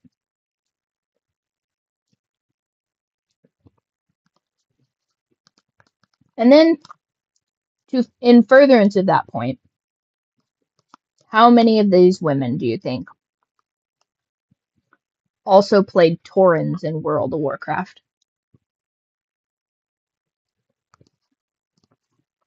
Food for thought. Speaking of World of Warcraft, I don't play World of Warcraft anymore. I've been playing. Uh-oh. Oh, there we go. I've been playing Hello Kitty Island Adventure.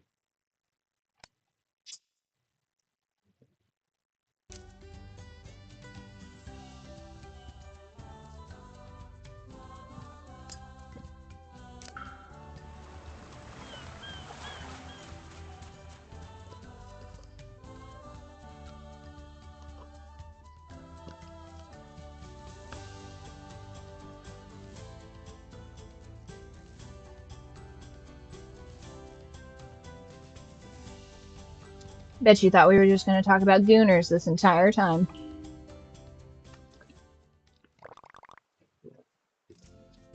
Ah, yes.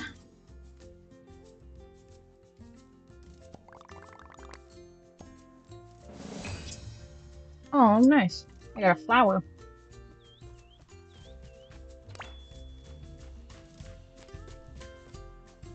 Okay. Now, I think what I was doing... Whoa, what is that? Oh, hydrate. Fair enough, fair enough.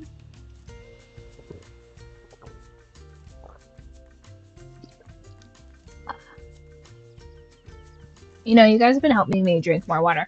I figure if I just gamify me doing things that are good for me, it will result in... Oh.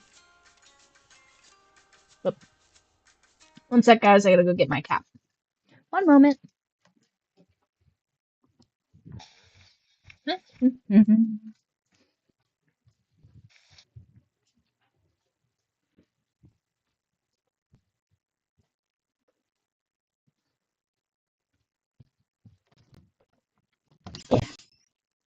Mr. Kitty. Oh, there he goes. Oh, there she goes. Alright, both of them.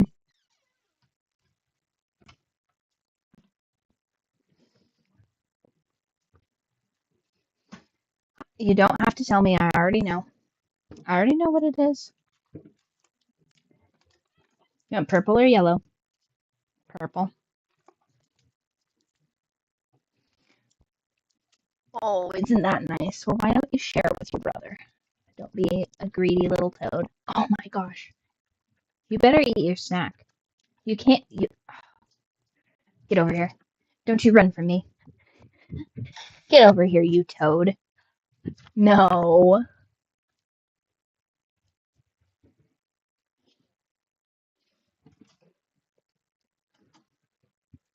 Tell them what you did. Hmm? Did you just act like you wanted a snack so that I would give you half of your sister's churro, only for you to abandon it so your sister could get the full churro? You need to stop letting your fat siblings steal all of your snacks. And then what's going to happen in 20 minutes? No, come here, get this lecture. In 20 minutes, you're going to say, Mama, please, I am starving. I need a can of tuna. Yeah, that's what's going to happen. And you wonder why you're hungry all the time, Stinky. Yeah. Oh, you're such a good boy. Your naughty siblings have led you astray, though. You need to advocate for yourself. I mean, look at this. He's not nearly as large of a cat as he should be. You should weigh at least 2 more pounds. Yes, you can go do your adventures now that I've publicly shamed you. Naughty cats.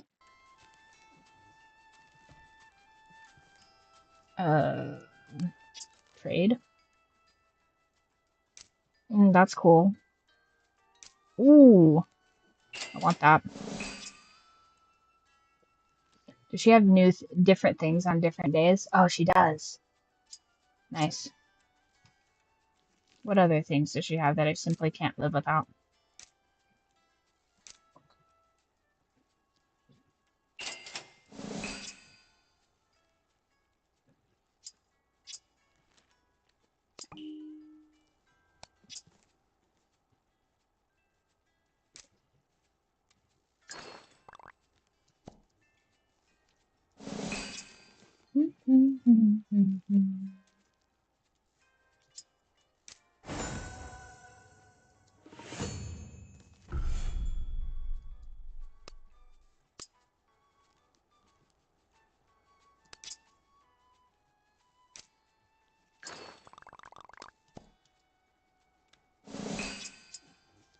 I need all this flour for my purposes.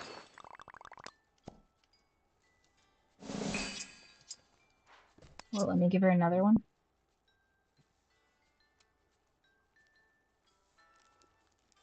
I'm gonna save that one just in case. Okay. Now I think what I'm supposed to do is put, yeah. Oh, that's right. I have to make an apple pie. And any 3 pieces of furniture.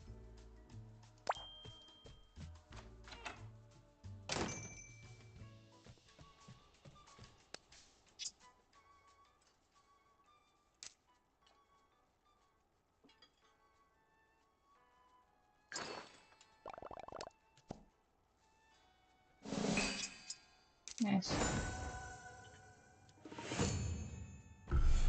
Oh, nice. I got a bookcase. Nice. I did just buy a bookcase though, so that's a little... it's a little too late, kitty.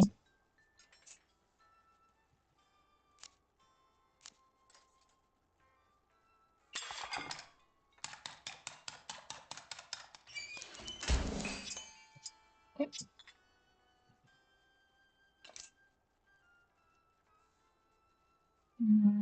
I think I've cooked all of those things. What is it, kitty? Oh yeah, I guess I didn't know how to do that.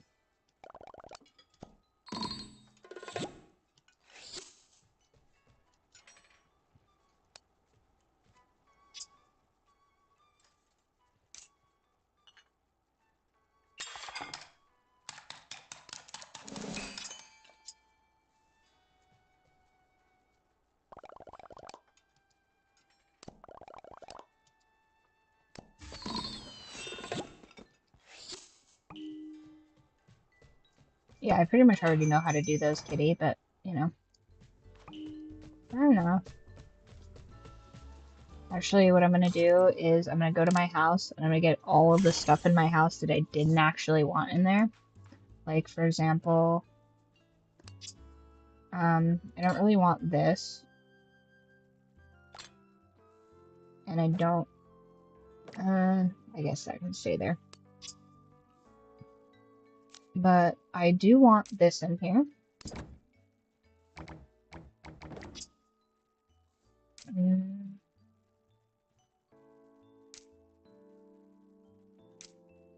I do want that. Actually.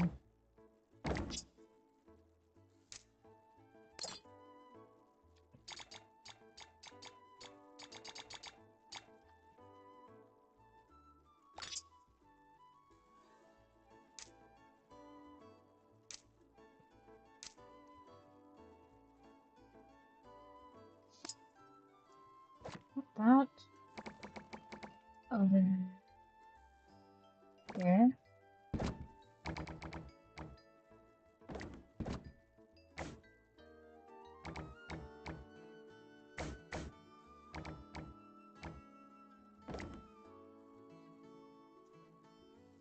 I can't really move around much.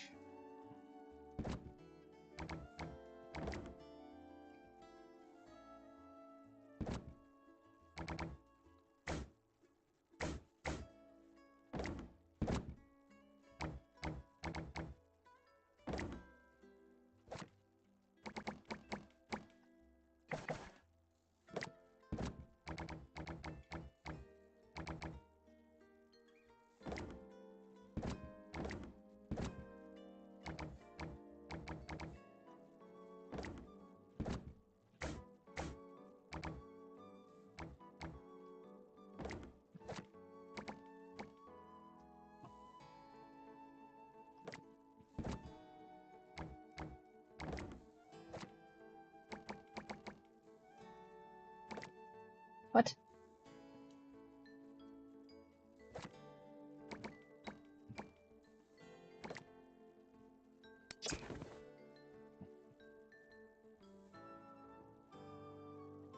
No.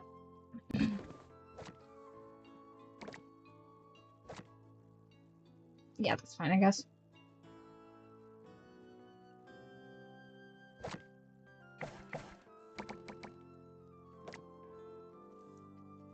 Okay.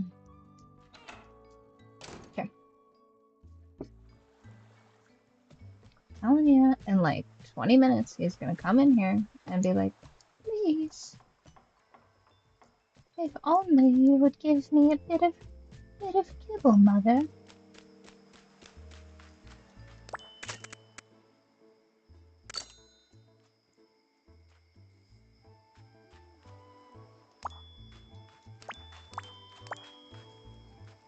I just gotta relearn all of my controls. Does he have anything in here I want? This is gonna be a shopping episode. I already have this adorable hat.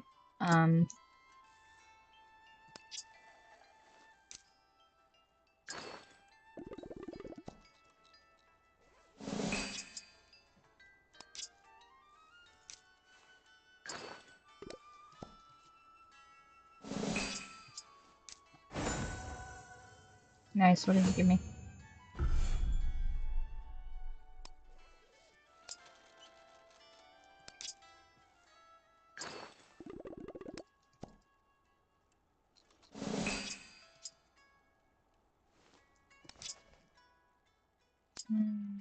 Okay.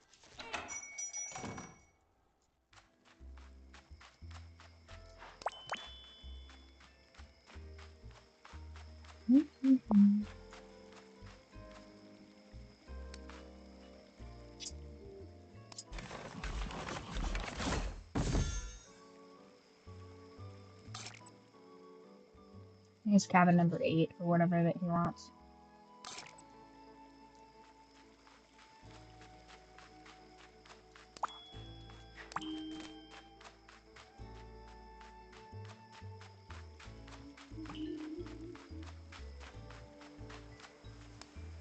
Oh, do these reset too? Oh, looks like they do.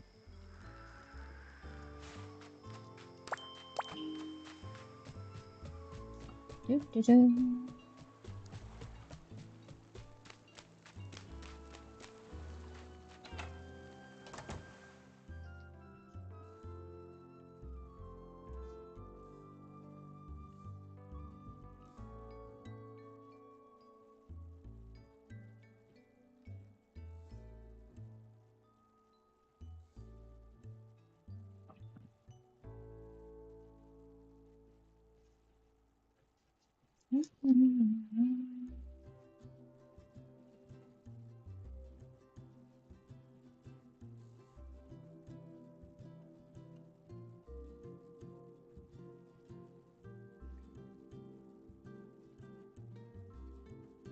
Oh yeah, hold on. My chat is acting up. One more second. It's not showing me anything you guys are saying.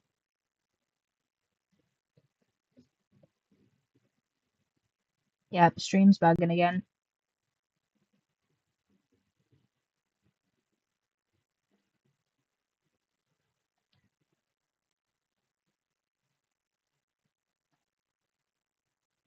Oh, yeah, and of course it's the chat, but no. Try that again. Doo -doo -doo.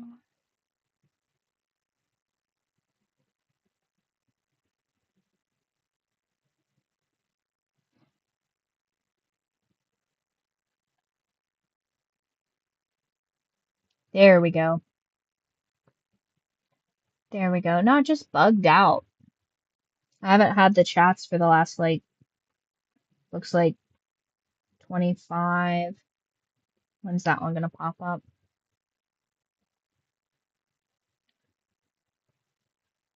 Yeah, it looks like I haven't had chats for the last, like, where's that? Like 20 minutes or so? What a pain. Oh, hold on. Let me...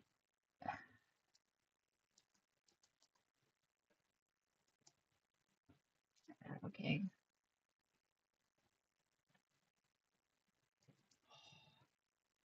Seriously? I just get it back and then I have to restart it again. Chat widget is so ridiculous. Okay, there we go. Should be fixed. I'm gonna type a 3 in the chat just to see.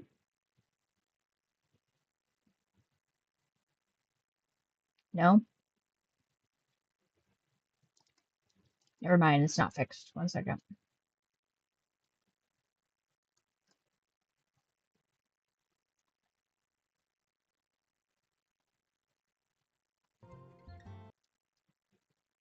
Thing must need an update.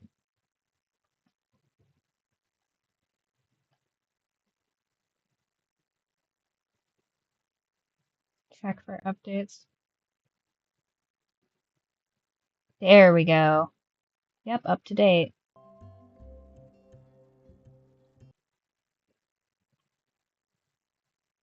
There we go. There we go.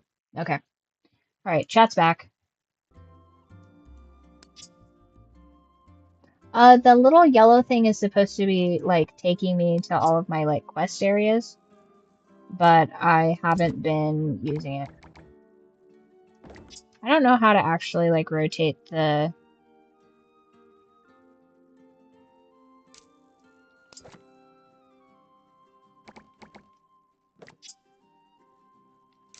tags.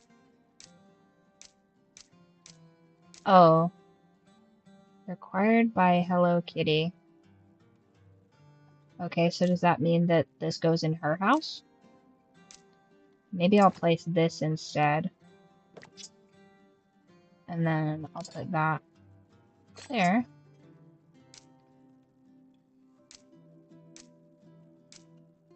And that'll go there.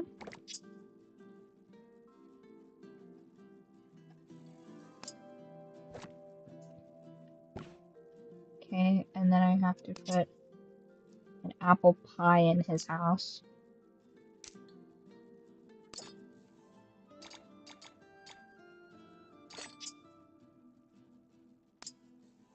Yeah, I don't have like a ton of...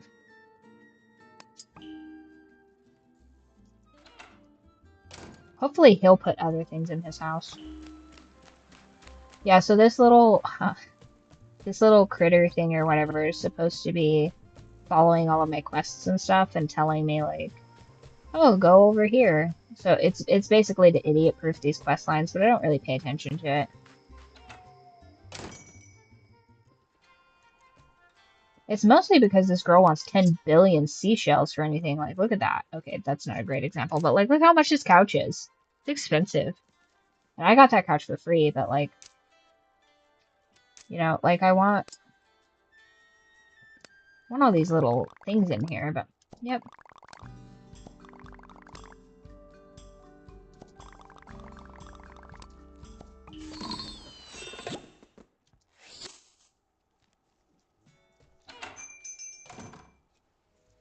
Yeah, the prices are, the inflation on this island, well, to be fair, it is an island, so that's pretty typical, actually. Like, I think it costs like $10 for a gallon of milk in Hawaii or something like that.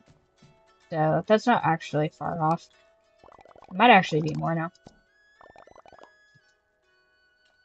Just saying hi, I guess. Alright, now let's go to the goth girl paradise. I mean the spooky area. Is there an opportunity to create real online market for items? Or do you even encounter other players in this game? I think this is multiplayer, but I don't think that there's like, I mean, maybe you could like World of Warcraft it where like you're grinding out items on like your server and then you go and like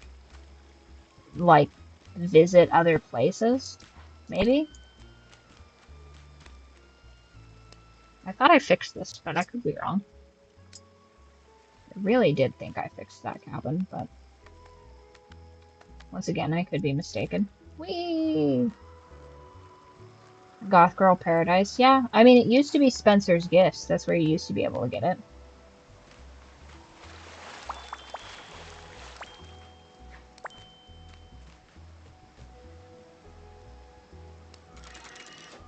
Where do I get my plane ticket? Whee! With unique item sets or whatever. Probably. You could probably commodify this game, Chow. I actually, funny enough, my computer guy is allegedly one of the guys that, fucked up the World of Warcraft servers forever ago, allegedly, by selling money in the auction house. Like, I can't remember what that was called, but it was like at the time, it was a pretty decently big deal.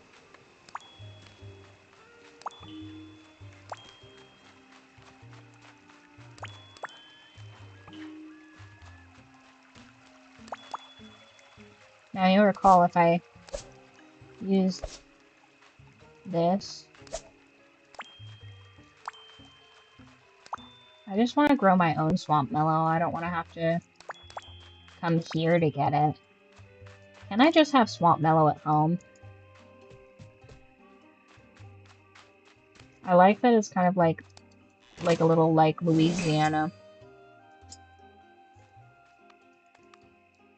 Like a little sort of like Creole kind of twang when you come here. Oh, that's right. Can I put things in here? What is it? Do I have something for this character?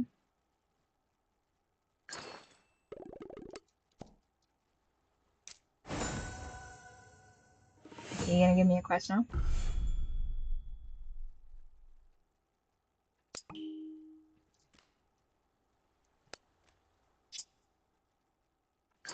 Give her a frog. Actually didn't want to give her that frog. I want that frog. What is she gonna give me?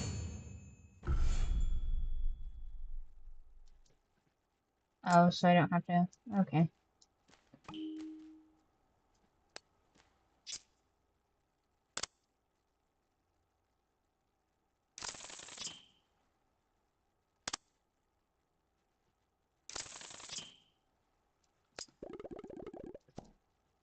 Okay.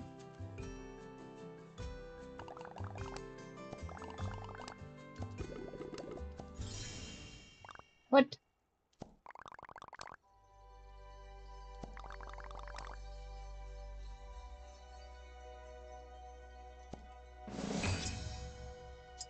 Oh, star fragment.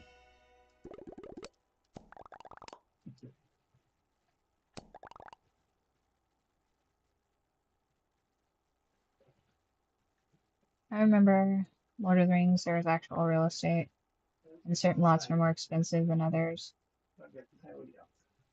Oh, yeah, that's outside is where coyotes live.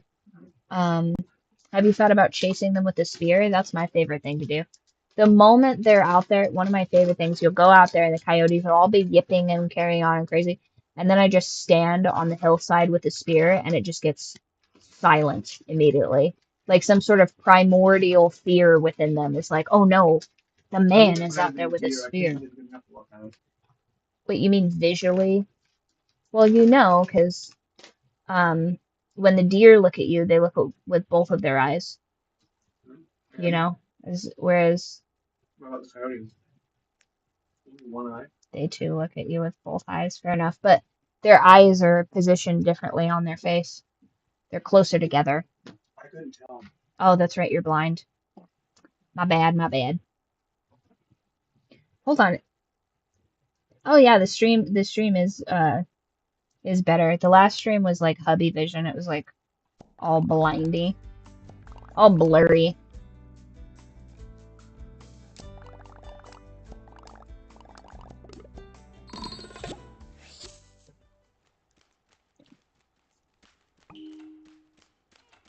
Okay, so I just have to find these like tapestries or whatever. Let's see, is there like a frog hopping around in here? Yeah, I wish Skyrim was MMO. I mean, I'm sure there probably is a Skyrim MMO, but oh, so then this little froggy is just like hopping about in here. That's cute. Or are there multiple froggies in here hopping around?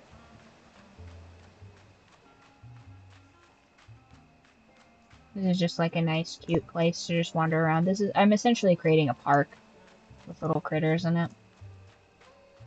That's nice.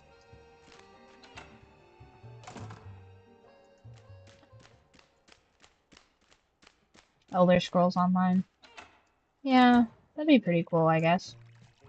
I think I used to play Lord of the Rings Online as an elf, obviously. And then, when I play Skyrim, I think historically I played a Khajiit, which was pretty fun. I have also played, I think I played an Argonian the first time I played it, because I was like, I'm the Dragonborn, I should be a lizard.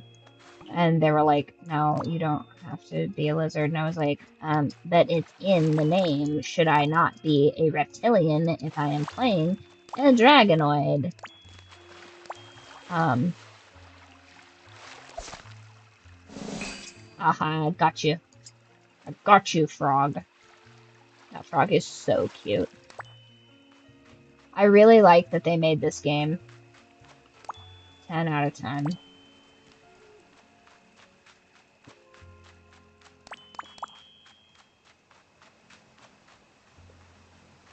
I want what's over there.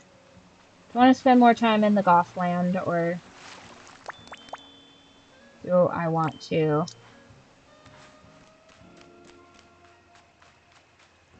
Do I want to go and hang out in the lava world?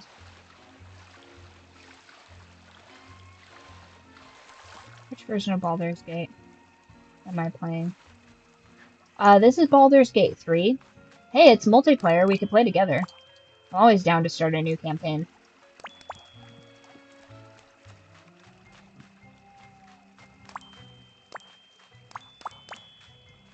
Latest Diablo.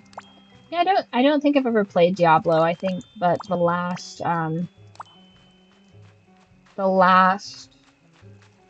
World of Warcraft that I played was, I want to say, the Dread Knight. They did Dread Knights. What would that have been? That would have been, not Wrath of the Lich King. Yeah, Baldur's Gate 3 is dope. I've got like 600 hours logged on it. It's really nice. I recommend doing at least one playthrough or doing like a partial playthrough on it. Oh yeah, all elves. Oops, all elves. That's my favorite playthrough. I am trying to get the mod for the Moon Elves, though, and I can't find it. So if you find the Moon Elf mod, I want that one really bad. Because a witch at work really delighted me. I was telling everybody, I went to work the other day, and this old lady, I want to say like, I don't know, 60 to 80. She either looked okay for 60 or fantastic for 80. And she came in with her, like, 40 to 50-year-old daughter or something like that. And she was, you know, everybody was totally normal. And then she comes over to me, she like grabs my hand and she goes, I see your skin, child. You are not a worshiper of the sun.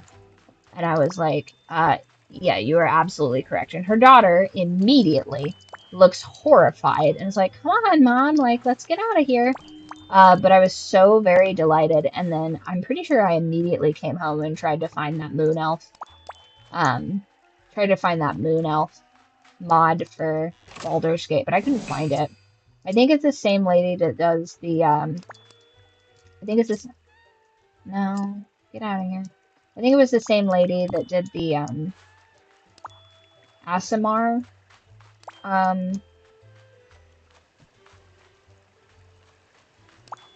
but, yeah, that's the half angel people or whatever, but she, yeah, couldn't find it, because I would love to play a moon elf. She's basically just free. Ah, dang it. Is there not a sprint function in this game? I don't think so. But yeah, Baldur's Gate's dope.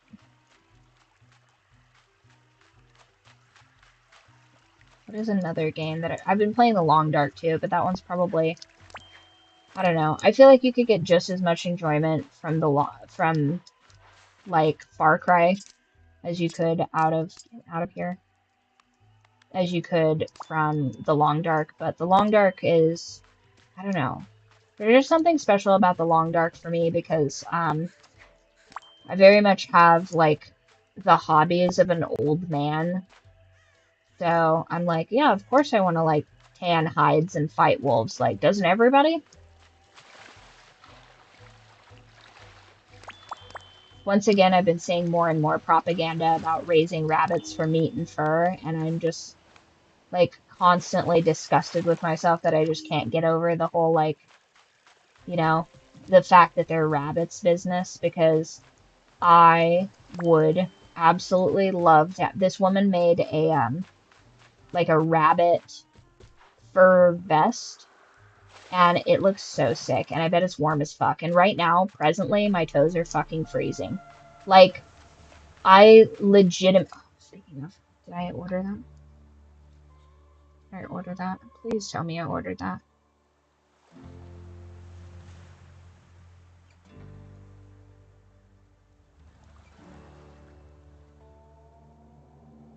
Okay, I did. I ordered more wool socks. Well, I guess technically merrily now, because I can't be trusted with wool. I always over dry it and then it shrinks and I look like a fool. Did I ever tell you guys that I had this beautiful Ivanka Trump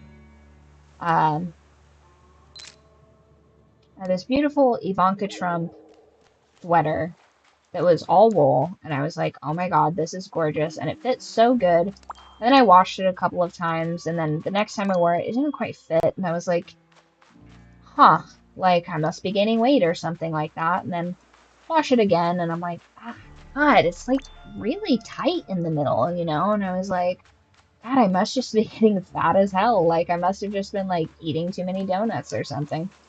And then I take a real look at it, and I mean like a real look at it.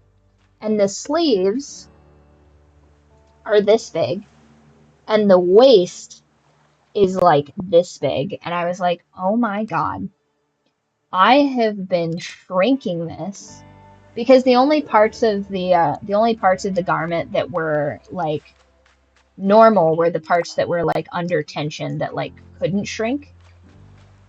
So I was like, oh my God, I've been shrinking this beautiful sweater this entire time because I have no idea how to maintain like fully wool.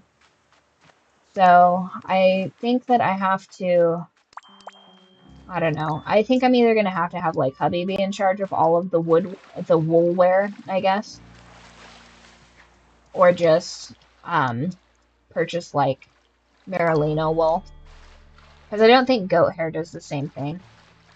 Oh, I need to figure out how I can. I don't think I can get up there. But my feet are freezing right now, like ice cold. I think I probably have poor circulation because, you know, for whatever reason. But it would be super sick to have, like, I've also considered, like, I would really like in the future to have those, like, Pikachu dry cleaner. I already have gotten rid of that particular wool sweater, and I have beef with the every dry cleaner in the Tri-City area I have beef with, so I have to wait until a new cycle of dry cleaners can emerge before I can do any kind of dry cleaning. I'm sitting at a desk for hours upon hours. No, so this was before. This was back when I was still dancing. I was wearing this sweater. I recently, I think within the last, I think I got rid of that sweater like 6 months to a year ago. Because I went to my cousin's, not the Torta one, but I went to the other cousin's birthday and I was like, God, this sweater is like teeny tiny. And then I got home and I was like, oh, that's why I ruined this sweater. And I was so bummed because I got it for like a killer deal. Will the market support the fourth dry cleaner? No, there's a dry cleaner monopoly actually. So there are multiple dry cleaners technically, but I'm beefing with them because I sent in a bunch of hubby's sweatpants and they ruined them. Like I sent them in for alterations and they destroyed them. And so I was like, okay, like you guys destroyed these sweatpants. Can like you either issue me a refund or can you like, you know, whatever. But I was like, these are, okay, I'm going completely the wrong direction. I was like, you've destroyed 4 pairs of these sweatpants that I sent to you for like basic alterations. Like I just needed you to put a patch on here. And they destroyed them and they were like, oh no, like, you know, sucks to suck, but we have a new alterations person. I was like, okay, well, you're a new alterations person. Oh, whoops. I was like, okay, well, your new alteration person this is useless to me completely because you've ruined these, like, you can't repair these, like, you've ruined them. So I would like, at the very least, my money back for you guys having, like, destroyed my clothing items, and worse yet, not my clothing items, hubby's clothing items. And he's pretty pissed about it because these are, like, his favorite sweats. And they were like, oh, well, yeah, so we'll, like, take care of that. And I was like, okay, so, like, do that. Like, don't talk about it, be about it. Like, what are we doing here? And then it was, like, a 3-month-long ordeal to get my refund on that. And I ended up having to, like, cancel, like, I had to, like, send in the charge on my card. And I was like, this is ridiculous. Like, if someone came up to this, if someone came up and was like, hey, I got, like, this pie is trash, I'd be like, oh, I'm sorry, what's the problem? And they'd be like, okay, well, this pie has asparagus in it or something. I'd be like, oh, wow, that's crazy. So here's a refund for that.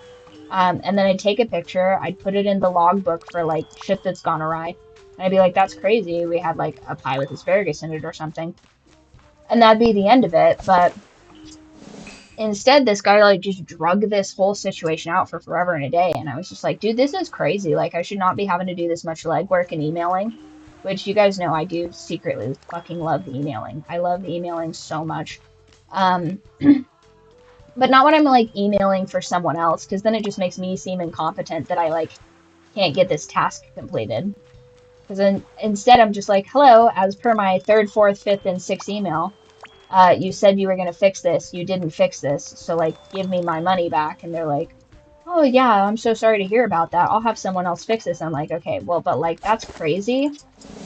Like, why am I having to go through all of these hoops to get this fixed? Like, I understand that, like, you know, a regular business isn't like Amazon where they can just be like, keep it and we'll give you a refund. Who gives a shit? Money's a construct anyway, which really troubles me that they're even able to do that as a giant corporation. That, like, they should have at least some agency insofar as not, like,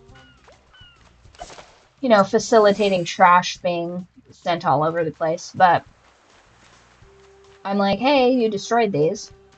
And so the last person I sent them to was some, like, Eastern European dry cleaning place. And then some, like, and that guy was like, yes, of course I know how to sew things. And then he did, like, kind of like a slapstick job of it. So couldn't go to that guy anymore, which was inconvenient because at the time that was, like, very conveniently located for me specifically. And so I was like, okay, well, nothing can be done about that. Then I take it to, what is going on here?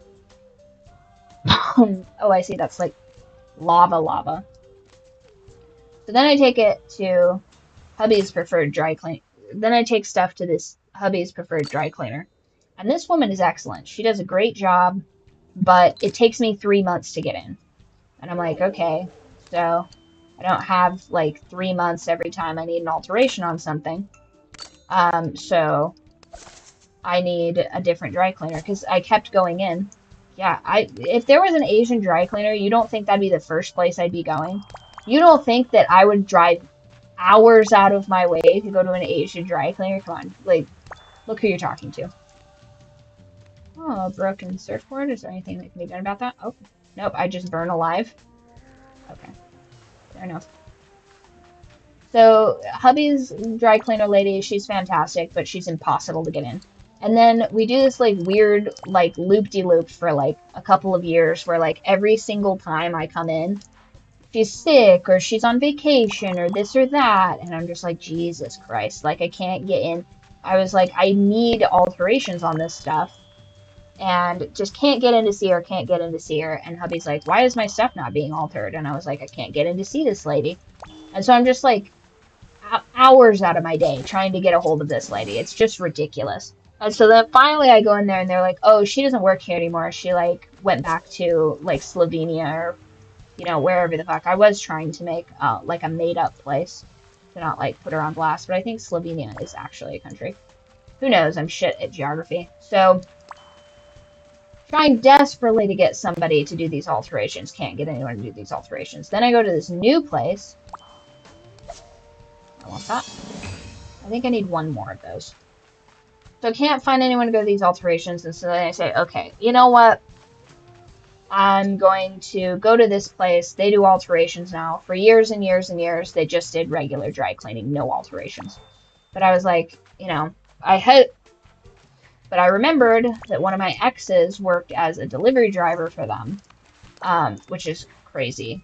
Crazy how he ended up getting that job. I won't spend too much time on that, but so he worked for them. They got some sort of fancy, like, best dry cleaner award. So I was like, okay, well, I'll just go to this place. Obviously, like, they have, like, years worth of reputation. Like, he never said anything bad about them. He mostly just complained that they had, like, too much business. That was his complaint. He was like, I have to work too much because too many people call them. And I was like, okay. Okay, I guess I can't progress through here yet. And so I was like, all right, whatever. So I go to this place, and then they ruin his sweatpants, and then I look like a complete fool. And then I go into the reviews, which I didn't check before I took it in there. And there's like 2 or 3 people that are like, they destroyed my stuff. And I was like, shit.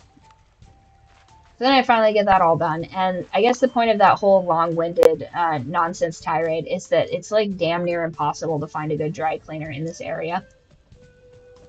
And then, well, you know, I guess it could be worse, because at least I got an idea for a romance novel out of it, because that is in one of my short stories. I'm going to make a novel about, the guy that falls in love with a seamstress, and he just keeps taking things in, and then it just becomes like progressively more obscure things that he's taking in to get this girl's attention. And then, nope, I don't want that. There's just a lot of, egg creatures over here. Yeah, my mother-in-law was actually talking to me about that the other night. She said some person at the old folks home or whatever is getting a divorce, and I was like, that's crazy. And she goes, he's cheating. And I was like, he's 72. How is he cheating on all of these people? Like, that's crazy. And she goes, well, he's still very good looking. And I was like, ooh, you cheeky, cheeky woman. And so I said, well, you know, hubby really only has to worry about that if we, like, move right next to the Asian market or something. And she just looks at me, and he looks at her, and he's like, you know she's into Asian dudes, right? And she looks at me all confused, and I'm like, yeah, it's crazy, right? For reference, my mother-in-law is white, so she's just very confused by all that.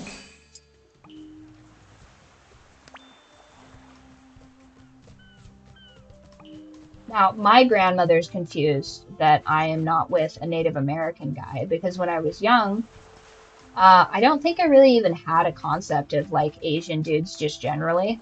And I was, for whatever reason, you know, in hindsight, it's even funnier to me, but a lot of the actors that play Native American characters are Asian, so I'm just like, God, this guy is, like, so hot. I must be super into Native American dudes, and, like, looking back on that, that actor was, like, Korean or Laotian or definitely not Native American, because I don't think at the time there were a lot of, like, Native American actors. So, I didn't know then, but I knew.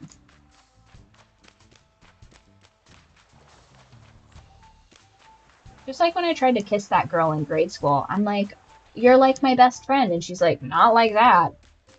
And in hindsight, that was a clue. That was a bit of a clue.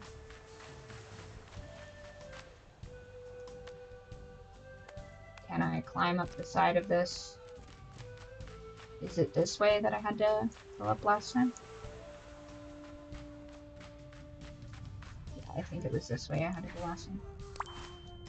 Yeah, Johnny Depp did play the Lone Ranger recently. Johnny Depp used to be pretty good looking too. He's not so much on my radar anymore, but that's just because I think he's just kind of doing like sort of a different aesthetic now. But like very, very big into Jack Sparrow when I was younger. Okay, I get it. Lava causes hypothetical damage.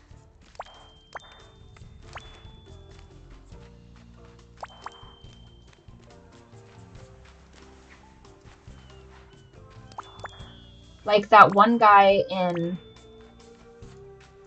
Oh, what is his name? He plays Native American dudes all the time. I want to say he's on Lawmire or something like that. What is that guy's name?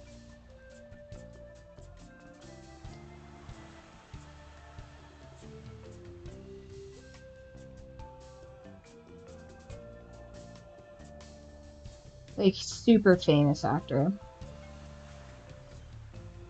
And I know people are like, this is super problematic, but I'm like, I mean... Not that guy.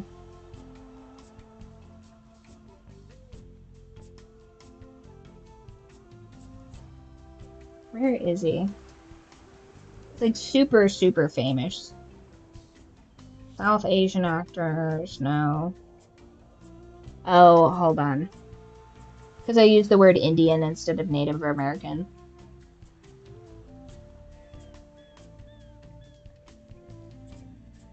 Like, yeah,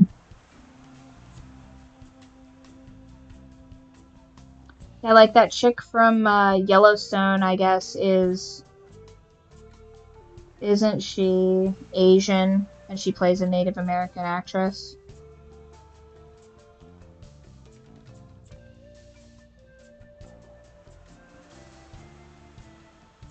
Those are famous natives. That's Glenn from The Walking Dead. He's very obviously Asian. Where is he? Famous native actor, famous native actor. He plays like a sheriff or something like that. Where is he at? Or am I just like completely misinterpreting this right now? Nope, he's famously Native American.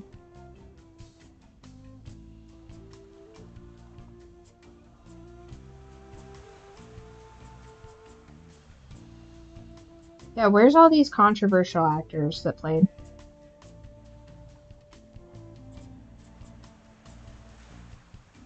Is it Lou Diamond Phillips that I'm thinking of? That sounds like a name that I've heard before, but... Yeah. Where's it at?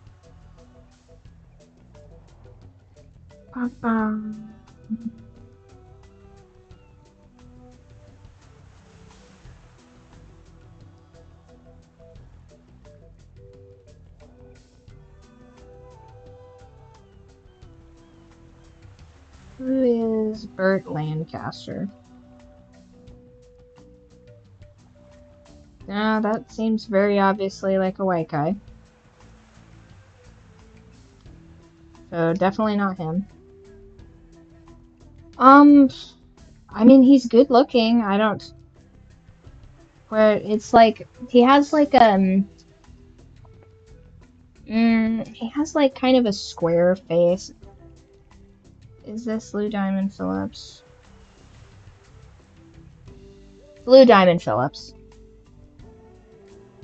He's Filipino though, but he plays Native Americans all the time. But him when he was younger, like, oh yeah, him and Young Guns really did it for me.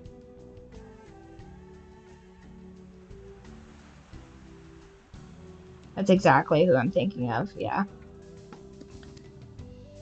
Yeah, he's Asian. Well, he's Filipino, so I guess it depends on your view of island Asians, but here's the thing, like, I feel like you and I have talked about this extensively, like, this whole, like, this cultural evolution of, like, oh, well, if he's not Chinese or Japanese or Korean, he's, like, not an attractive Asian. But it's like, realistically, most people don't have that elite tier racism where they can actually tell the difference between, like, specific regions of people. So this idea that, like, only, like, the big three Asian countries are, like, acceptable Asians to lust after is so, what, like a normie take, you know what I mean? Like, if you want to be, like, basic, I guess you can, you know, think like that, but a hot guy is a hot guy, you know what I mean? I can make pizza now. Oh, yum. What? I don't think I have tomatoes or anything. Let's do a tofu one and see what that makes.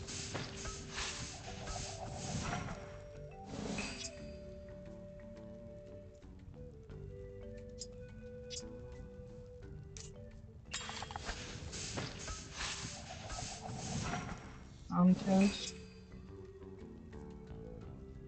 It's like sometimes, you know, like for example, I recall like a while back, I had this one bitchy girl that I went to school with, and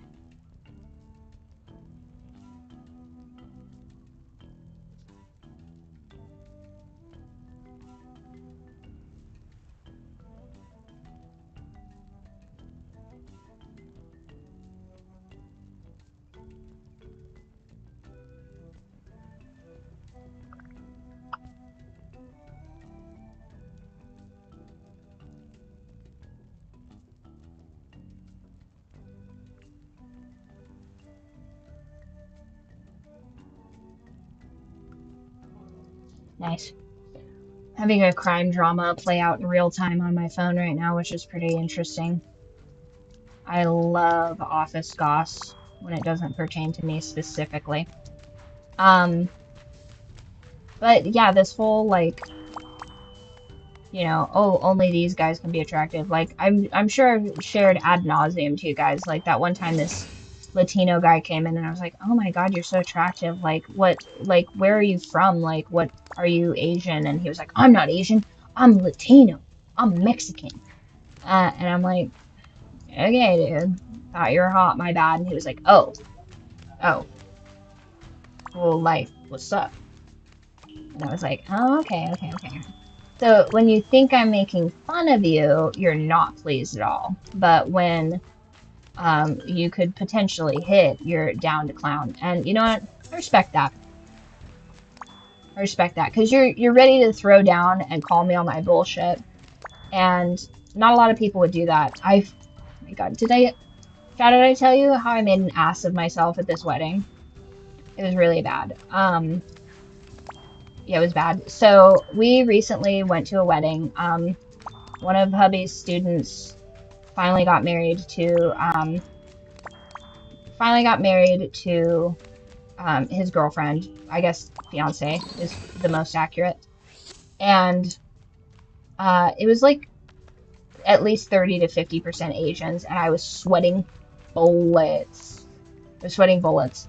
And I was like, okay, if I just don't talk, I can't embarrass myself. Like, because, like, the groom knows what it is.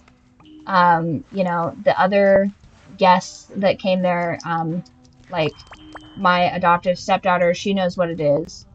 And so, like, all these character witnesses I've got at least, like, 5, 6 character witnesses there that, like, know what I'm about.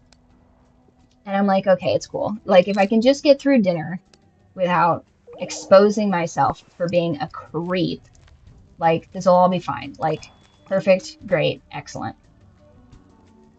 And then 2 of the most attractive Asian dudes at that whole party sat across from me at dinner. And I was like, oh, fuck. I'm cooked, chat. This is bad. And then they proceeded to order, like whiskey on the rocks or something like that. I mean, there's worse things to expose yourself with, I guess. Like, actually exposing yourself, which, thankfully, I was not wearing a dress, because, I mean, you know, wardrobe malfunctions do happen, you guys, and that would have been the opportune time for the gods to punish me, and for me to have a wardrobe malfunction and be acting irregularly weird at this wedding. So, Max, I think, already knows this story. So, so I get to this wedding and everything's going off without a hitch. I have said my cheeky pleasantries to the bride, and she's having a good time. I'm having a good time. Her legs look fantastic in that dress. 10 out of 10. Wowza. And, you know, the groom looks lovely. Everybody's having a great time. And then we go to dinner. Dinner's nice. And I'm like, okay, this is great. I'm hanging out with my adoptive stepdaughter, and we're chilling. And then these 2 guys sit across from me, and I'm like, fuck. And I look at her, and she looks at me, and she goes, oh no. And I'm like, this is my nightmare. But then they get up and leave, and I'm like, oh, thank Christ. They've reevaluated their opinion on all this. They're gonna go sit somewhere else. But in reality, okay, I didn't immediately start hitting on people. I have more social graces than that. But I was sweating bullets. And I don't even know, what was it that I needed to make that stupid... Where's the crafting dialogue? I am trying to make something over here. I'm not just wandering around. Under achievements? No. Collections, maybe? Does it tell me what items? I think I just need, like, I don't want to have to go back and then go back up here later. So they sit across from us and then they leave, and I'm like, okay, they've left. Okay, perfect. Like, I can, like, regroup. Like, all is not lost. Then they come back with, like, 2 whiskey, I want to say whiskey on the rocks or whatever, and they're just drinking, like, the heaviest liquor I've ever seen. And so I'm just like, huh, And then it's at this moment that my autistic brain thinks is the appropriate moment to bring up Asian flesh. And I'm just like, here's the thing. I didn't start by doing that. I will say that. I wasn't like, hey, did you know that you guys have an inherent weakness to alcohol? Why would you do that? I started off by complimenting their profession because they really are genuinely professionals and they are good at their jobs and men like hearing that, and I couldn't help myself. I was like, oh my gosh, you guys are such good. You know, how do you know the groom? Oh my gosh, I've seen some of the stuff you guys have put out. Like, it's gorgeous, blah, blah, blah. Like, really schmoozing. And that went over very well. From my perspective, they could have just been like, okay, whatever, Guaijo, like, get the fuck out of here. But for all it, yeah, flesh. I was thinking about that, but no, that's not what I brought up. Thank God I didn't bring that up. That would have been so embarrassing. Oh, hey guys, like, do you guys have any tattoos? Like, just being like the creepy uncle at the party, basically. Be like, you guys have any artwork you guys would like to showcase? Like, let's do those arms. Real sleeper build, eh? So I bring up their professions and this and that and the other, and then, okay, don't tell the government. That's how they'll get me. If Israel came to me and said, you could have an Asian harem right now, I'd be like, where's this wall? And you guys would have to drag me. You guys would have to drag me from there. And you know what? I don't think anyone would blame me. Just like, the heart wants what the heart wants. But, so, we were talking about that the other day. He's like, and yeah, like, anyway. So, they sit down, and I'm just like, I'm shocked that you guys have ordered those drinks. And they're like, why? And I was like, well, aren't you guys, like, I would think that you would order, like, a different drink. I wouldn't think that you would order, like, the strongest drink they have at a bar. And they're like, why not? And I was like, are you being serious right now? Aren't you, like, allergic to alcohol? And here's the thing. I have, over the last several years, ironically, developed an allergy to alcohol. If I drink anything alcoholic, I get hives. I, like, get red, and I get little, like, just, like, fever blisters and stuff, like, on my arms and, like, all along here and stuff. So it's not great. It really, like, messes with my skin. It's not fun at all. I'm not really sure how that's occurred. Maybe it's some sort of, like, I don't know, at this point, probably, like, some sort of psychological thing I've given myself. But I'm just like, yeah, why would you guys... what did I drink at the wedding? Water. I drank water at the wedding. The last wedding I went to, I tried their non-alcoholic champagne, and I still got hives, so... It seems to be okay if it's, like... Because I use wine when I make roast. I, like, put wine in the roast, but I'm cooking that for, like, 4 hours. So, like, I think that that's probably okay, but, like, non-alcoholic. I think I had a non-alcoholic beer at 4th of July last year, too, and it made me sick as well. So, you know, I don't know if it's, like, some divine punishment for all of the, like, chaos I've maybe created, like, in the past or whatever, or maybe it's just psychosomatic, like, I want to just, like... Beer and wine are histamines. Yeah. And I mean, maybe that's the case, but, like, hard liquor specifically really gives me hives now. And even if it's, like rum, because I was like, maybe it's just the dosage. Like, maybe I'm just, like, allergic to, like, higher proof stuff, but I guess not. So, like an idiot, I bring up the fact, yeah, they must be. They're punishing me for my lustful thoughts, I think. So I bring up the fact that they have Asian flesh, and they look at me like I've just committed, like, the worst atrocity.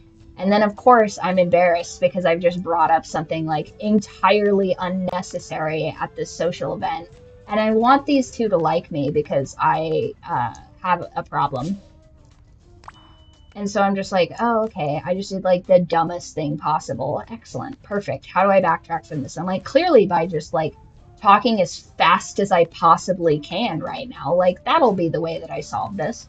And so I'm just like, well, yeah, aren't you guys like, don't you guys have like more of a difficulty metabolizing alcohol or whatever? Because I'm just like, are you guys fucking with me right now? Like, is this one of those things where you're just like, ha ha ha, like, let's see, like, I don't know what I thought was going on, but it was going poorly.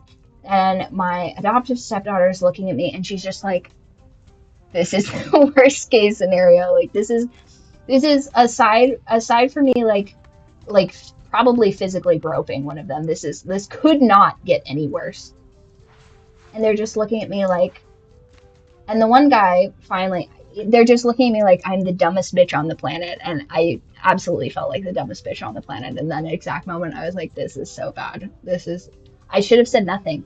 But in my head, here's my thinking behind it. In my head, I was like, okay, I'm going to say, if I say nothing to them, then I seem like I'm being like not very friendly and way more racist. Because it's like, oh, I'll talk to whoever else talks to me, but I won't say a thing to the Asian men that are sitting right across from me that are like, in all regards, like, you know, like decently handsome and like, you know, they're involved in this whole party and stuff. So it's like, it was bad. I'm going to come off as so antisocial and rude if I'm just like yucking it up with my two friends here and I'm like not speaking at all to the people across the table and only interacting with the white guy at the very end of the table that very much wants to conversate. Like, this is bad optics all around. But no, of course I immediately bring up Asian flush. They look at me like I'm the dumbest bitch alive. And then I'm just like, oh, well, I just, yeah. And he's like, no, we just turned red. Okay. But like,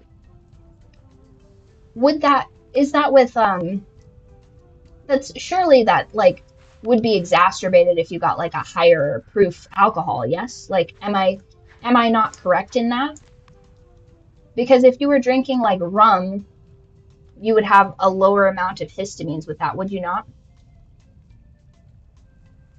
I should have said nothing. The whole point of this story is I should have said absolutely nothing. And I didn't do that. I couldn't restrain myself. I couldn't stop myself. It was like watching a car crash in slow motion. It was awful. Terrible, terrible business.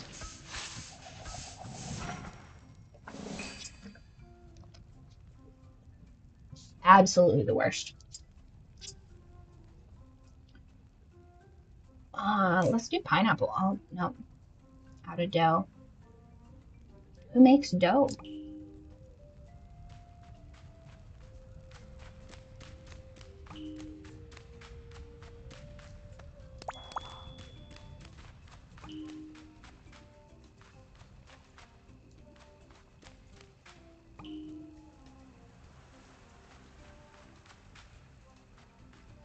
Okay, so, oh, okay. So it's actually the opposite. So if you're drinking like lower tier alcohol, then it would be more so. But the point is, I brought that up and that was bad and not good at all. Oh, she wants this. Can I give this to her? I could have sworn that was one of my quests. That's one of the things specifically that she wanted. But yeah, so I bring that up and they're looking at me like I've absolutely lost my mind. And I'm just like, oh no, what have I done? Because I think probably where my nonsense brain gets, I'm like, oh, look, I know this thing about you. Like, I could care for you better than anyone. And in reality, I should have said nothing and minded my own damn business. Impossible task.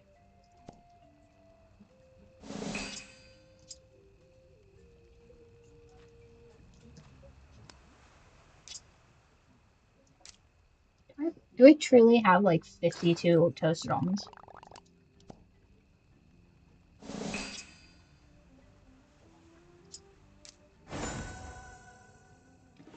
And then the worst part about that is like after the fact, like they've gone off and done their business or whatever, and then my adoptive daughters husband comes up and was like, "Ooh, that was bad," and I was like, "Yeah, it was bad." And she goes, "The funniest part about this is she's allergic to alcohol, so like."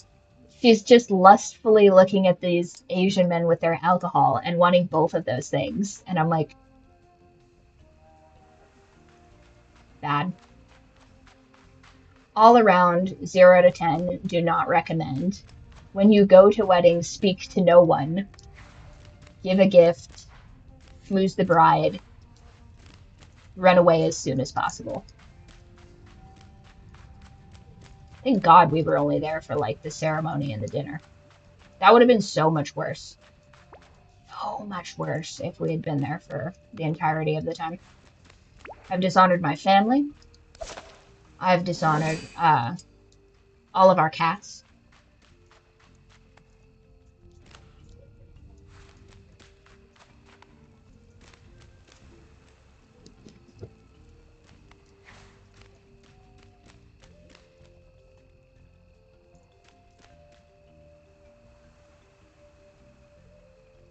Yeah, it was bad.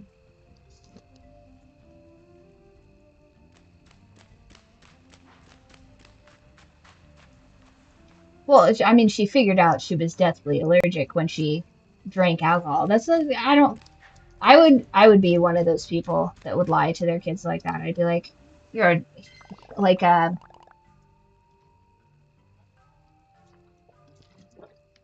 I don't know. I think my family's pretty just generally displeased with me personally.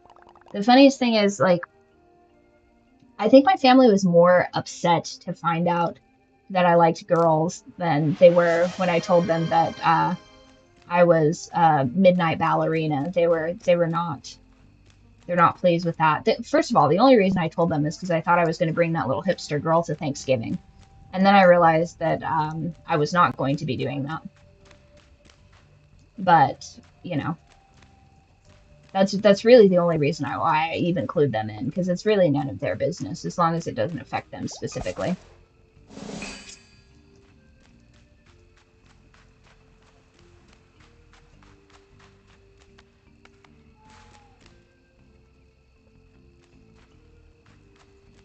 How do I get Retzko to come with me? I want her to be my little friend. She's my favorite. She gives you dough. What else can I do? Retzko.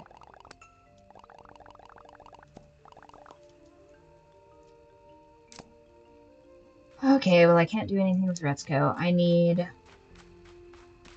more stuff, I guess, before I do all that.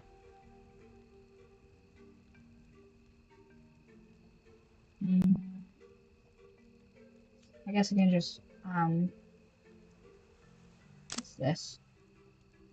Nope, not that. He has a quest for me, they have quests for me. Oh, I really should go where they have quests for me instead of dilly-dallying over here. I just want Retzko to be in my retinue.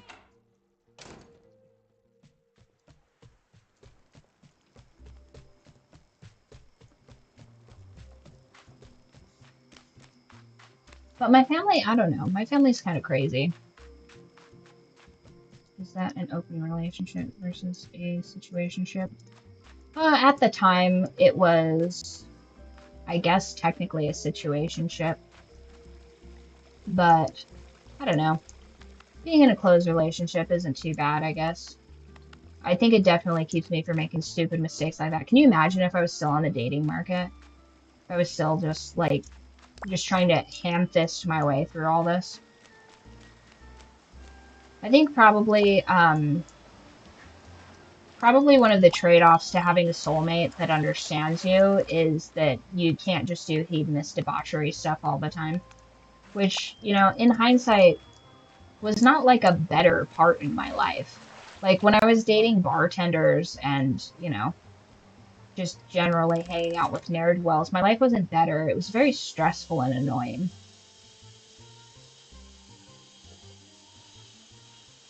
First of all, be so for real.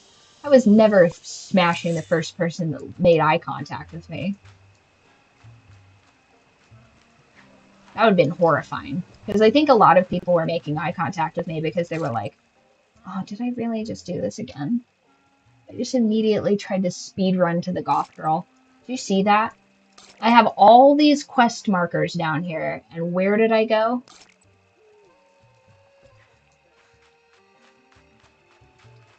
Yeah, my family's mostly pissed because, you know, I don't plan on having any children. They're really mad about that. But they...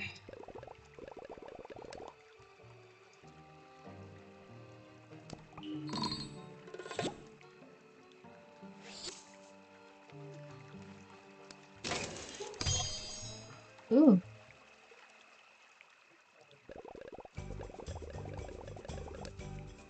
Hmm.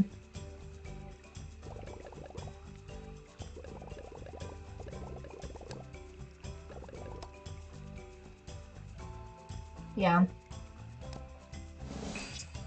Wait, so am I just the post office person now? I very strongly suspect that my cousin is also an incel. Not Torta, she has a child now. But her brother is... I don't know, I think he likes girls. I think he's just kind of like, you know, a bit of an odd introvert. Not really much of a chatter. Oh, yeah.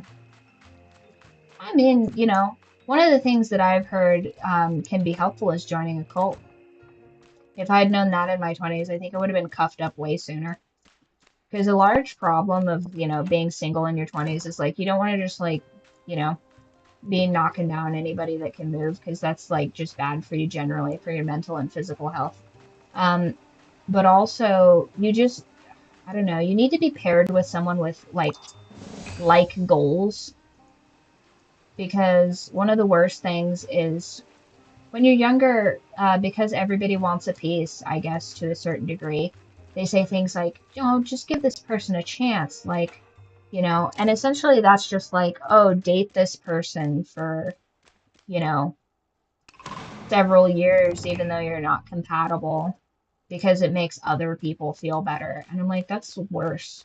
I really, you know, to a degree, am more of a traditionalist where I think that your father or your parents or whatever should be...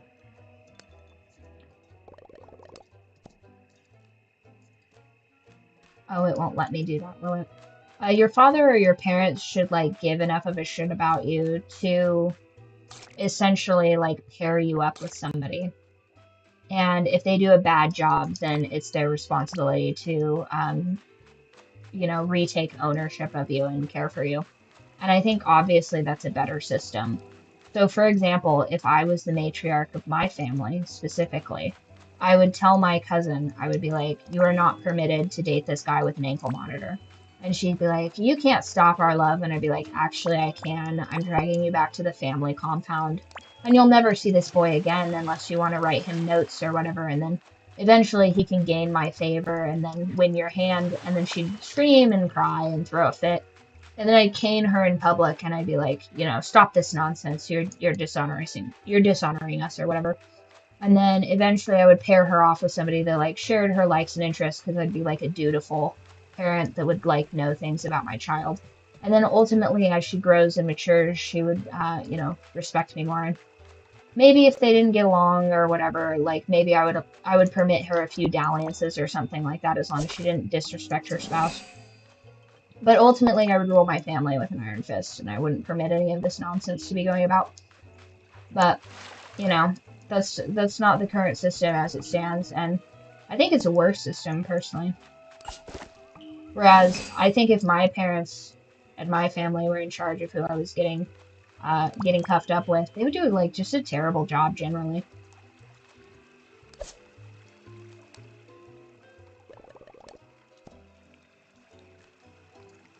Oh, that's right, I have to deliver this pumpkin. Yeah, I think, you know, just... Oh, so I can... Can I go there? Oh! Oh, is it a fast travel location? Oh, hell yeah. That's what I wanted. I love how the very first fast travel is to the goth girl area. They did that on purpose. Can I do this here?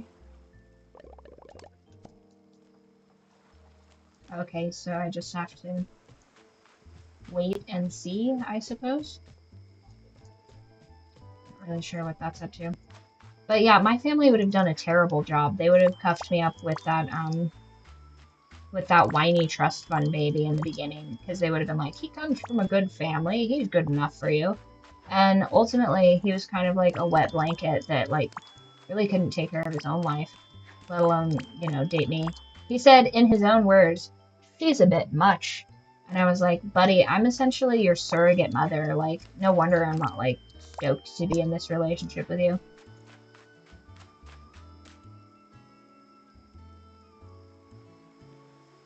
Yeah. I mean, there's, like, elder sibling hate that, like, I totally empathize with that. Like, essentially just having to break the mold for everybody and being like, no, this is not how you do this. This is how you do this. And a lot of their ideas are, you know, well, I guess not a lot per se, but some of their ideas are just bad and wrong, and they insist that they're correct and right, and you're like, they're not. This is some idea and perception that you have of how these things go, and it isn't true or correct.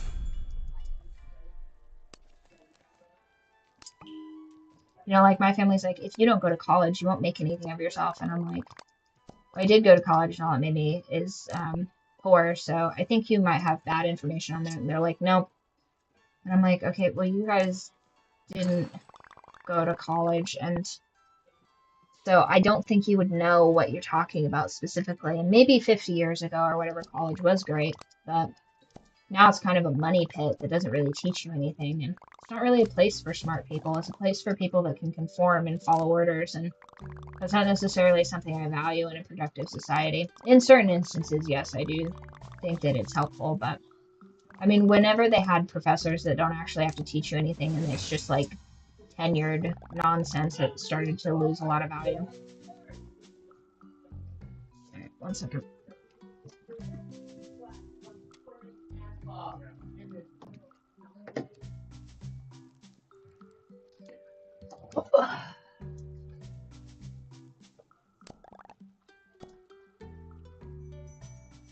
I knew it was going to be this adorable little sheep.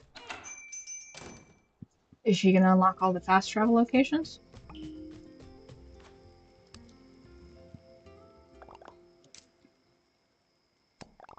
Yeah, it would be a good place to network, but not necessarily community colleges and stuff like that.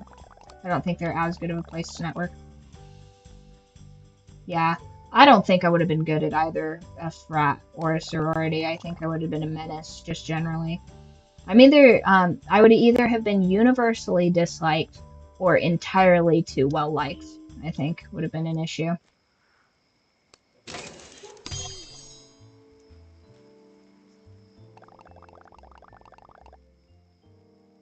That's true.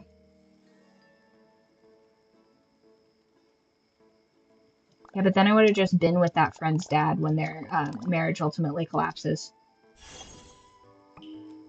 Because he's at work too much and she's not getting enough attention. And I'm like, I actually really admire his work ethic and his ambition, and he seems like a real straight shooter. You know, I think that was like the chief complaint of like 1950s secretaries, actually. Nice. Oh, if I had a nickel for every drug dealer I went on a date with, I'd have at least 2 nickels. At least. Is this... Okay, so apparently that's not.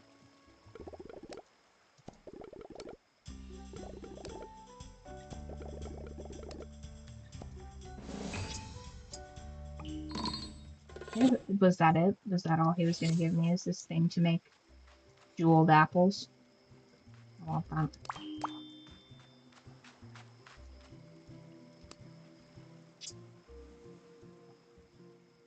Cute.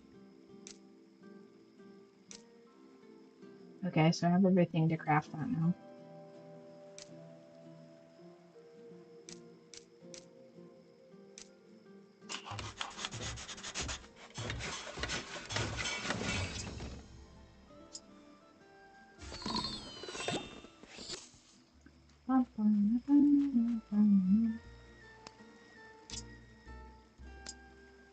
Nope, okay.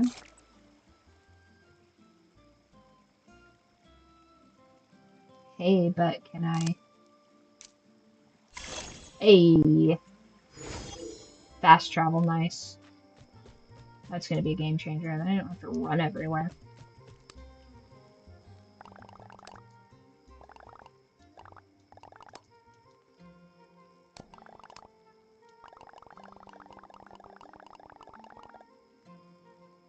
Oh, yeah.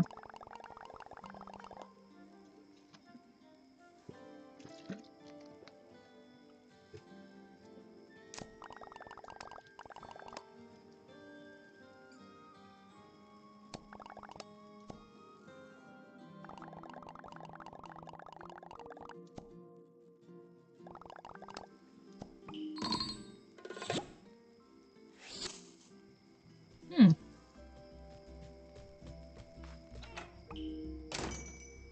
Yeah, like, I think if I could have done it over, what I would have done is I would have probably had...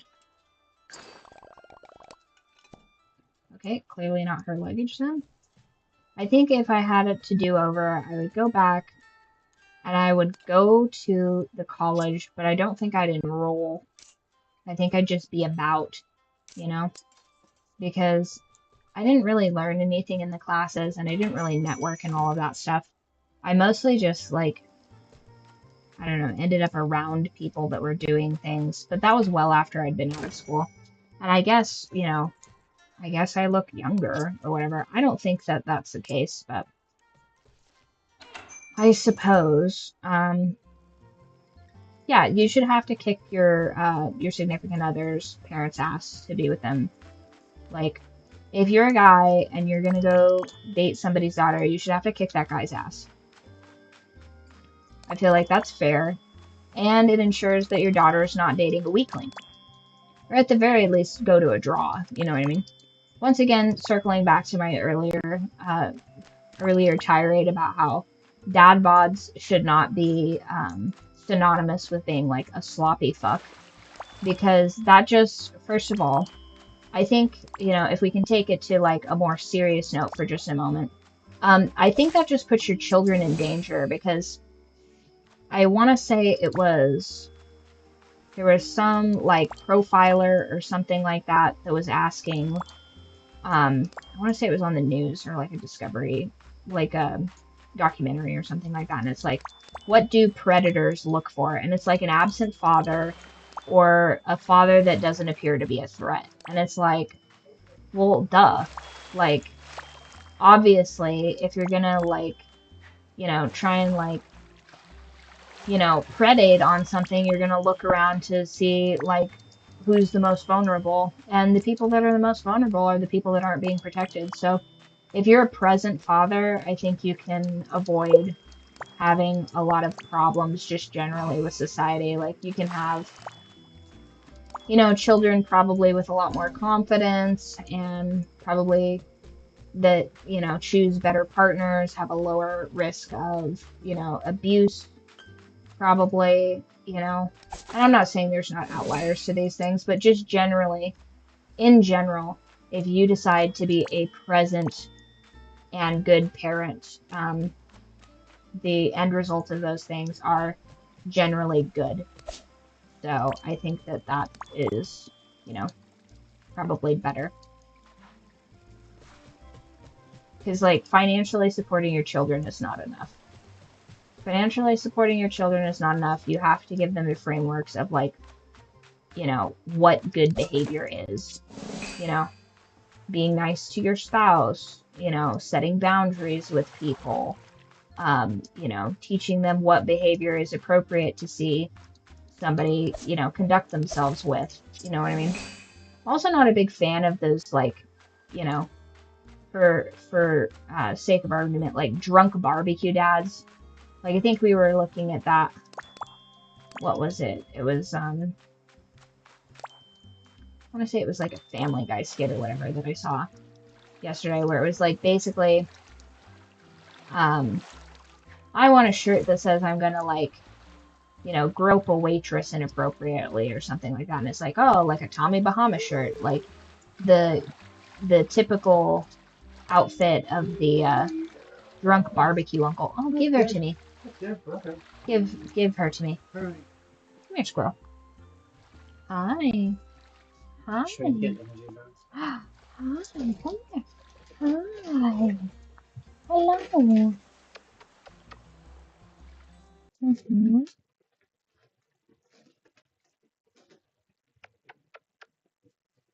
Oh, nice. Yeah, it's hard to have abs. You have to be lean. Like you can technically have abs and not be able to see them, but until you get to a certain body fat percentage, you'll never know. Huh. Hi, squirrel. It is. Hi, squirrel. Mm-hmm. Mm-hmm. Did you enjoy that other half of the churu that brother stole for you? That he deceived me for you to get? Yeah. You know what she did earlier? When I got them both out of Angie's room? She came out and of course she wants a snack because she's a little naughty little piglet. And then her brother was like, I also would like a snack. And so of course she got her half and then he got his half and didn't want it. So then she got a whole one, which you know is not allowed because you are a little bit of a chunk. But since she can't go to cat shows because she doesn't like other people, look at her. Look at her. Amazing. Amazing. Amazing. Yes, you did such a nice, pretty cat pose. Yes, you're so fantastic. Regal. 10 out of 10. Oh, now she's gonna go tear up my things. How dare you make me your clown.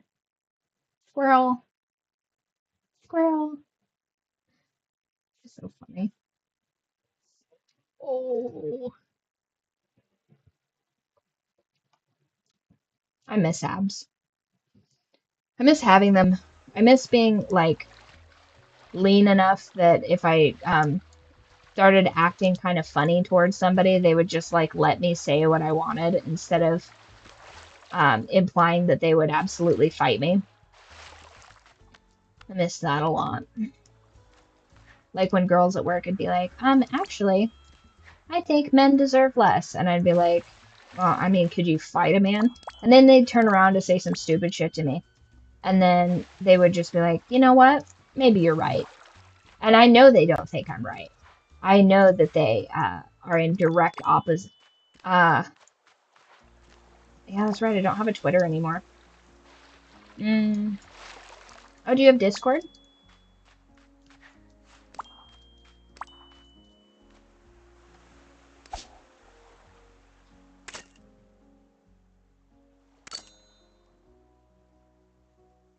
Also, for anyone watching in the future, don't send me pictures of anything unless you're a legal adult. This is my legal disclaimer. You are not welcome here if you are not a legal adult.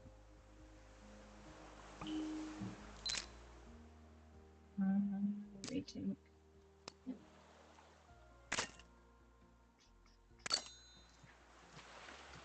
Why am I finding comic books all over here?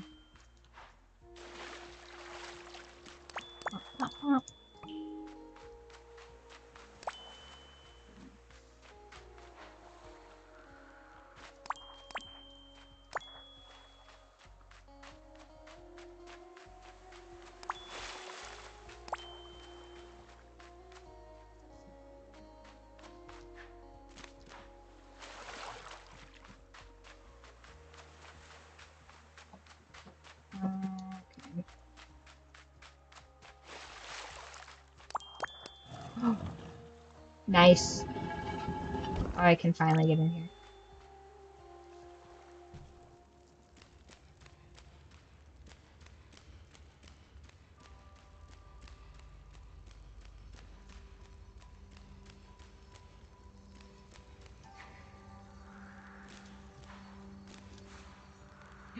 No.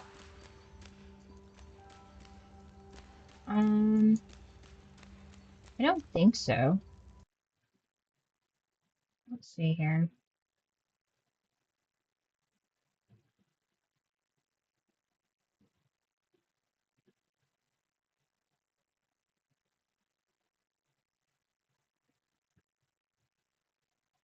Oh,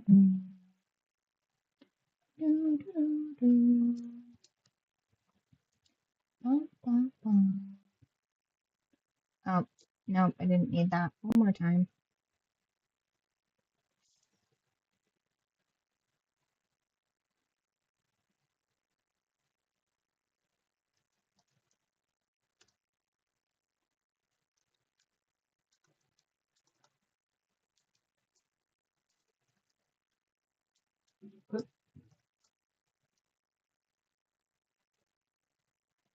Nope, I don't think that'll do it.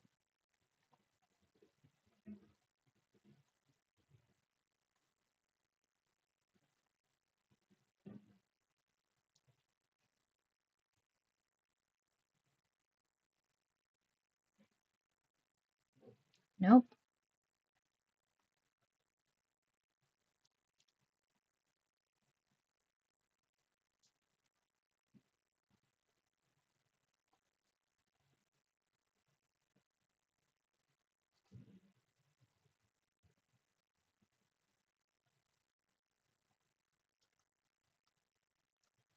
Hmm.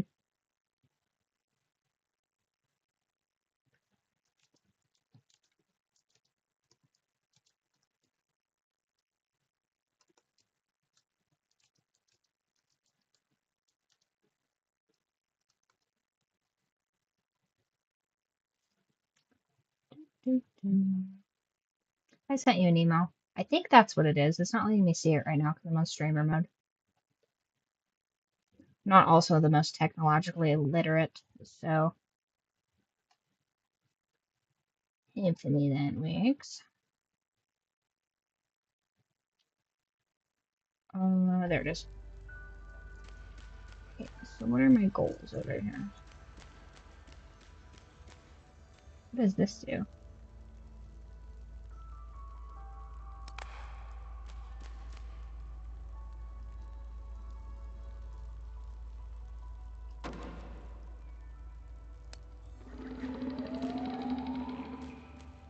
Oh. Yeah, you could do that too.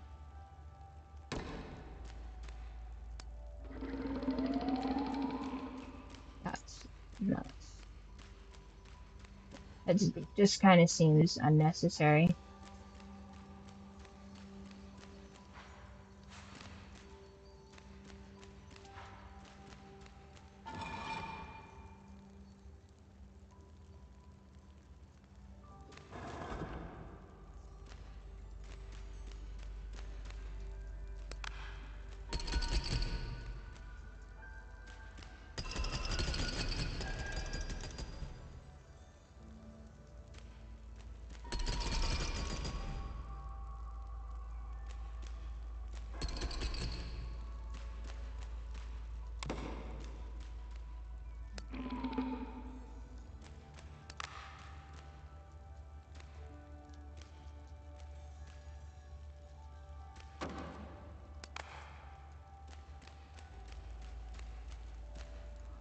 Oh, can I take it?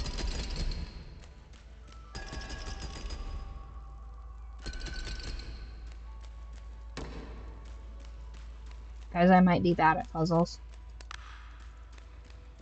So what it wants me to do is drop that there.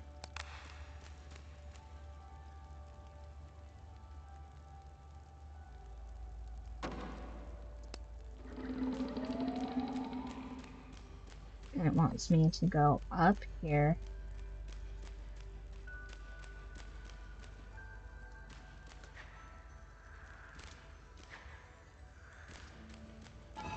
And on this.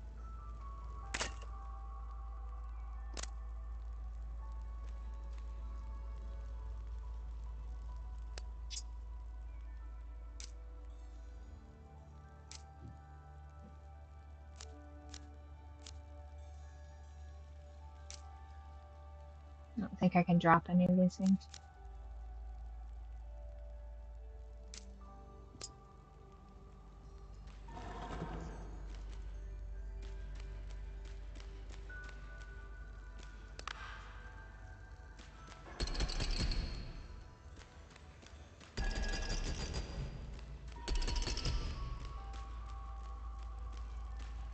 So how do I get that up there?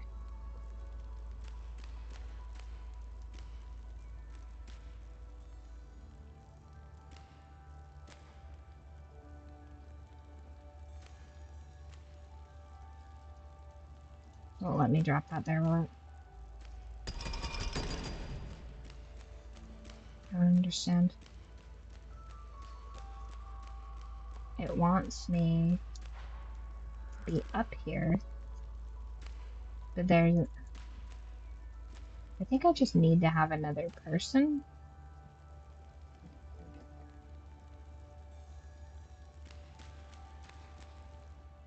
Weird.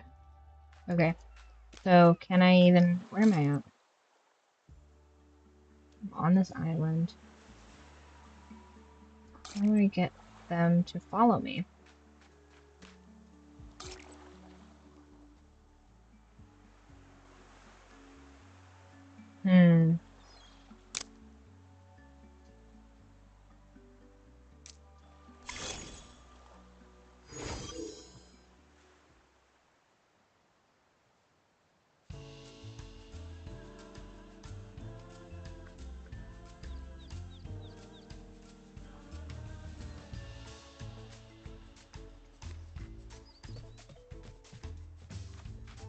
Oh, right. I need to give him... Pretty sure I have.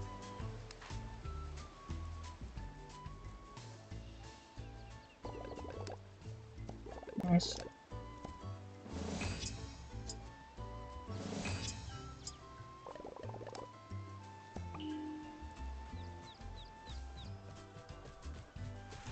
Okay.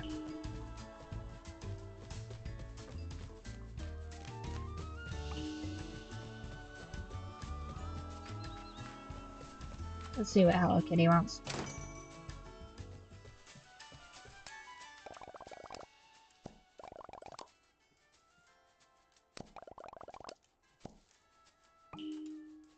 Oh. Okay.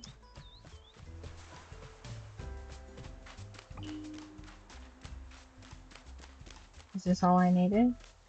No, hold on. No, I need to go over here. Come on, kitty.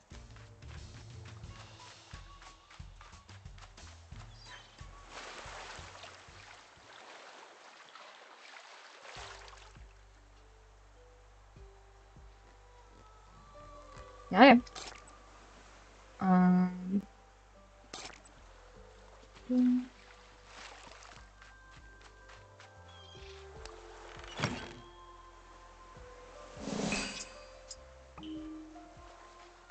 Now where is that?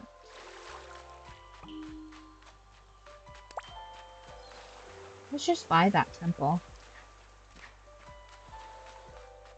There it is. I think I just need a third. Okay. Wait, can she not come in here with me?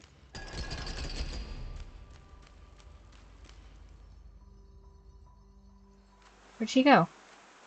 Get back here.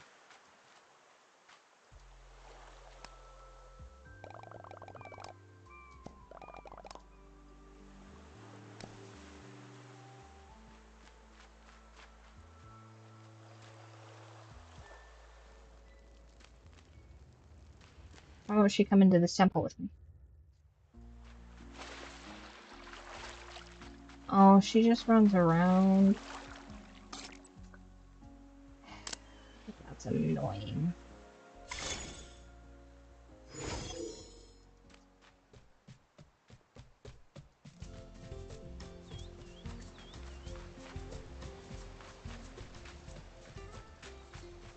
Maybe only the explorer cat will come with me?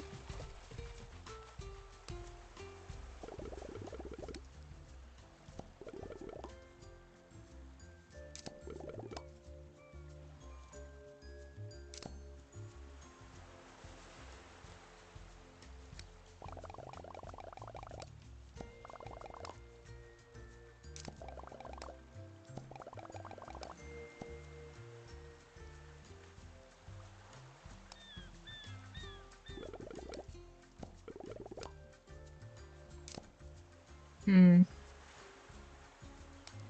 Who do I have as a best friend? Who's my, like, best friend?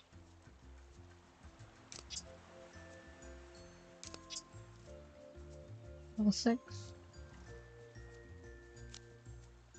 5, 3, 5.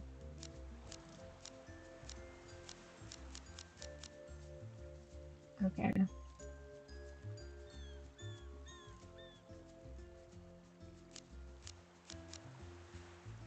Okay, so her companion ability.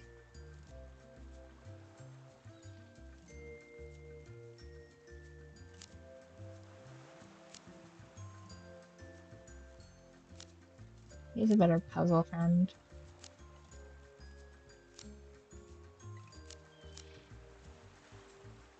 Companions help complete island challenges. Okay, so he's probably a better companion to have. Oh, well, that's very annoying. Okay. Kitty cats.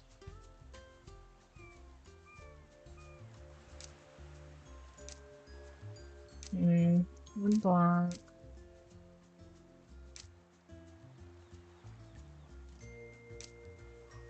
I need to make more of those. I need more rocks. Who gives you rocks? I think the goth girl gives you rocks, if I remember.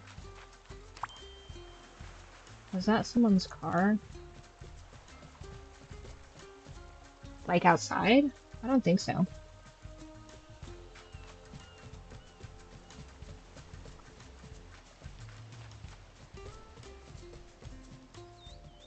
Might have been my roommate taking her dog out. That's possible.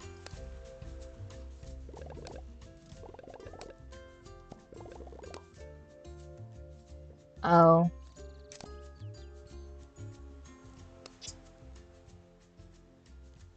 Ooh, tofu pizza. I bet he'd love that.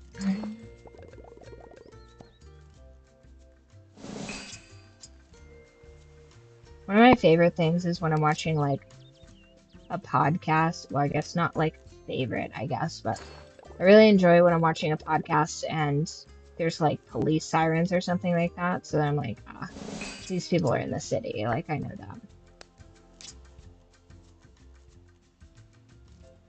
Yeah, no, my computer actually does that. It makes this, like, weird, like, if I could get it on, if I could, like, get that noise on, like, audio, that would be really cool.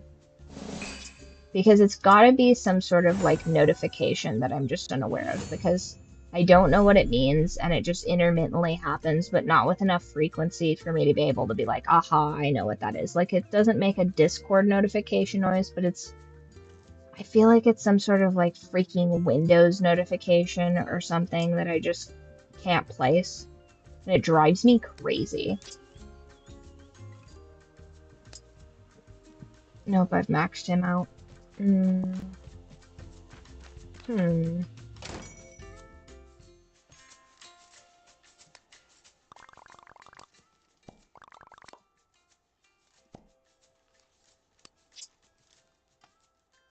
Is it?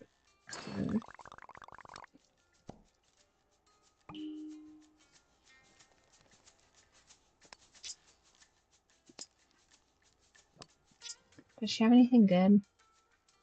I don't really want any of those things.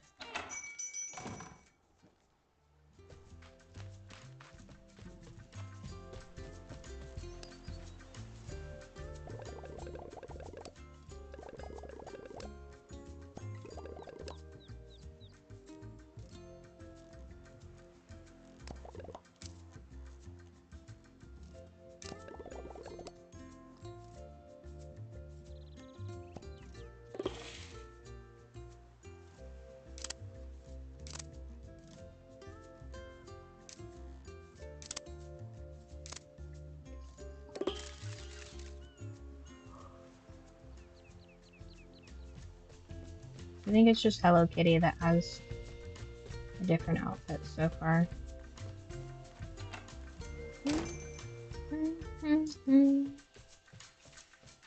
Oh, I keep forgetting that this is just free flour. Alright, I can give her these little cakes. She loves those.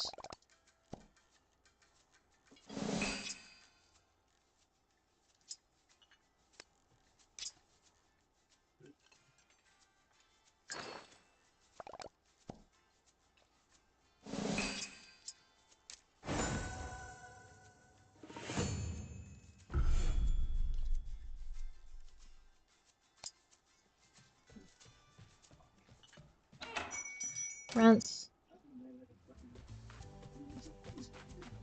You know, he was snuggling me this morning until he realized I'd woken up. And then he was like, oh no, she's awake. And then he rushed off like a toad. He did a flip for me, though. I said, he did a flip for me, though. He did a cute little flip after he attacked me. I was like, oh, who's a cute little runt? And he, like, bopped me. Like, one paw on each, and it just stunned me. And I was like, naughty runts, that's naughty. Then he apologized. He, like, waddled back over to me and sat down and looked at me all cute. And I was like, he's a naughty toad, is what he is.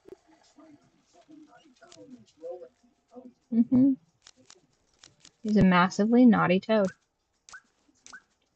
I could be a traditional calico kitty, goth kitty, Neapolitan kitty, which I'm actually quite a big fan of, black kitty. This hat is, it's one of the ones I got from, I picked it up in the forest. Ooh, oh, with ears or without? Without ears is pretty cute, but with ears, I think I like with ears, actually. But this is just like a little critter hat that I caught. I don't know. Ears, definitely. Yeah. Okay, now let's go back to the color palettes, because I've unlocked a bunch of color palettes. The bisexual cat. No, that one's not bisexual cat, is it? I think this is bisexual cat. No. Is this the bisexual cat? There's too many color combinations now. I want to say this one is the lesbian cat. Or is this one the lesbian cat? I don't know. That's a pretty cute cat, actually, though. That one's cute.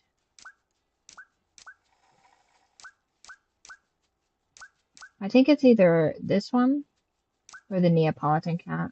I guess I'm probably going to just keep the Neapolitan cat. I think that one's my favorite so far. It's really grown on me, actually. What would be better is if... yeah. Neapolitan cats, what's up? Now I have ears. Can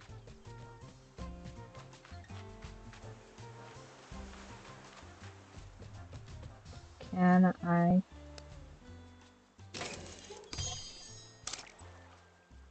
Okay. Now I have a new quest, which is to unlock all these areas. It's really annoying having to run between them.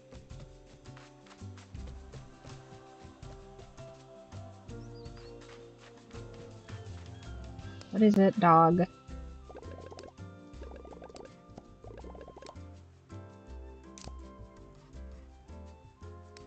Do I have something this dog wants? I don't know what he wants, but... Pre-workout routine? Yeah, but I don't have that, do I?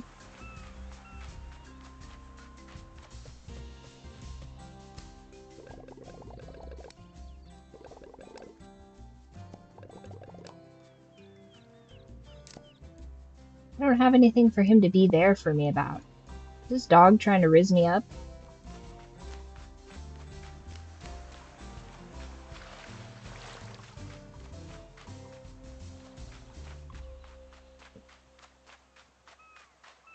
Okay. Over here, there's the egg situation.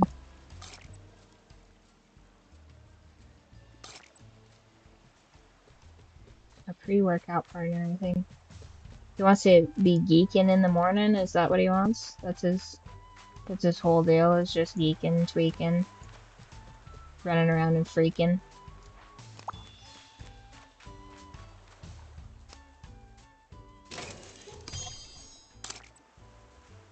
Okay, good.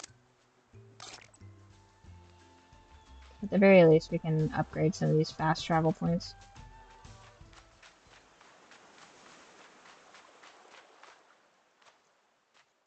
Why do I have this weird...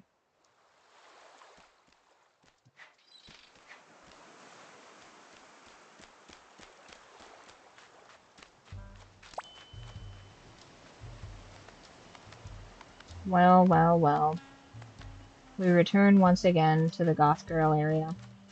The Goth Girl Preserve, as it were.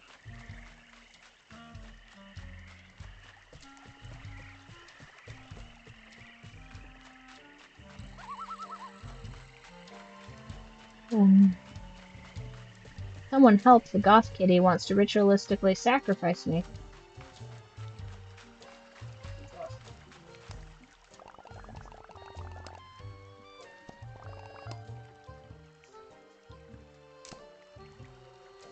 Oh no, that one's already done.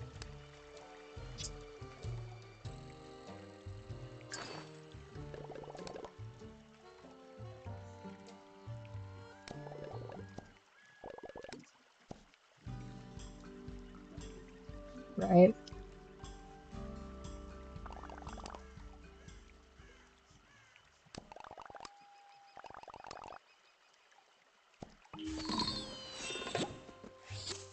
Oh my gosh, this Hello Kitty thing has combined my love of the male with my love of kitties and creatures.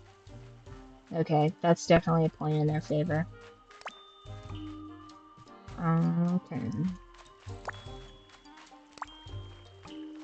Does this area have any more... Does it have any more mailboxes? Boom, right over there, I think. So I gotta go east, then north, then east, west, then north, west, then north, then west again.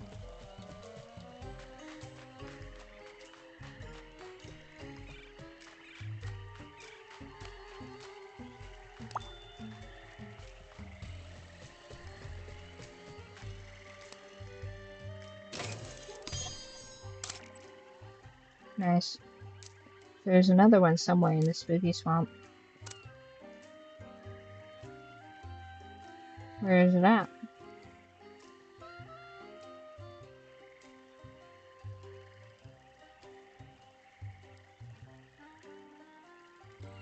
Ah, by the nature preserve.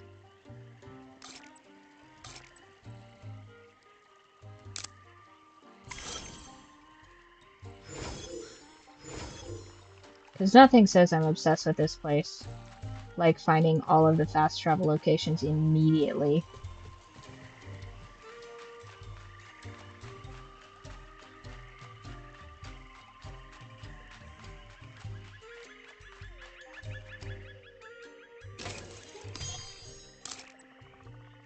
Yep, immediately found that.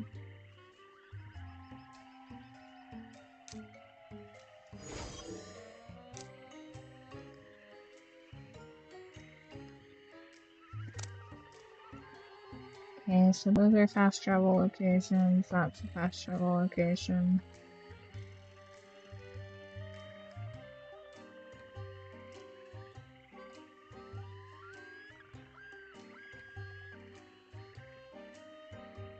Yeah, that one's probably fine. Womp womp womp. Real big fan of that, like, bayou type music. Very relaxing.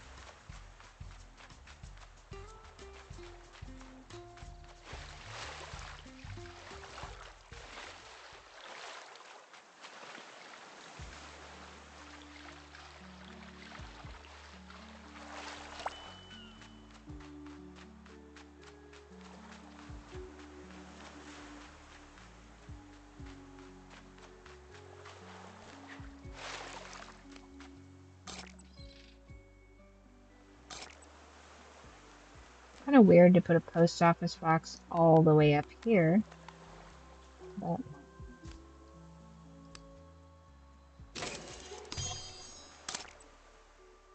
nice.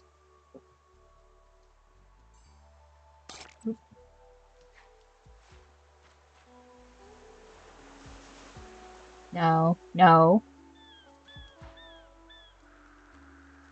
Oh, I thought it, like, respawned me.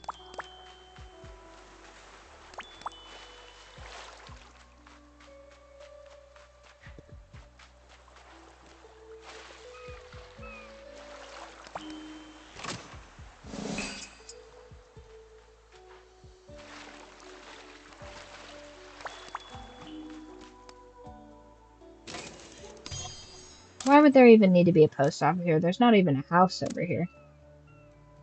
Not even a house over here. What would they need that for, realistically?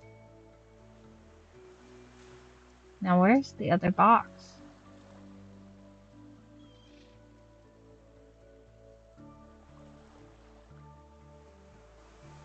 Hmm.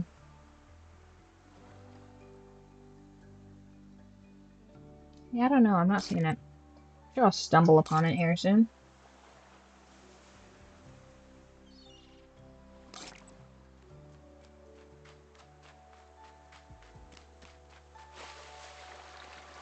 Oh no.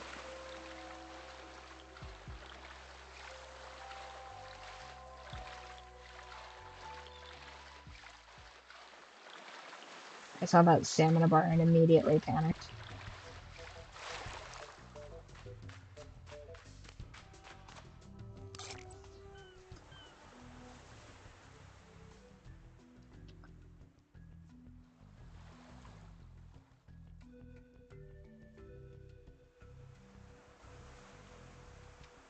Well, there's one up there by Retzko, so definitely gonna make a fast travel option for Retzko.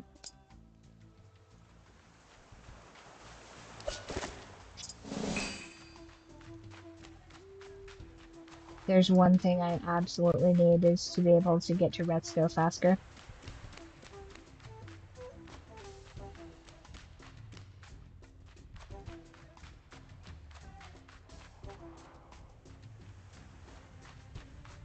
Oh, no more stamina up here? Okay. Seems a bit inconsistent, but whatever. I mean, you've only been making me struggle to get up here the last several hundred times I've done it, but...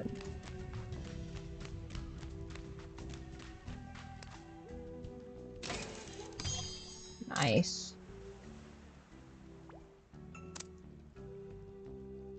There she is. My waifu. Alright, where are the rest of these? Oh, you have to, like, hopscotch up there to... So there's one right there. There's one right there, it looks like. Yeah, I don't really need up here too bad.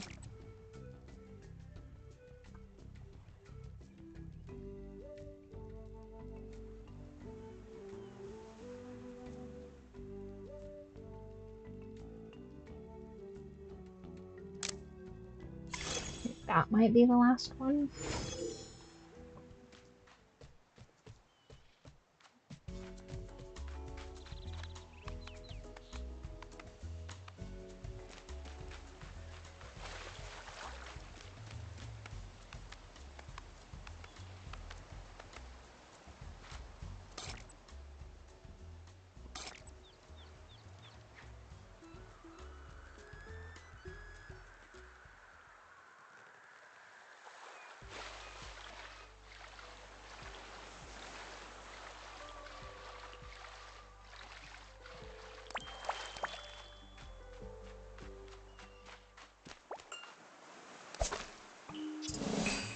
Nice.